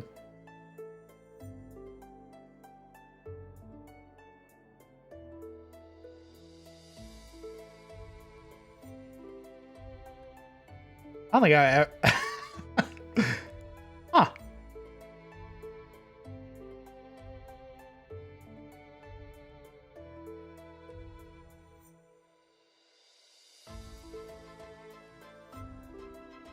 I'm sort of... I'm sort of stunned.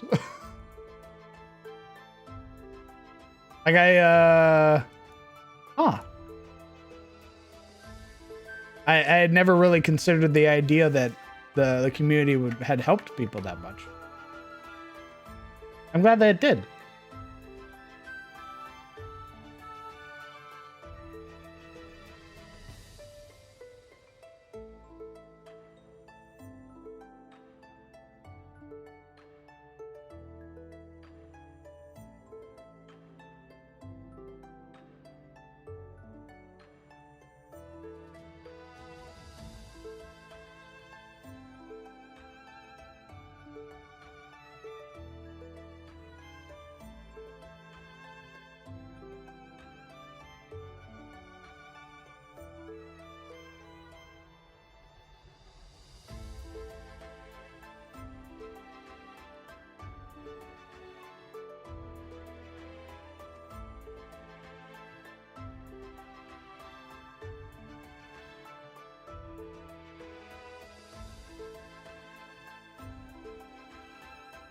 Does. You'd be surprised at how nice it is to just have a place where you can disconnect and nerd out for a bit. Nice. Thanks, man. Same for me. Watching your streams helped me get confident enough to get hired by IO to make maps. Holy shit, Shay. That's amazing. Damn.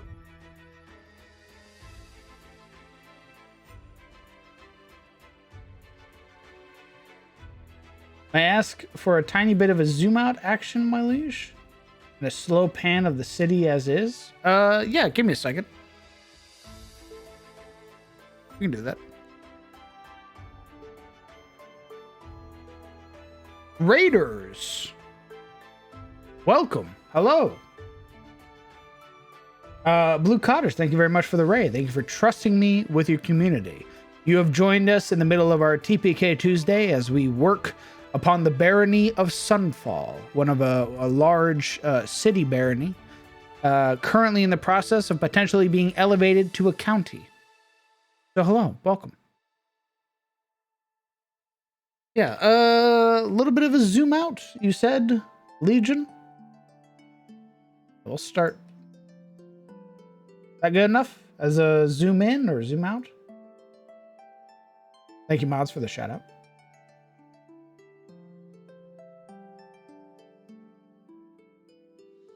In Tyros, what are the social class of persons of church? In Tyros, what are the social classes of a person of the church? Do they have some political sway and weight as the nobles? Yes, often they do. Often they are known as generally those that have the highest ranking in the church often are appointed as like the ministers of faith.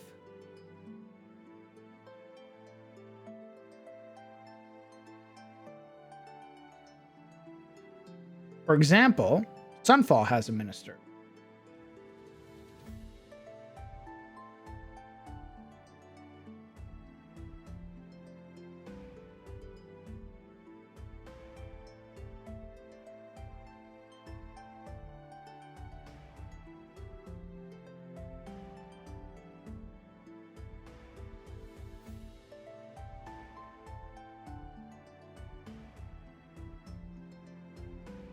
There you go. How was that, Legion?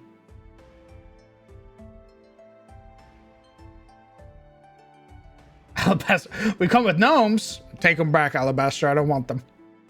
What?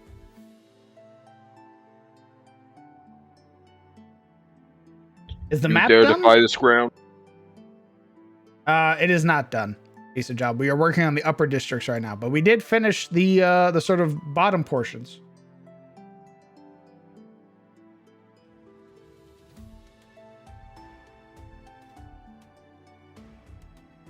Hope of the Platinum Dragon, for example. Do they crown the High King? Oh no. No.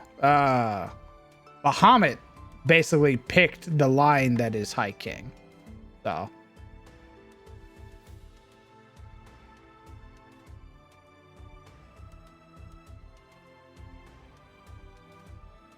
Oh yeah, you guys, you look cool. You do rule. Good luck. but they're the ones that rallied the Warden families. Back during the Age of Woe, House Rin. Yeah, and what have they done since? A lot. Don't say that. You're ruining the propaganda. Well, your propaganda would fit against the current king. Let's go. Ashen Rin is seen in very poor light compared to that of his father. His father is regarded as the last good king of Tyros. Damn. It's brutal. Guys, I have an idea. Let's overthrow the king and install his heir, who's young and easily manipulatable. Brilliant. He doesn't have an heir. Let's overthrow the king and install our own guy. He had a daughter, but she was married off to the Emperor of Carousel. Oh. That's awkward. That's why there's a very tenuous peace.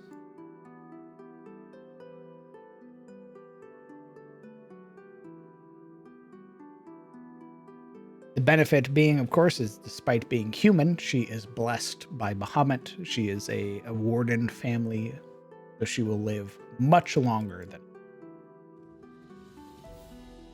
Ugh.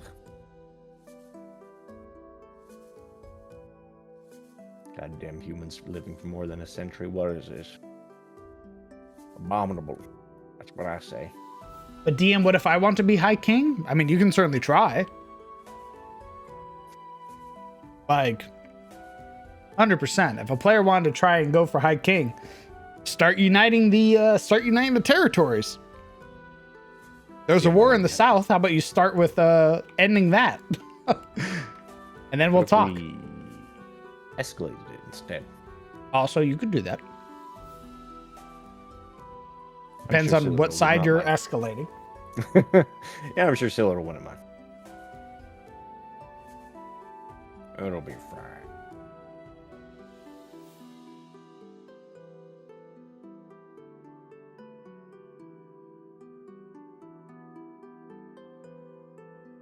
Zap's crown with gnome ray. You must live as something you hate. I use my legendary resistance.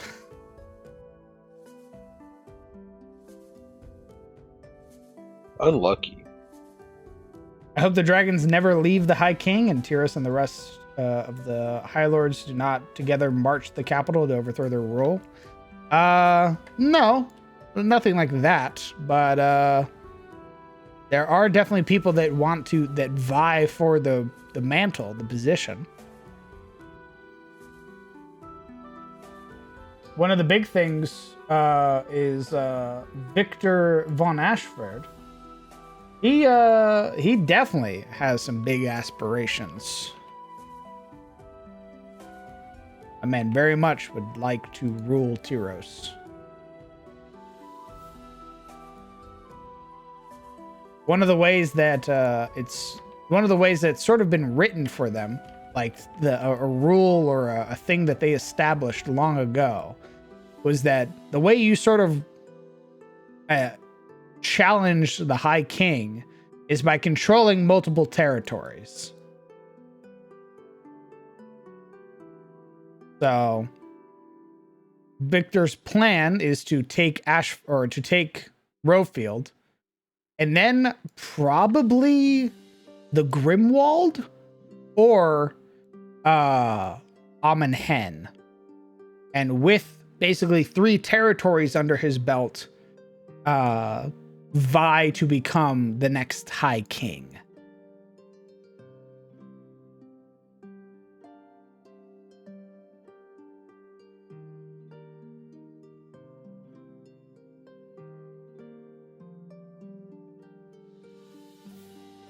The High King nicknamed the Mad King by chance? No. No, he is not.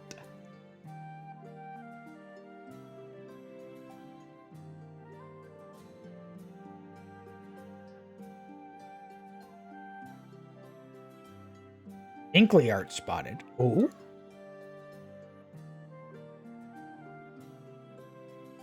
Oh shit. Doodling of a Dragonkin Paladin, a War Cleric of Zomarin, and the Red Wizards. Oh shit.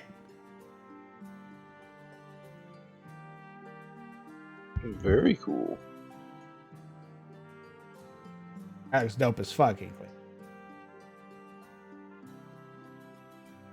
Has there been a campaign in Adis set in a war zone? No, not yet.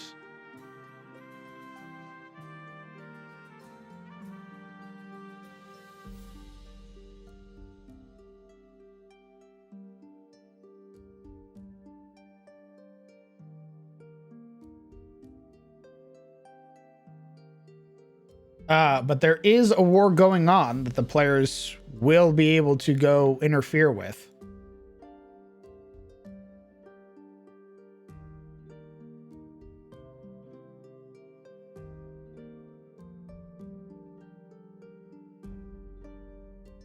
Yeah, there's the war between Rowfield and the Ettenmoor right now. House Ashford is marching upon the territory of House Steele, because Victor believes that Valagar Blackmane is a poor and insufficient leader, and as such is not worthy of his title as High Lord.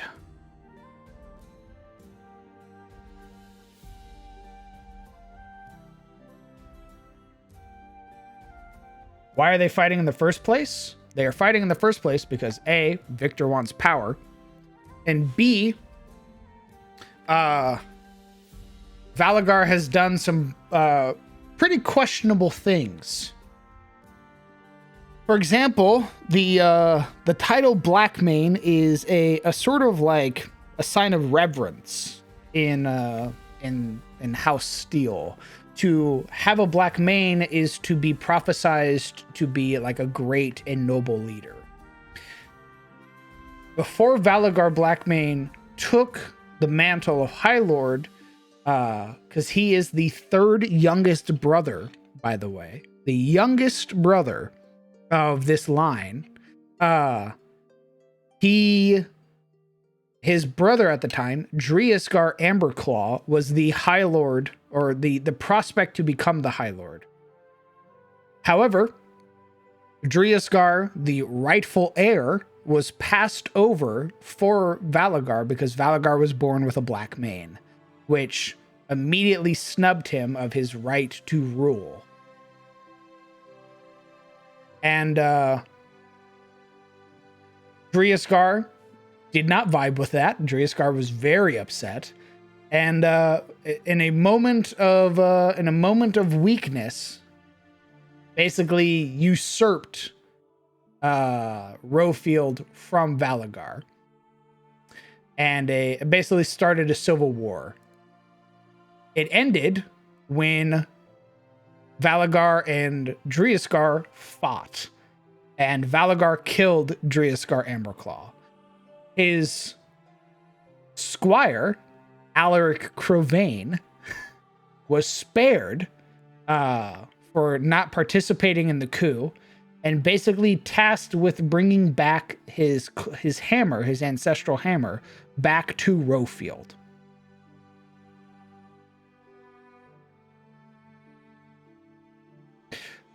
Victor basically heard that Driasgar was slain, the rightful heir, and basically took it as an act of cowardice on Valagar's part, and has greatly disliked Valagar since.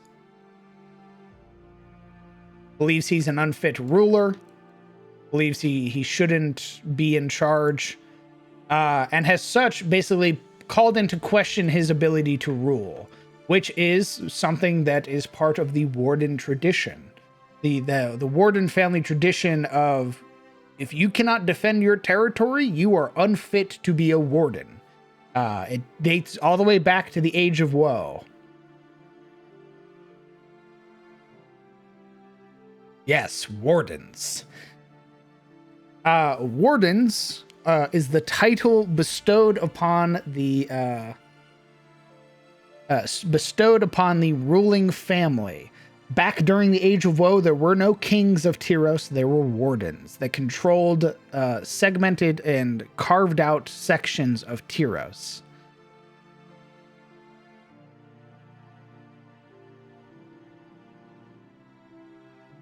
It's a sort of esoteric term, but or title, but it is still referenced even to this day.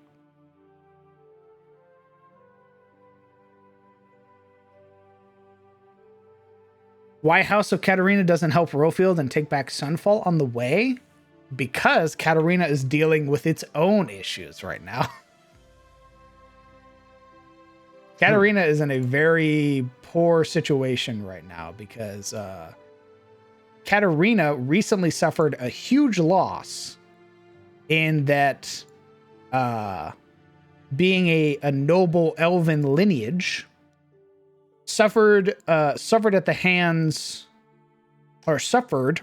loss of Sunfall some couple decades ago, previously known as Sunbell.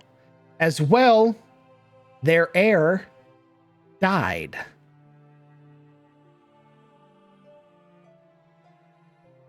DM. Yeah. Is the air in the pot? No. Oh, okay. Just making sure. That would be very awkward.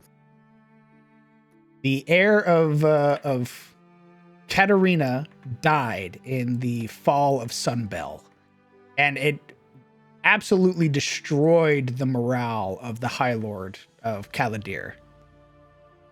He is it's very similar to like Dorne, where the individual who was leading them towards the end, before like the sand snakes came in, was very like apathetic. They can still adopt an heir, right? Isn't Silmaril an adopted heir? She's not an adopted heir. She's the youngest of Victor's children. Yeah.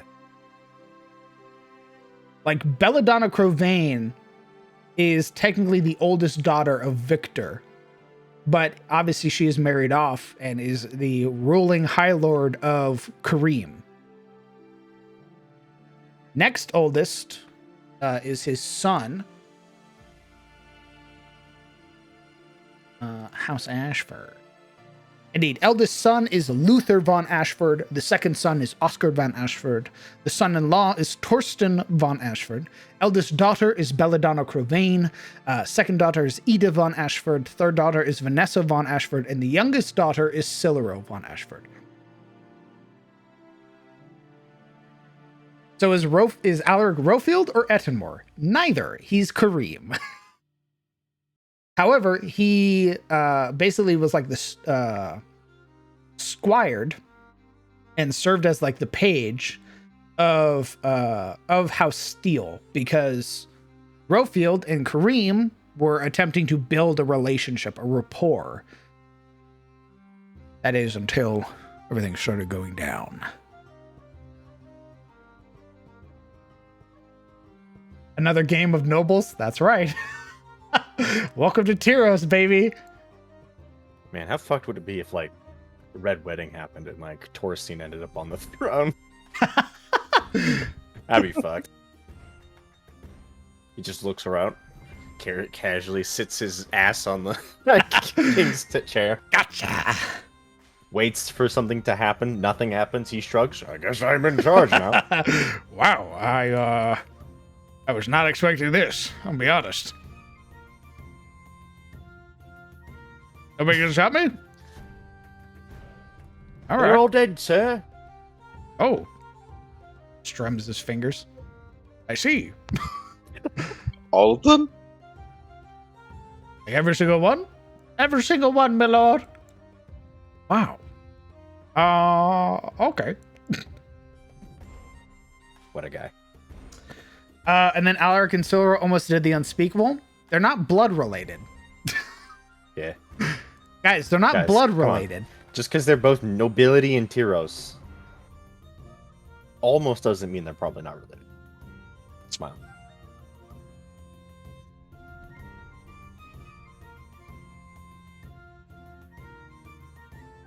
See you in a bit, Grungred.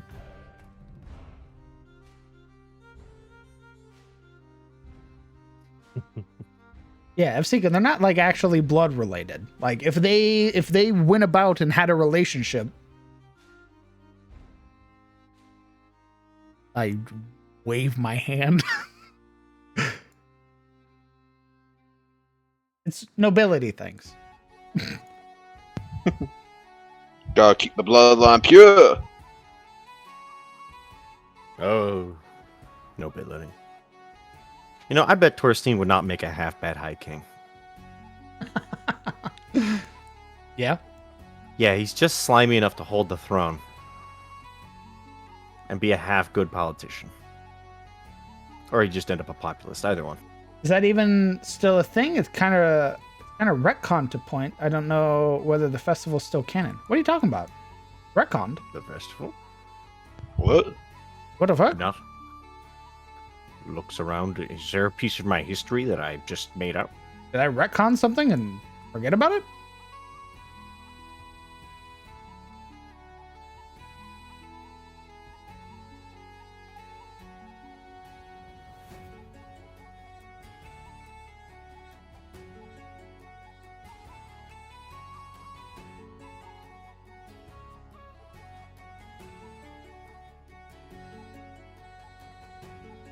It's not retconned. They're still family.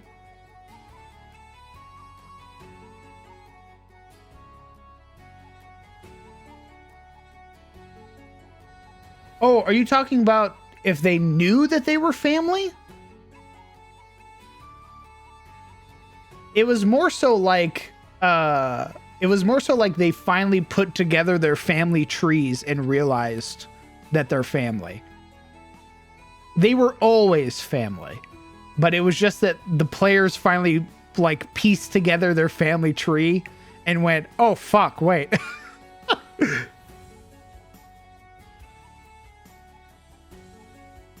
Hey, Rance.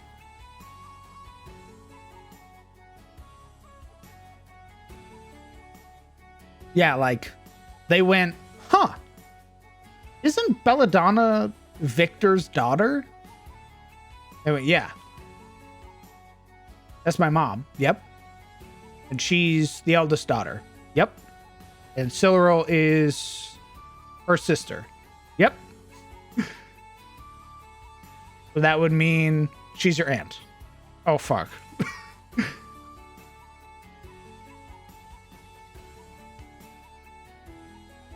Nice looking cityscape. Thanks. We just finished the rest of this. So we're working on the upper district right now, your ants.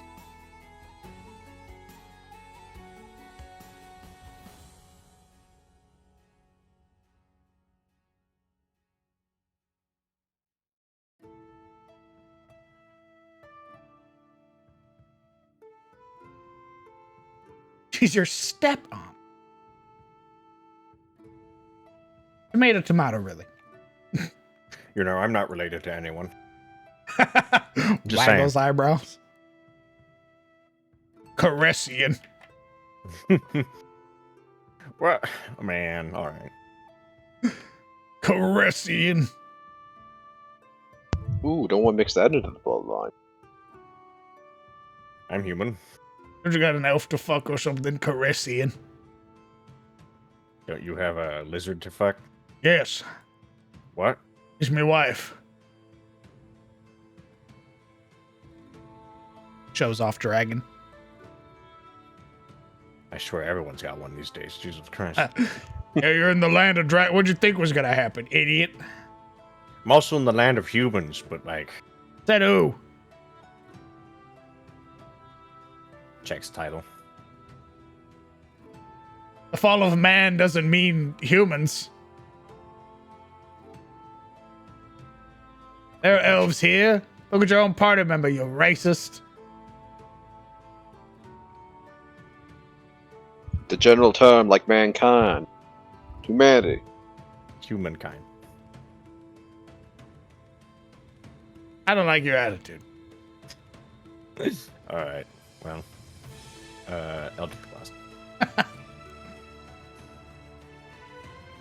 I had a character whose name was Cressian, who was a half-elf.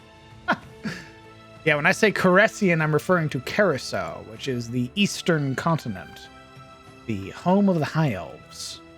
At least the eastern High Elves. Hi. That's where I'm from. Foreigner. Savage. Yeah, at least I'm not a foreigner.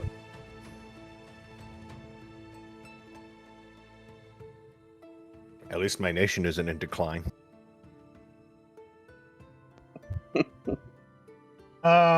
What's the lore of race Oh. creation in Adis? What do you mean, Ifsika?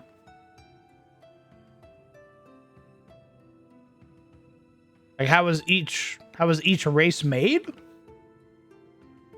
Well, when two people love each other,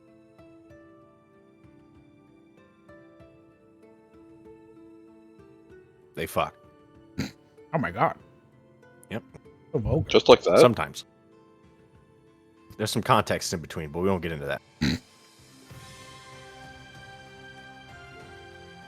Oh. Hold on. Hold.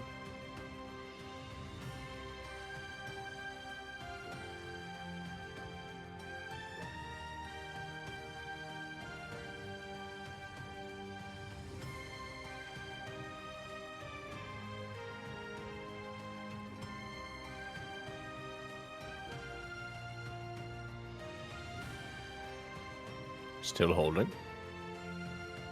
Pause champ. You're gonna keep holding. What am I holding? This. This pants crap. Hey. Never not funny. Let's see.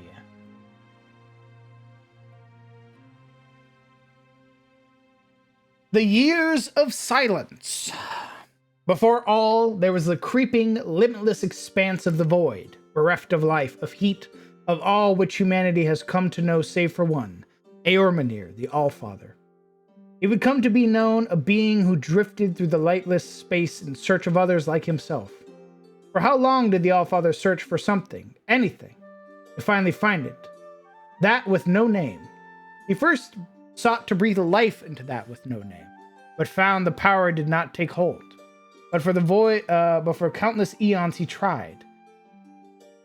For it did Eor birth the stars, the first lights of this place, pushing the void to the edge of its homeward inadvertently. From him, so desperate to no longer be alone, did Eormenir draw upon himself to give this thing with no name, the fire of his heart, the chill of ice from his tears, and the strength of wind from his voice. It could see him now, hear him, feel him. It was not one thing, but many, and they spoke to Eormenir. They would be named the Aranar, the sparks of creation, for which Eor would build them his second creation.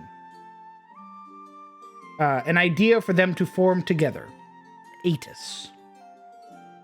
Much like he had done first finding the Aranar, he gifted unto them pieces of himself, so they might create upon that which had nothing, making the soil, the wind, the mountains, and seas. From each other did new ideas blossom, their sparks becoming so harmonious with one another was the choir of creation formed. The Aranar, children of Eormenir, filled Adis with their song and the Allfather to know he would never be alone again.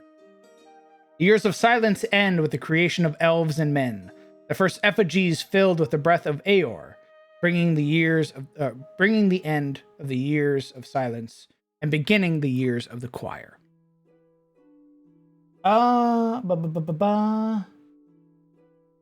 Carved and hewn from stone, the effigies of man and elf were presented to the Allfather. These beings with no name, with no features, nothing yet but stone, were breathed into by Eor. And as he did so, he made man and elf. Eor.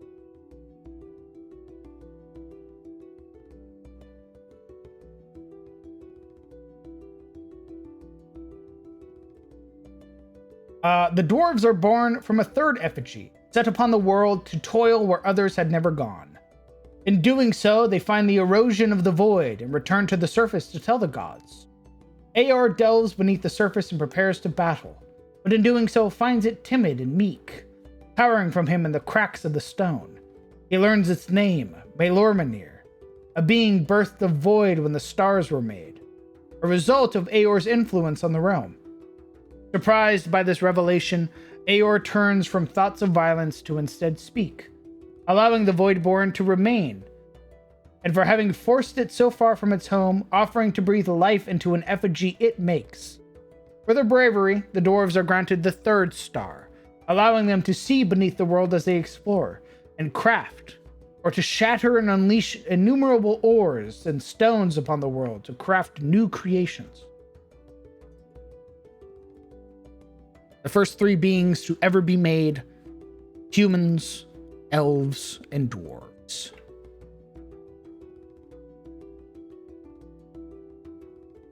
So when did we learn that Eormenir disappeared? Because he actually went to date Melormenir, and they're actually having hot sex right now in the void. Good question. Spoilers, I'm afraid. Damn. Come on, not even a little hint. Literally, God left us because he got a new reality. We open the door. He's in bed with a different Adis. I can explain. Oh my god. How'd you find me? Loved it. Amazing story. Great. I'm glad you liked it. Milo's on the other end. Ooh, did you invite him? Points at Adis. In the docks, would it be possible to add another tower somewhere? It feels a teensy bit exposed. Yeah, we can add another tower, sure. Slap one over here or something like that. We can do that in a bit.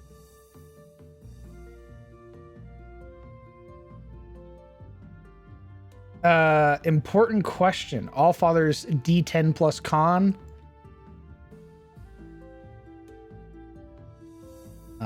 Give me a second.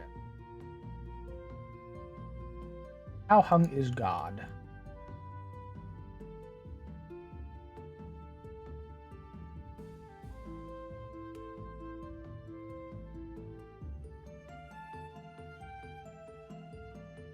That'd be my creation god. The Uh, god that. well, he has a 30 in con, so Oh. I mean, that makes sense. spoiler alert, he has a 30 in every stat because he's God. Fair enough. I'm honestly surprised he even has stats. And it isn't just, well, because I said so. I mean, when you fight him, he won't have stats. When? When you fight him, he goes, perish. Wait, when? What do you mean when? When? What? I know you. What? Let's not beat around the bush. DM, I know you. DM, I would never. Lances that funny stone with Allfather's symbol on. I would never. You're telling me Yeah. you wouldn't attack the throne god? You know, I am an egotistical player, and I like getting away with funny things. And Yuri is an egotistical character. But there are limits. Even if I was level 20, I feel like it would be a poor decision to just decide to square up against the Allfather. Something tells me. You don't even want to like try? I mean, Come I'd on. love to try, but What's the worst that could happen? instant death. That's very bold. I mean, come on. That's probably the least worst thing that could happen, actually. Peru. That's probably the tamest thing that he could do to you. Is just kill you instantly. Yeah. Wipe away your existence. Hits you so hard, people forget you ever existed. True. Is Compromise actually a nice person, or is it a facade?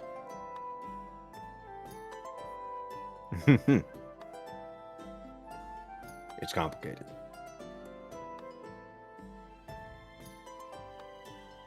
I mean, you guys already know she works for Hell. So it's kind of like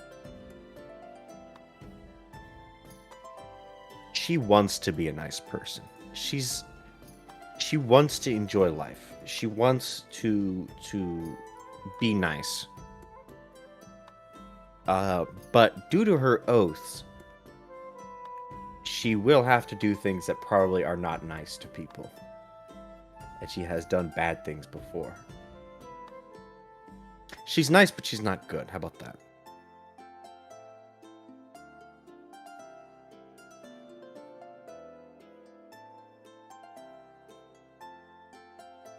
Because she has some oaths to Hell. And no matter how bad a thing she does, she will always justify it with, it could have been worse.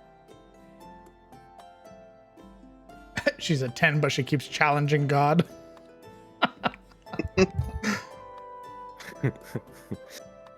You hate to see it. Why won't she stop? Look, we all have our character flaws, okay? That's not a character flaw. We all have our character That's just a flaws. flaw. We all have our flaws of character, of judgment at times, lapses of judgment. Mine just happens to be to consistently challenge God. Get at every help. turn. Helping I mean- killing god? Okay. I mean, no one's perfect, all right? I think it's very foolish to pretend to be perfect, you know? Be yourself, I always like to say. Seek help. In killing god. Ooh, he's got a point.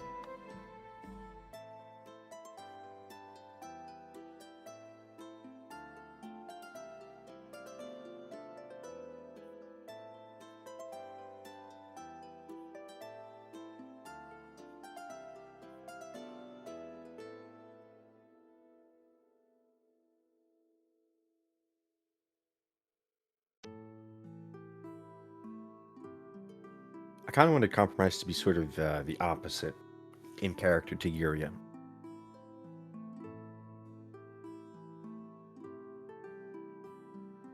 Where Compromise is nice to pretty much anyone. Until they piss her off, of course. Or if they attack her. But does evil shit. And is essentially, at the end of the day, an evil character. Whereas Yuria is a bitch. And will pretty much be snappy to anyone, but is generally harmless to the average person, for now. Unless you piss her off. I won't say she's good, but she's harmless. Yes.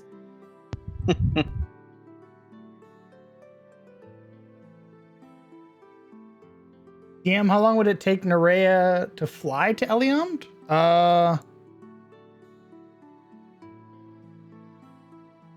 far can birds fly? What is the average flight speed of an English sparrow?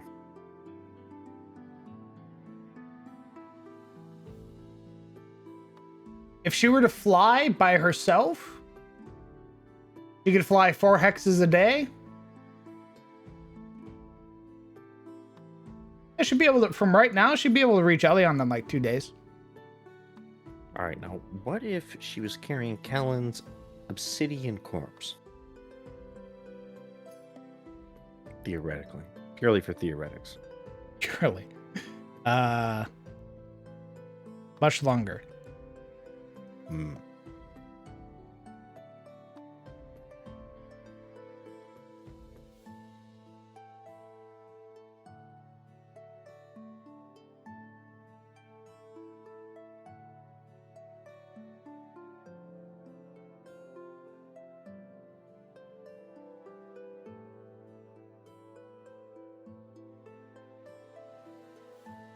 Some might say my character creation habits are somewhat contrarian.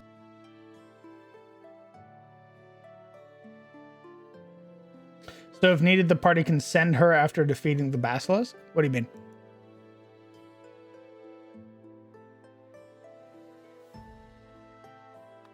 What, to like get help? Oh, to send the supplies to Reynold? Oh. The real dick move would be to send her to go pick up Reynolds. Reynolds just out with his goat. Shadow falls over him. Clink just picks him up. The last thing you want to do to a slayer. What? You wanna you wanna lose an NPC? That's how it's the last thing you want to do.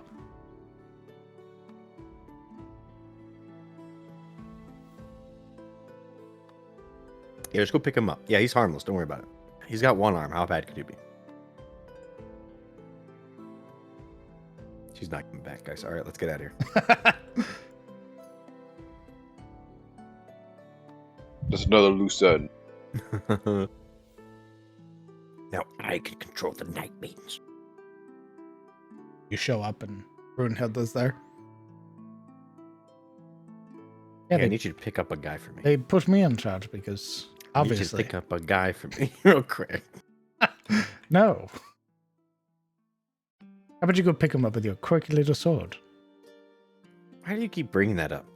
Quirky little Conversation. sword. Why do you keep bringing that up? Quirky sword. You keep bringing. You're a weirdo. I can't have a conversation with You're a Brunhilde without her weirdo. being like, "Ooh, sword," in the same goddamn Maybe conversation. because it talks to me. How about that? Oh, what does it say? Lean in, I'll tell you. Bitch. Oh, it calls you a bitch. That's fair.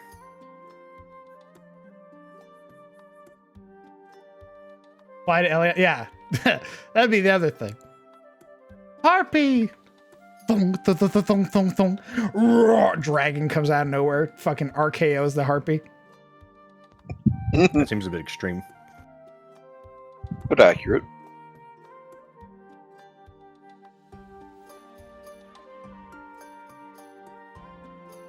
He's got one arm. How bad could it be? Is it weird? I've actually been told that in real life. Maybe not weird, but disrespectful.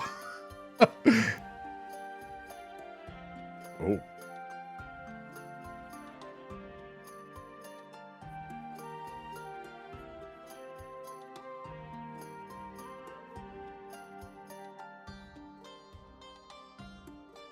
after the basilisk spider. Yes, I do believe that is their intent, is to go hunt the spider after.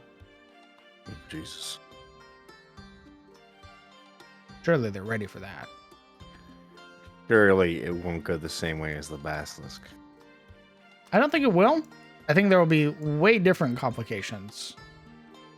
You gotta go to the Underdark, baby. I know. It's almost guaranteeing it's going to take a few sessions. I can assure you it's gonna take some sessions. The Underdark? My hex crawl map of the Underdark? Yeah, I remember. Almost guaranteed A we're whole new going plane to of get existence. sidetracked. We're gonna like meet up with Drow and do some insane charisma roll or something. We're gonna convince them to bring us to their city or some shit, and it's gonna be 8 sessions in the city. We're gonna get out. We're gonna be like, all right, guys, we can't handle the face spider. We gotta go home because I don't know. Call got bit and he's dying or some shit. Sure. Cyril got mind controlled by mind flayers. We gotta go talk to Ranald about anti-mind control potion. Where the fuck have you been? The Underdark. It's been 6 fucking months. It's the Underdark. What the fuck do you want? To not go. I told you not to go. You gave us the contract. You took it. I didn't fucking tell You you to gave take us the. Why would you give us the contract if you didn't want us to go? I was expecting that ever. What? Little self-preservation. What? The you said that about the basilisk. Yeah. Were we supposed to take any of these contracts? You said it yourself. You're not a monster on us. It's meant to sort of like scare you off. You're right. You can take care of the terror.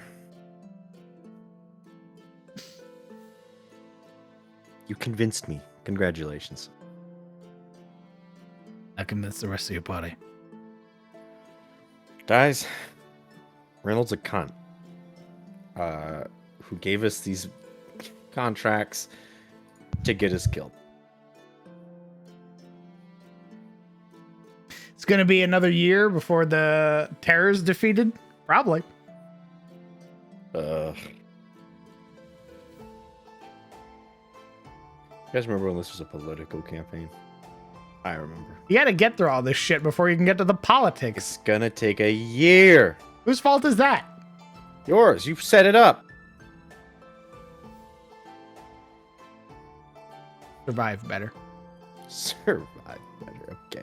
How about you don't take a bunch of people, say, hey, make political characters, and then put them in a monster hunting quest because you were playing Monster Hunter at the time. And you thought it would be neat. More Witcher oriented than. Yeah, okay. Fucking, yeah, whatever. It's all because you wanted a little crafting system. Yeah. A year because you wanted a crafting system. That's not actually a crafting system. Like, you guys harvest, you don't craft anything. Harvest system, whatever.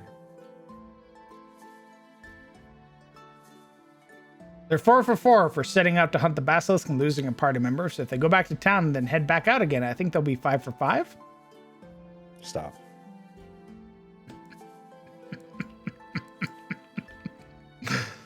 It's great. It's not. It's not. It's really not. Make it stop. I mean, y'all could have also stolen a ship and gone off to be pirates on the high seas. Players get choices, you know? Players get choices, but we also have characters that we have to be authentic to because we're that kind of person. Do you think the Princess of Ashford is going to go become a pirate and rob her own country? No. Convince her. Smile. How about I convince you to eat this fist in your face? Is a Come Slayer here. contract actually going to pay the party? No. He's not paying the party. He's carving the monsters for them to make them items. Yeah, But he's not paying them. he is doing that.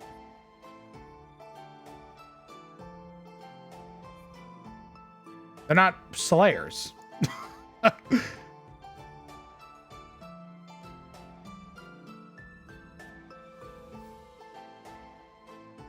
She's only hunting the lizard because it was told to her that the lizard is a threat to her country. That was her reasoning from the beginning. She's like, I want to take the most threatening thing to Elion. And Reynold was like, that. And so she's like, I choose that one because I'm a hero. You blaming Silver right now? She did vote to hunt the basilisk. But so did I. So it was a party effort. I retracted that a while ago, Evsika, about them leveling up in the Etmore. I pretty much said I was going to cap it to level 10 in the Etmore because of how fucking huge the Etmore is. So level 10, and then nothing else after that. They'll have to go out to the rest of the Tyros. If they go into the Underdark, can they level up there? So here's the thing, Texas. The only way you can level up is if you basically go back to a town where you don't need to like take watches. Like the party needs to get back to Elion before they can ever level up. Why? Or Rosewood or Maiden, Ender's Hill or anything like that. the Night Main place was just that. Well, the Spires, you need to clear out the Basilisk threat before the Spires can become a haven. Well, that'd be true. Well, then we need to clear out the terror for Elion. It's more, the terror is more of a Southland thing, not just Elion. He was literally 2 hexes over. What? He's raiding their Listen, you want to caravans. fucking level up or not, you dumb bitch? I want consistency, okay? You telling me I get to level up when I reach a spot where I don't have to do watches. Well, the Spire was one of them. It wasn't. Well, what the fuck was it? It's like a camp. No. Yes. You literally told us this is like a safe haven now. It only becomes a safe haven once you've killed the Basilisk.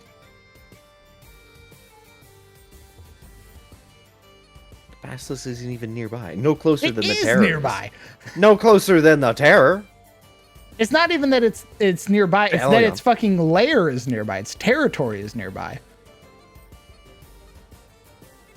Here. What?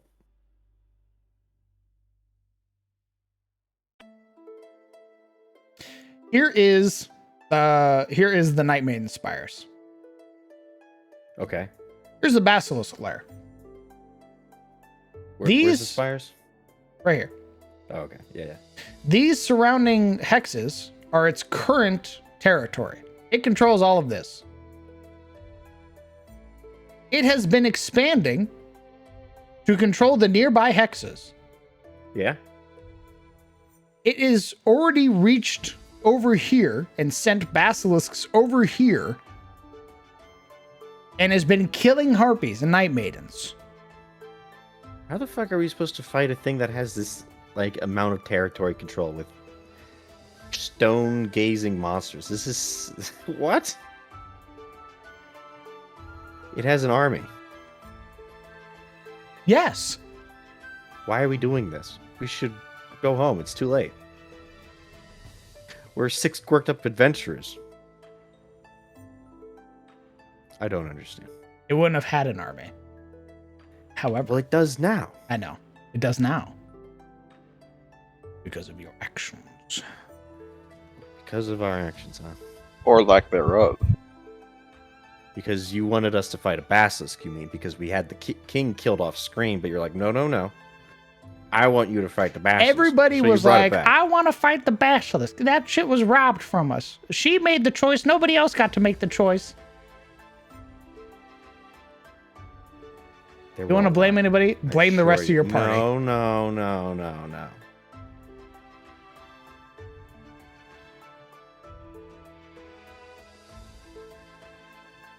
Well, whoever's fault it is, either way, the Your party. consequence. Okay, fine, whatever, sure. We can't fix it. There's too many basilisks.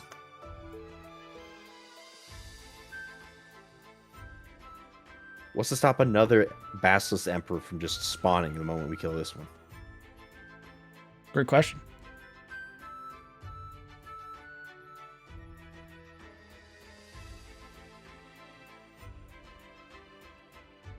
I hate basilisks.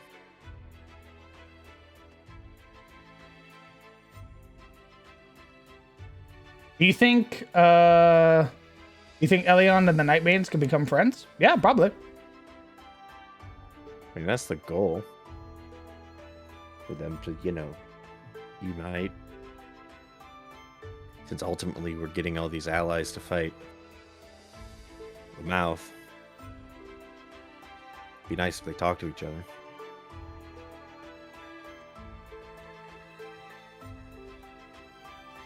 So the region was renamed the Basilisk Moor. That is what the basilisk wants. It basically is going to breed and breed and breed and breed until it is stopped. Yeah, but it's already like the ball's already rolling. How do you? Its kids have kids,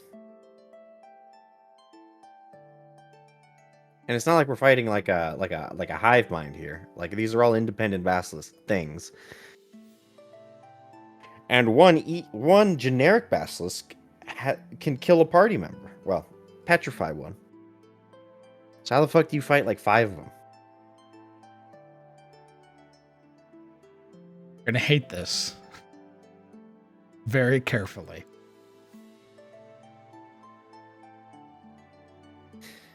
You don't. You don't fight them. You could just let them run rampant. You don't have to take this quest. It's You have a not spider you can go hunt. I would love to abandon this quest, honestly. Talk to your But I know party. the party's not going to abandon the quest. Are you sure? Yes. Nobody is like, no. Everybody, I believe, is down to like just ignore the basilisk and be like, nope, that doesn't exist. Well, it's not ignore the basilisk. It's evacuate Elion, because these things have already taken a quarter of this archipelago, whatever you call it. This section. Like, how do you fight that? You go cut off the head. They're all heads. It's not Okay. ants. Okay. Here's the thing. Okay. You have the emperor, Right. which is the male, Right. and then it is breeding. Every mate that you fought has been a female. How do we know that? Because they're called mates. Like an out of character thing. The little bit of meta knowledge that everybody uses. The same way everybody knows how to, like how everybody knew how to try and hunt for the root stem of a shambling mound, despite Okay. nobody fucking knowing that in character. I don't know how to fight a shambling mound. Fine.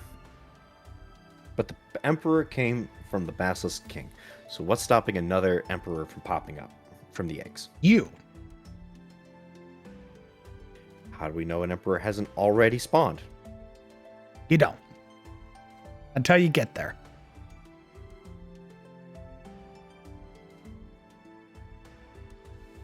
The only way you find out is you get to the lair and you see for yourself.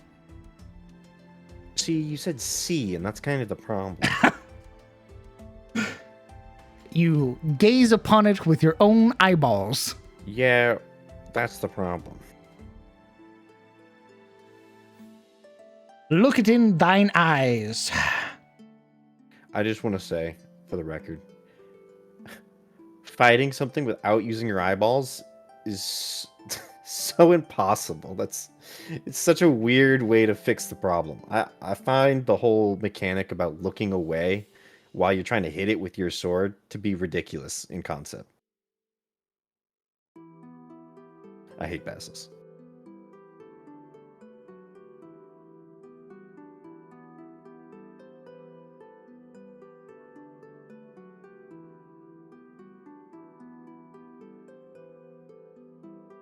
I picked Basilisk because it is one of the more iconic D&D monsters. Infamous. Iconic. One of the infamous D&D monsters. Because it's a gimmick. Correct. However, almost every monster is a gimmick. Locklear is a gimmick. No, but she's also not a D&D monster. She's a Matt Colville monster. The Sahagin were not gimmicks. There's plenty of monsters that aren't gimmicks.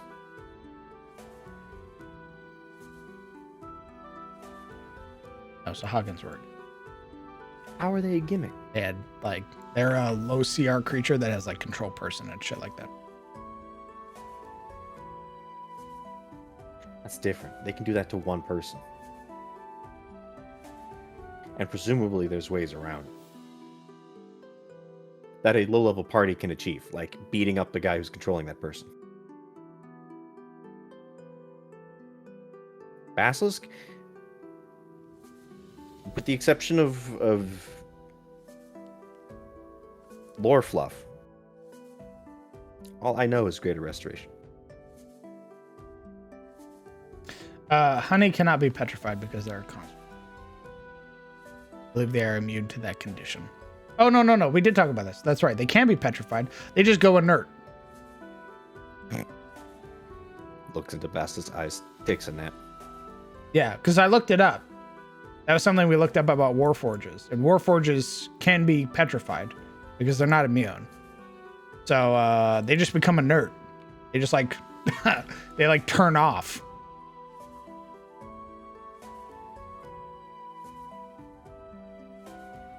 Listen, if I had even a inkling that this monster was going to be this much of a fucking headache, I'd have never statted or made anything for this creature at all. I'd have made it a banshee like I initially planned and fucking left it at that.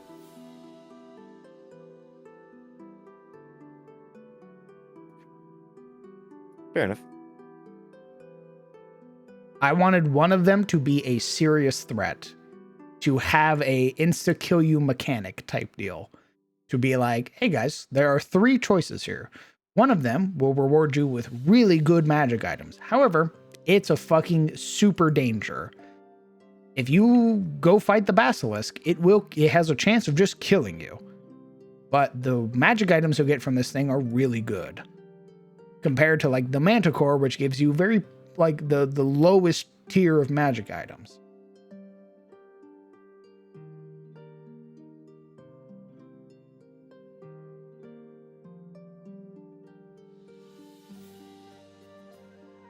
If I could go back, I would just make Onwin the fight.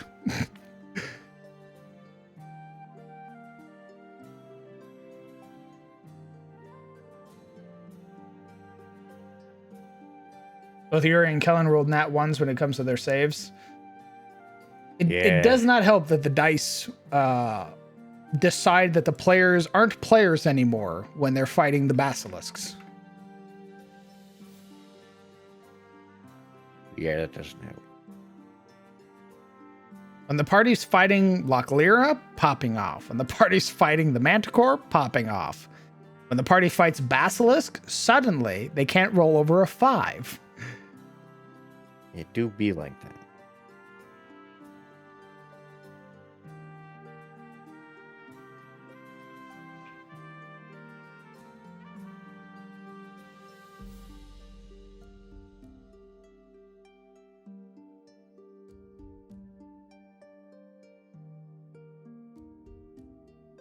Unlocks the darkest dungeon trait, Basilisk Fear.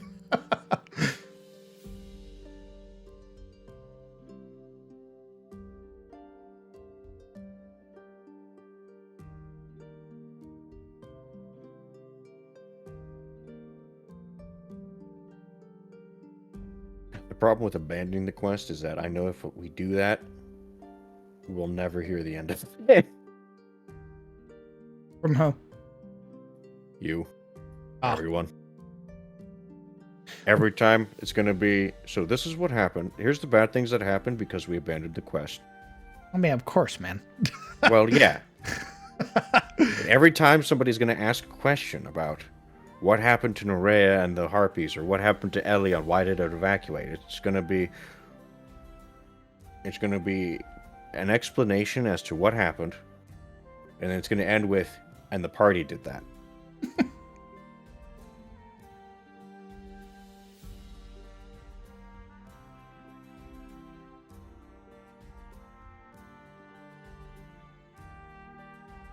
I think if they just rolled better, it'd be so different. Like there wouldn't be so much fear. The other thing that I've talked about is that it's not just like the in-character fear. It's that it's the out-of-character fear. Like when the party learned it was a basilisk, suddenly characters who shouldn't have any fucking clue what a basilisk is were afraid.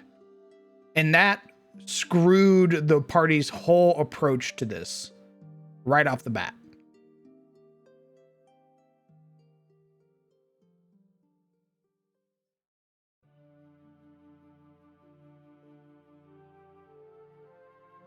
Did it? I would argue the opposite, because we approached it really cocky. There's something to be said about Kellen's take on it. Where I was like, oh.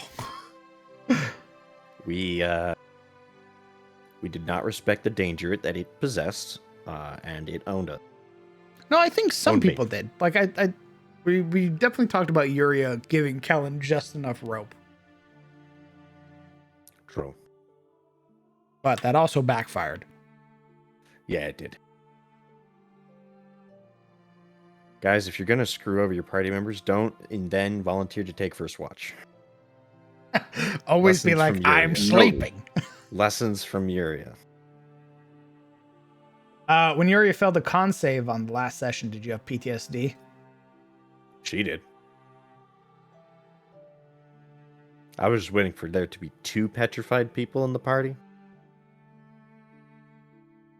They literally fought a cultist harpy who should have killed them, but somehow pulled a win. However, this one fucking basilisk. And they can't roll for shit or win.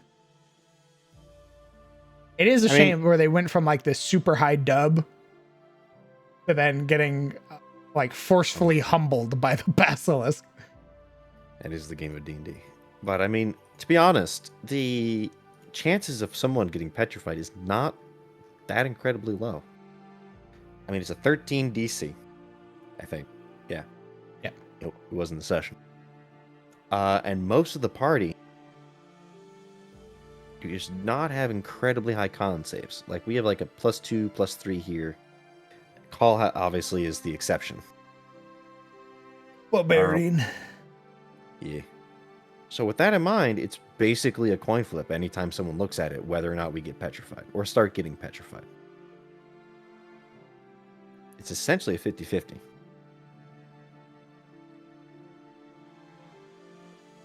Kind of inevitable from getting petrified due to the fact that they were jumped, the party forcing them to look at them. Yes. Yeah.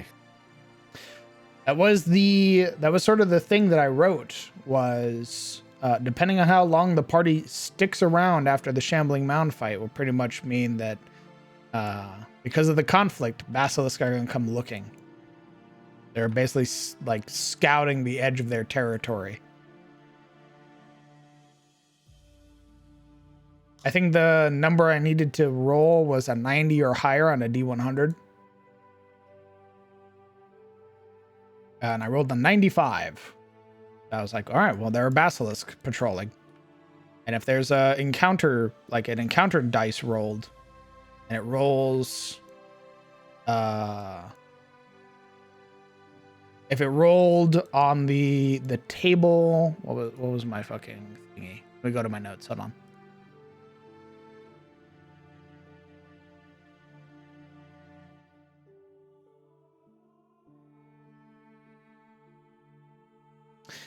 Let's see. If the dice lands on a 90 or higher, the following will occur.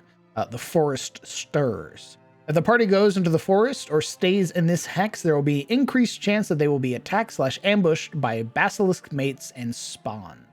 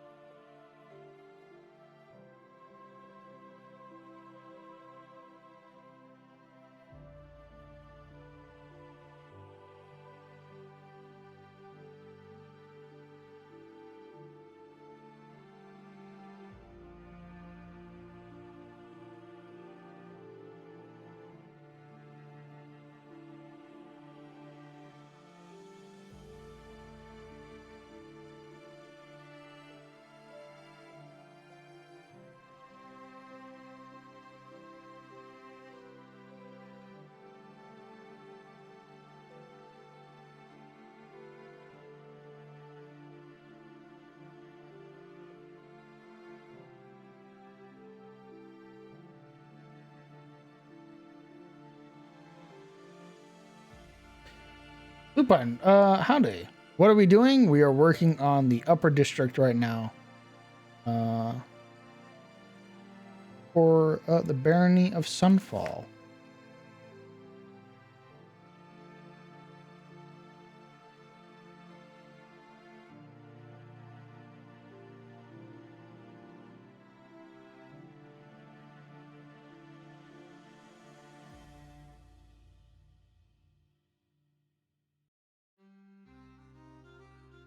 We've sort of been like talking about monsters and stuff while working on this.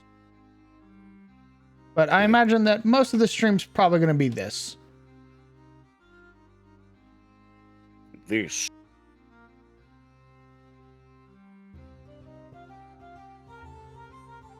Just because when I get this finished, then I can start working on TOS stuff. I already have my CTF stuff prepped.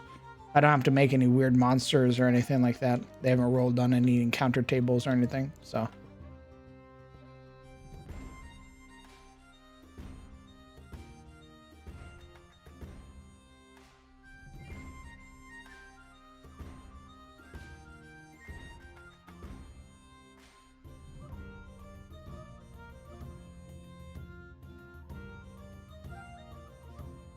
I don't want to say an exact time, FCK, but hopefully this month.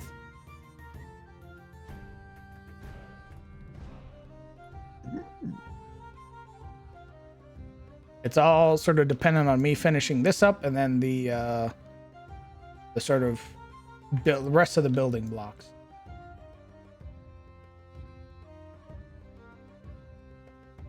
Well, get on with it.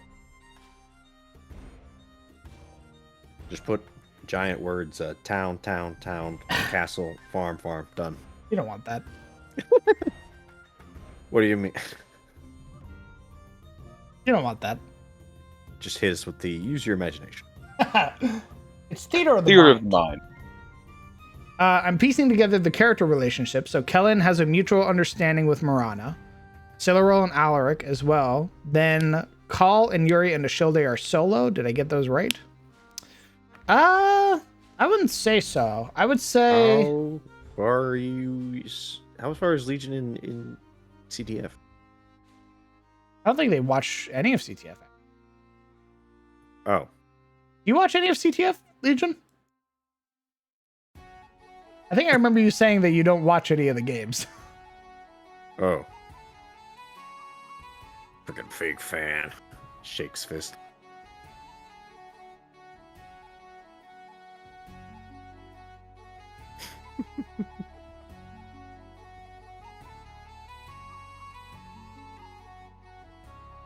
Yeah, not yet. So I would say it's Kellen and Marana. Kellen really likes Marana. Yuria and Silril. They've been vibing a lot recently.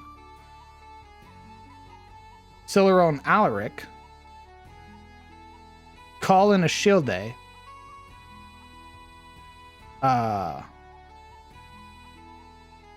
that's it. Before Call showed up, it was just sort of a shield day by herself, but now she has Call. Yep.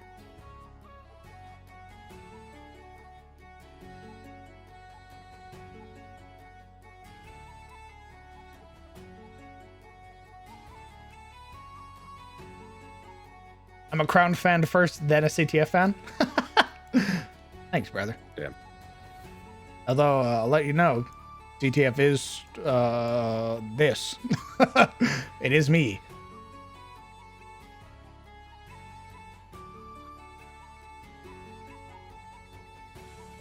Here for the makings of these maps. Don't you want to see them in action?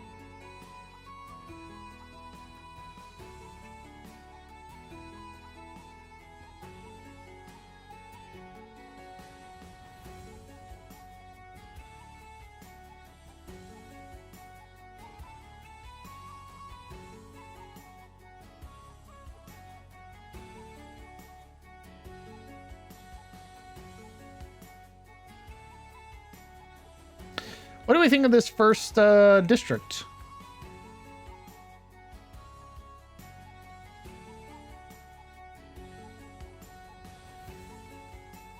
Much more roomy, much more fancy. It rings out a certain air of superiority and good breeding.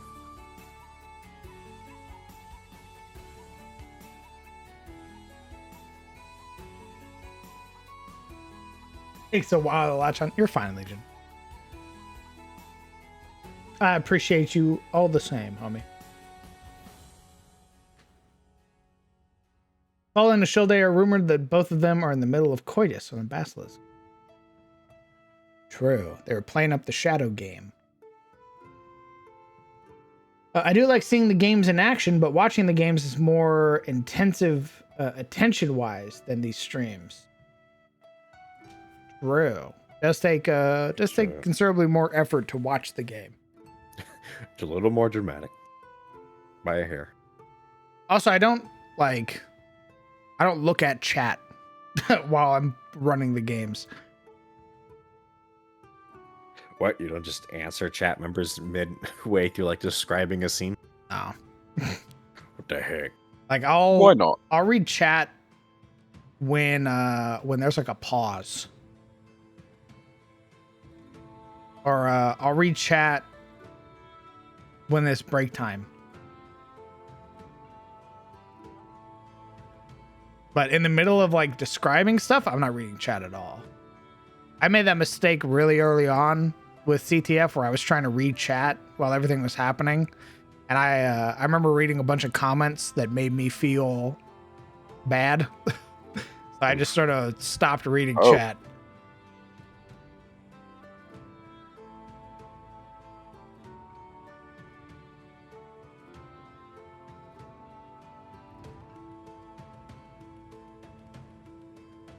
Yeah, we noticed. Jesus, Octal. What That's the fuck? right, Octal. What the heck, man? That's like 350 plus hours to catch up. You need a lot of time for it. That is the thing where I'm like, hey, if you want to watch the games, by all means, don't feel like you have to, though, because these games are 5, 6, 7 hours long. Someone needs to go and make like a to watch list, you know. Here's the sequence of CTF episodes that you need to watch to actually understand what the story is happening. You can ignore the rest. You should do recaps every 10 episodes. Whoa. Like a campaign diary type deal. Maybe. I just don't know how to like record, like actually do like software recording stuff. I know how to turn on OBS and turn it off. I don't know how to like actually record. But I think that'd be a lot of fun. Episode 1 through 10, The Siege of Henkeep. Episode 11 through 20, The Southlands. Episode 21 to 60, Hunting the Basilisk. Now, hold on, between there's the facility.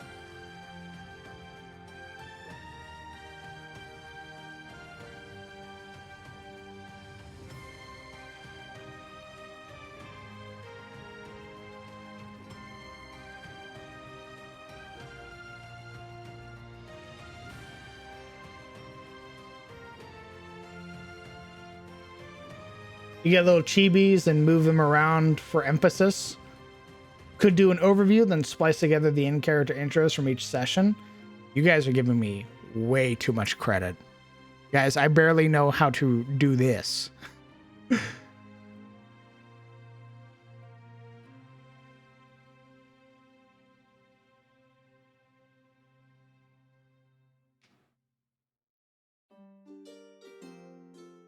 Chat, I'm gonna be honest. If the Basilisk Hunt goes to episode 70, I'm just fucking killing off the Basilisk. Creighton's gonna roll in, and he's gonna just fucking obliterate the Basilisk in one hit.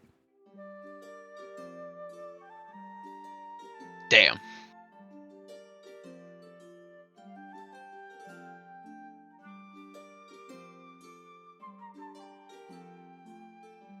Shit fucking holy shit. Could you imagine? The party rolls up to the lair and it's just there. It's a corpse. It's dehydrated, it's starved, it fucked itself to death. At least it was happy.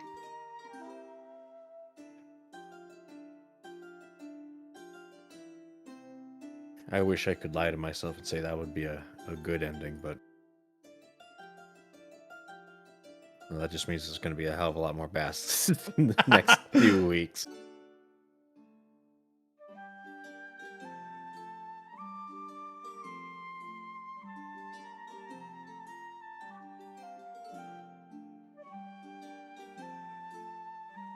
And he will look at the party with a disappointed expression, say under his breath, pathetic. Yeah, Creighton would.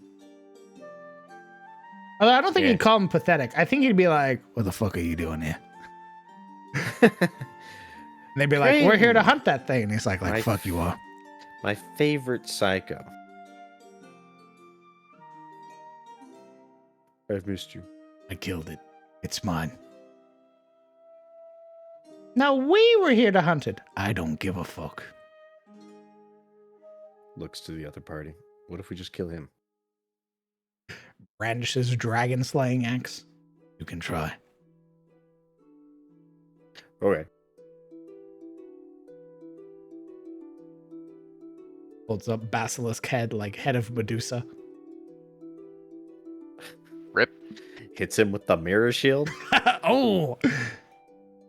You're not immune, dumbass. You need light for the mirror shield to work. What? Yeah, Stinky. Well, yeah, obviously, but like, you telling me that you would be outside. Be in the cave. Well, then why would... Okay. How much light? I think it was like you need like torch light. Like it needs to be bright light. Well, guess what? Call us a torch, alright? Boom, problem solved. What about Solar Swihender? Does that count? Yes. Oh, there you go. You got light. Jesus.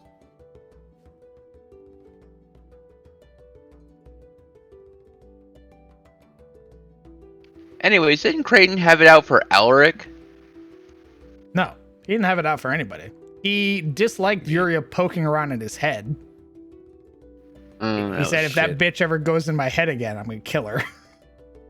Actually, I think he said, if I see you again, I'll kill you, but yeah. Did he say, I'll kill you again if I see you? I thought it was, if you poke around in my head again, I'll fucking kill you. It's been a year, my man. I think he said, if I see you again, I'll fucking kill you, because think he would. I think he promised to skip the whole waiting for me to invade his head again and go straight to murder. Because Creighton, but I don't remember that. Yeah, I it wanted was to- like during the escape or something like that. I do remember that they met again during the escape because he's the one that killed the guards. he cheated. But I definitely don't remember him threatening the party because I wanted it to be like a sort of tense send off. If you guys run into each other again, it'd be a very like tense situation. You're kidding me? I'd be like, it's my favorite prisoner. Ah, fuck. How are you still alive? I could ask you the same thing. I don't even know how you got here, to be honest. Boat. Whose boat? My boat. You on a boat? I did.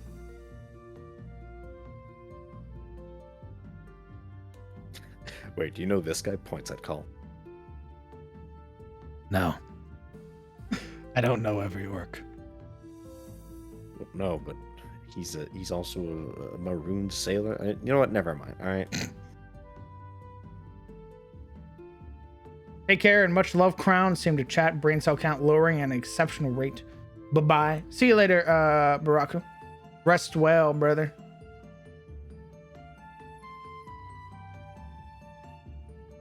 Chat GPT. You know you need to like register your phone number to be able to use that? I was gonna poke around at it for like to see like how it does descriptors and stuff like that. Because that's one thing I suck at is describing stuff. I'll get better at it. I was like, I wonder if this thing is any good at describing shit. And they want your fucking phone number and all that other shit. So I was like, oh, never mind. We only tell ourselves that because Sirik's in the room. Bro. Piece of shit. Right. If he was gone, I'd be the best describer ever. Boom. Just kill anyone that's better than you. Oh my god, it's so simple. I will be the biggest fish in this tiny pond. Get bent.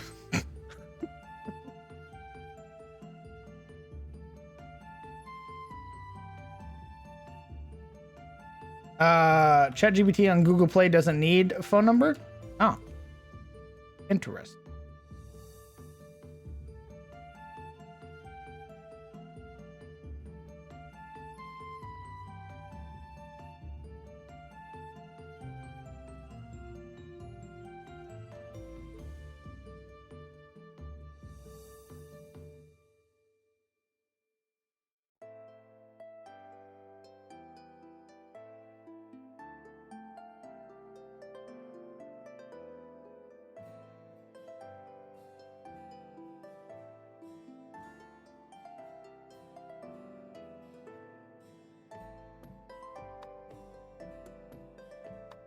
It didn't when I signed up, but maybe it does now. I was messing around and came up with the idea of a feast hall in the Empire of my setting, where a river runs through changing colors with courses to match the major houses. That's pretty neat.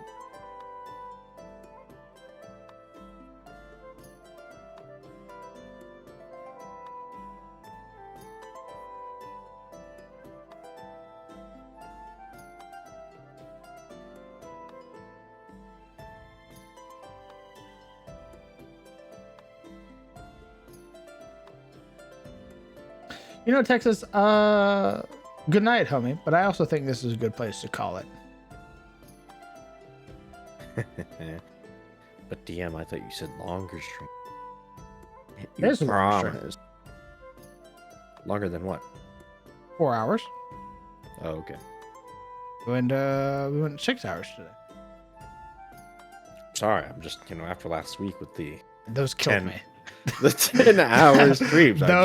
Those left me exhausted. Yeah, I imagine. Say goodbye. Just basilisk. Goodbye, chat. Bye, chat.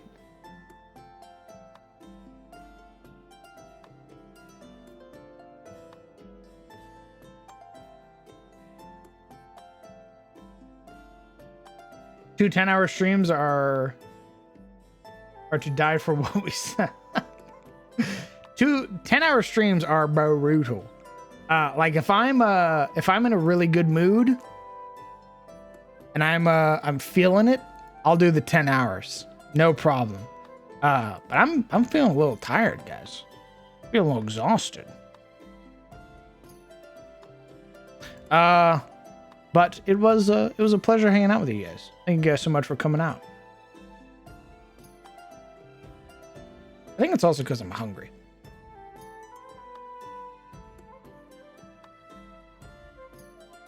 But that's it for me tonight.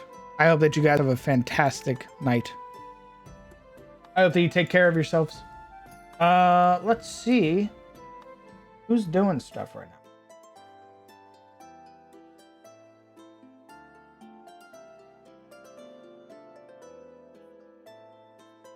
Well, let's raid the next person. Let's keep it going. Art Heart Studio.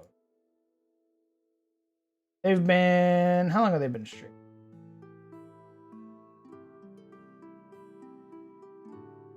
About 2 hours. We D&D, the Ganjaria Saga. Oh, looks like it's a homebrew game. Okay. The lack of rogue made him tired. True, I do need more rogue energy. I hope that you guys have a fantastic night. We're gonna raid these guys, keep the D&D love going. They're playing their game right now. All that fun stuff. Remember our rating message as we pass the crown to you. I hope that you guys have a fantastic night. I hope you take care of yourselves. I hope you hugged your loved ones and tell them that you love them.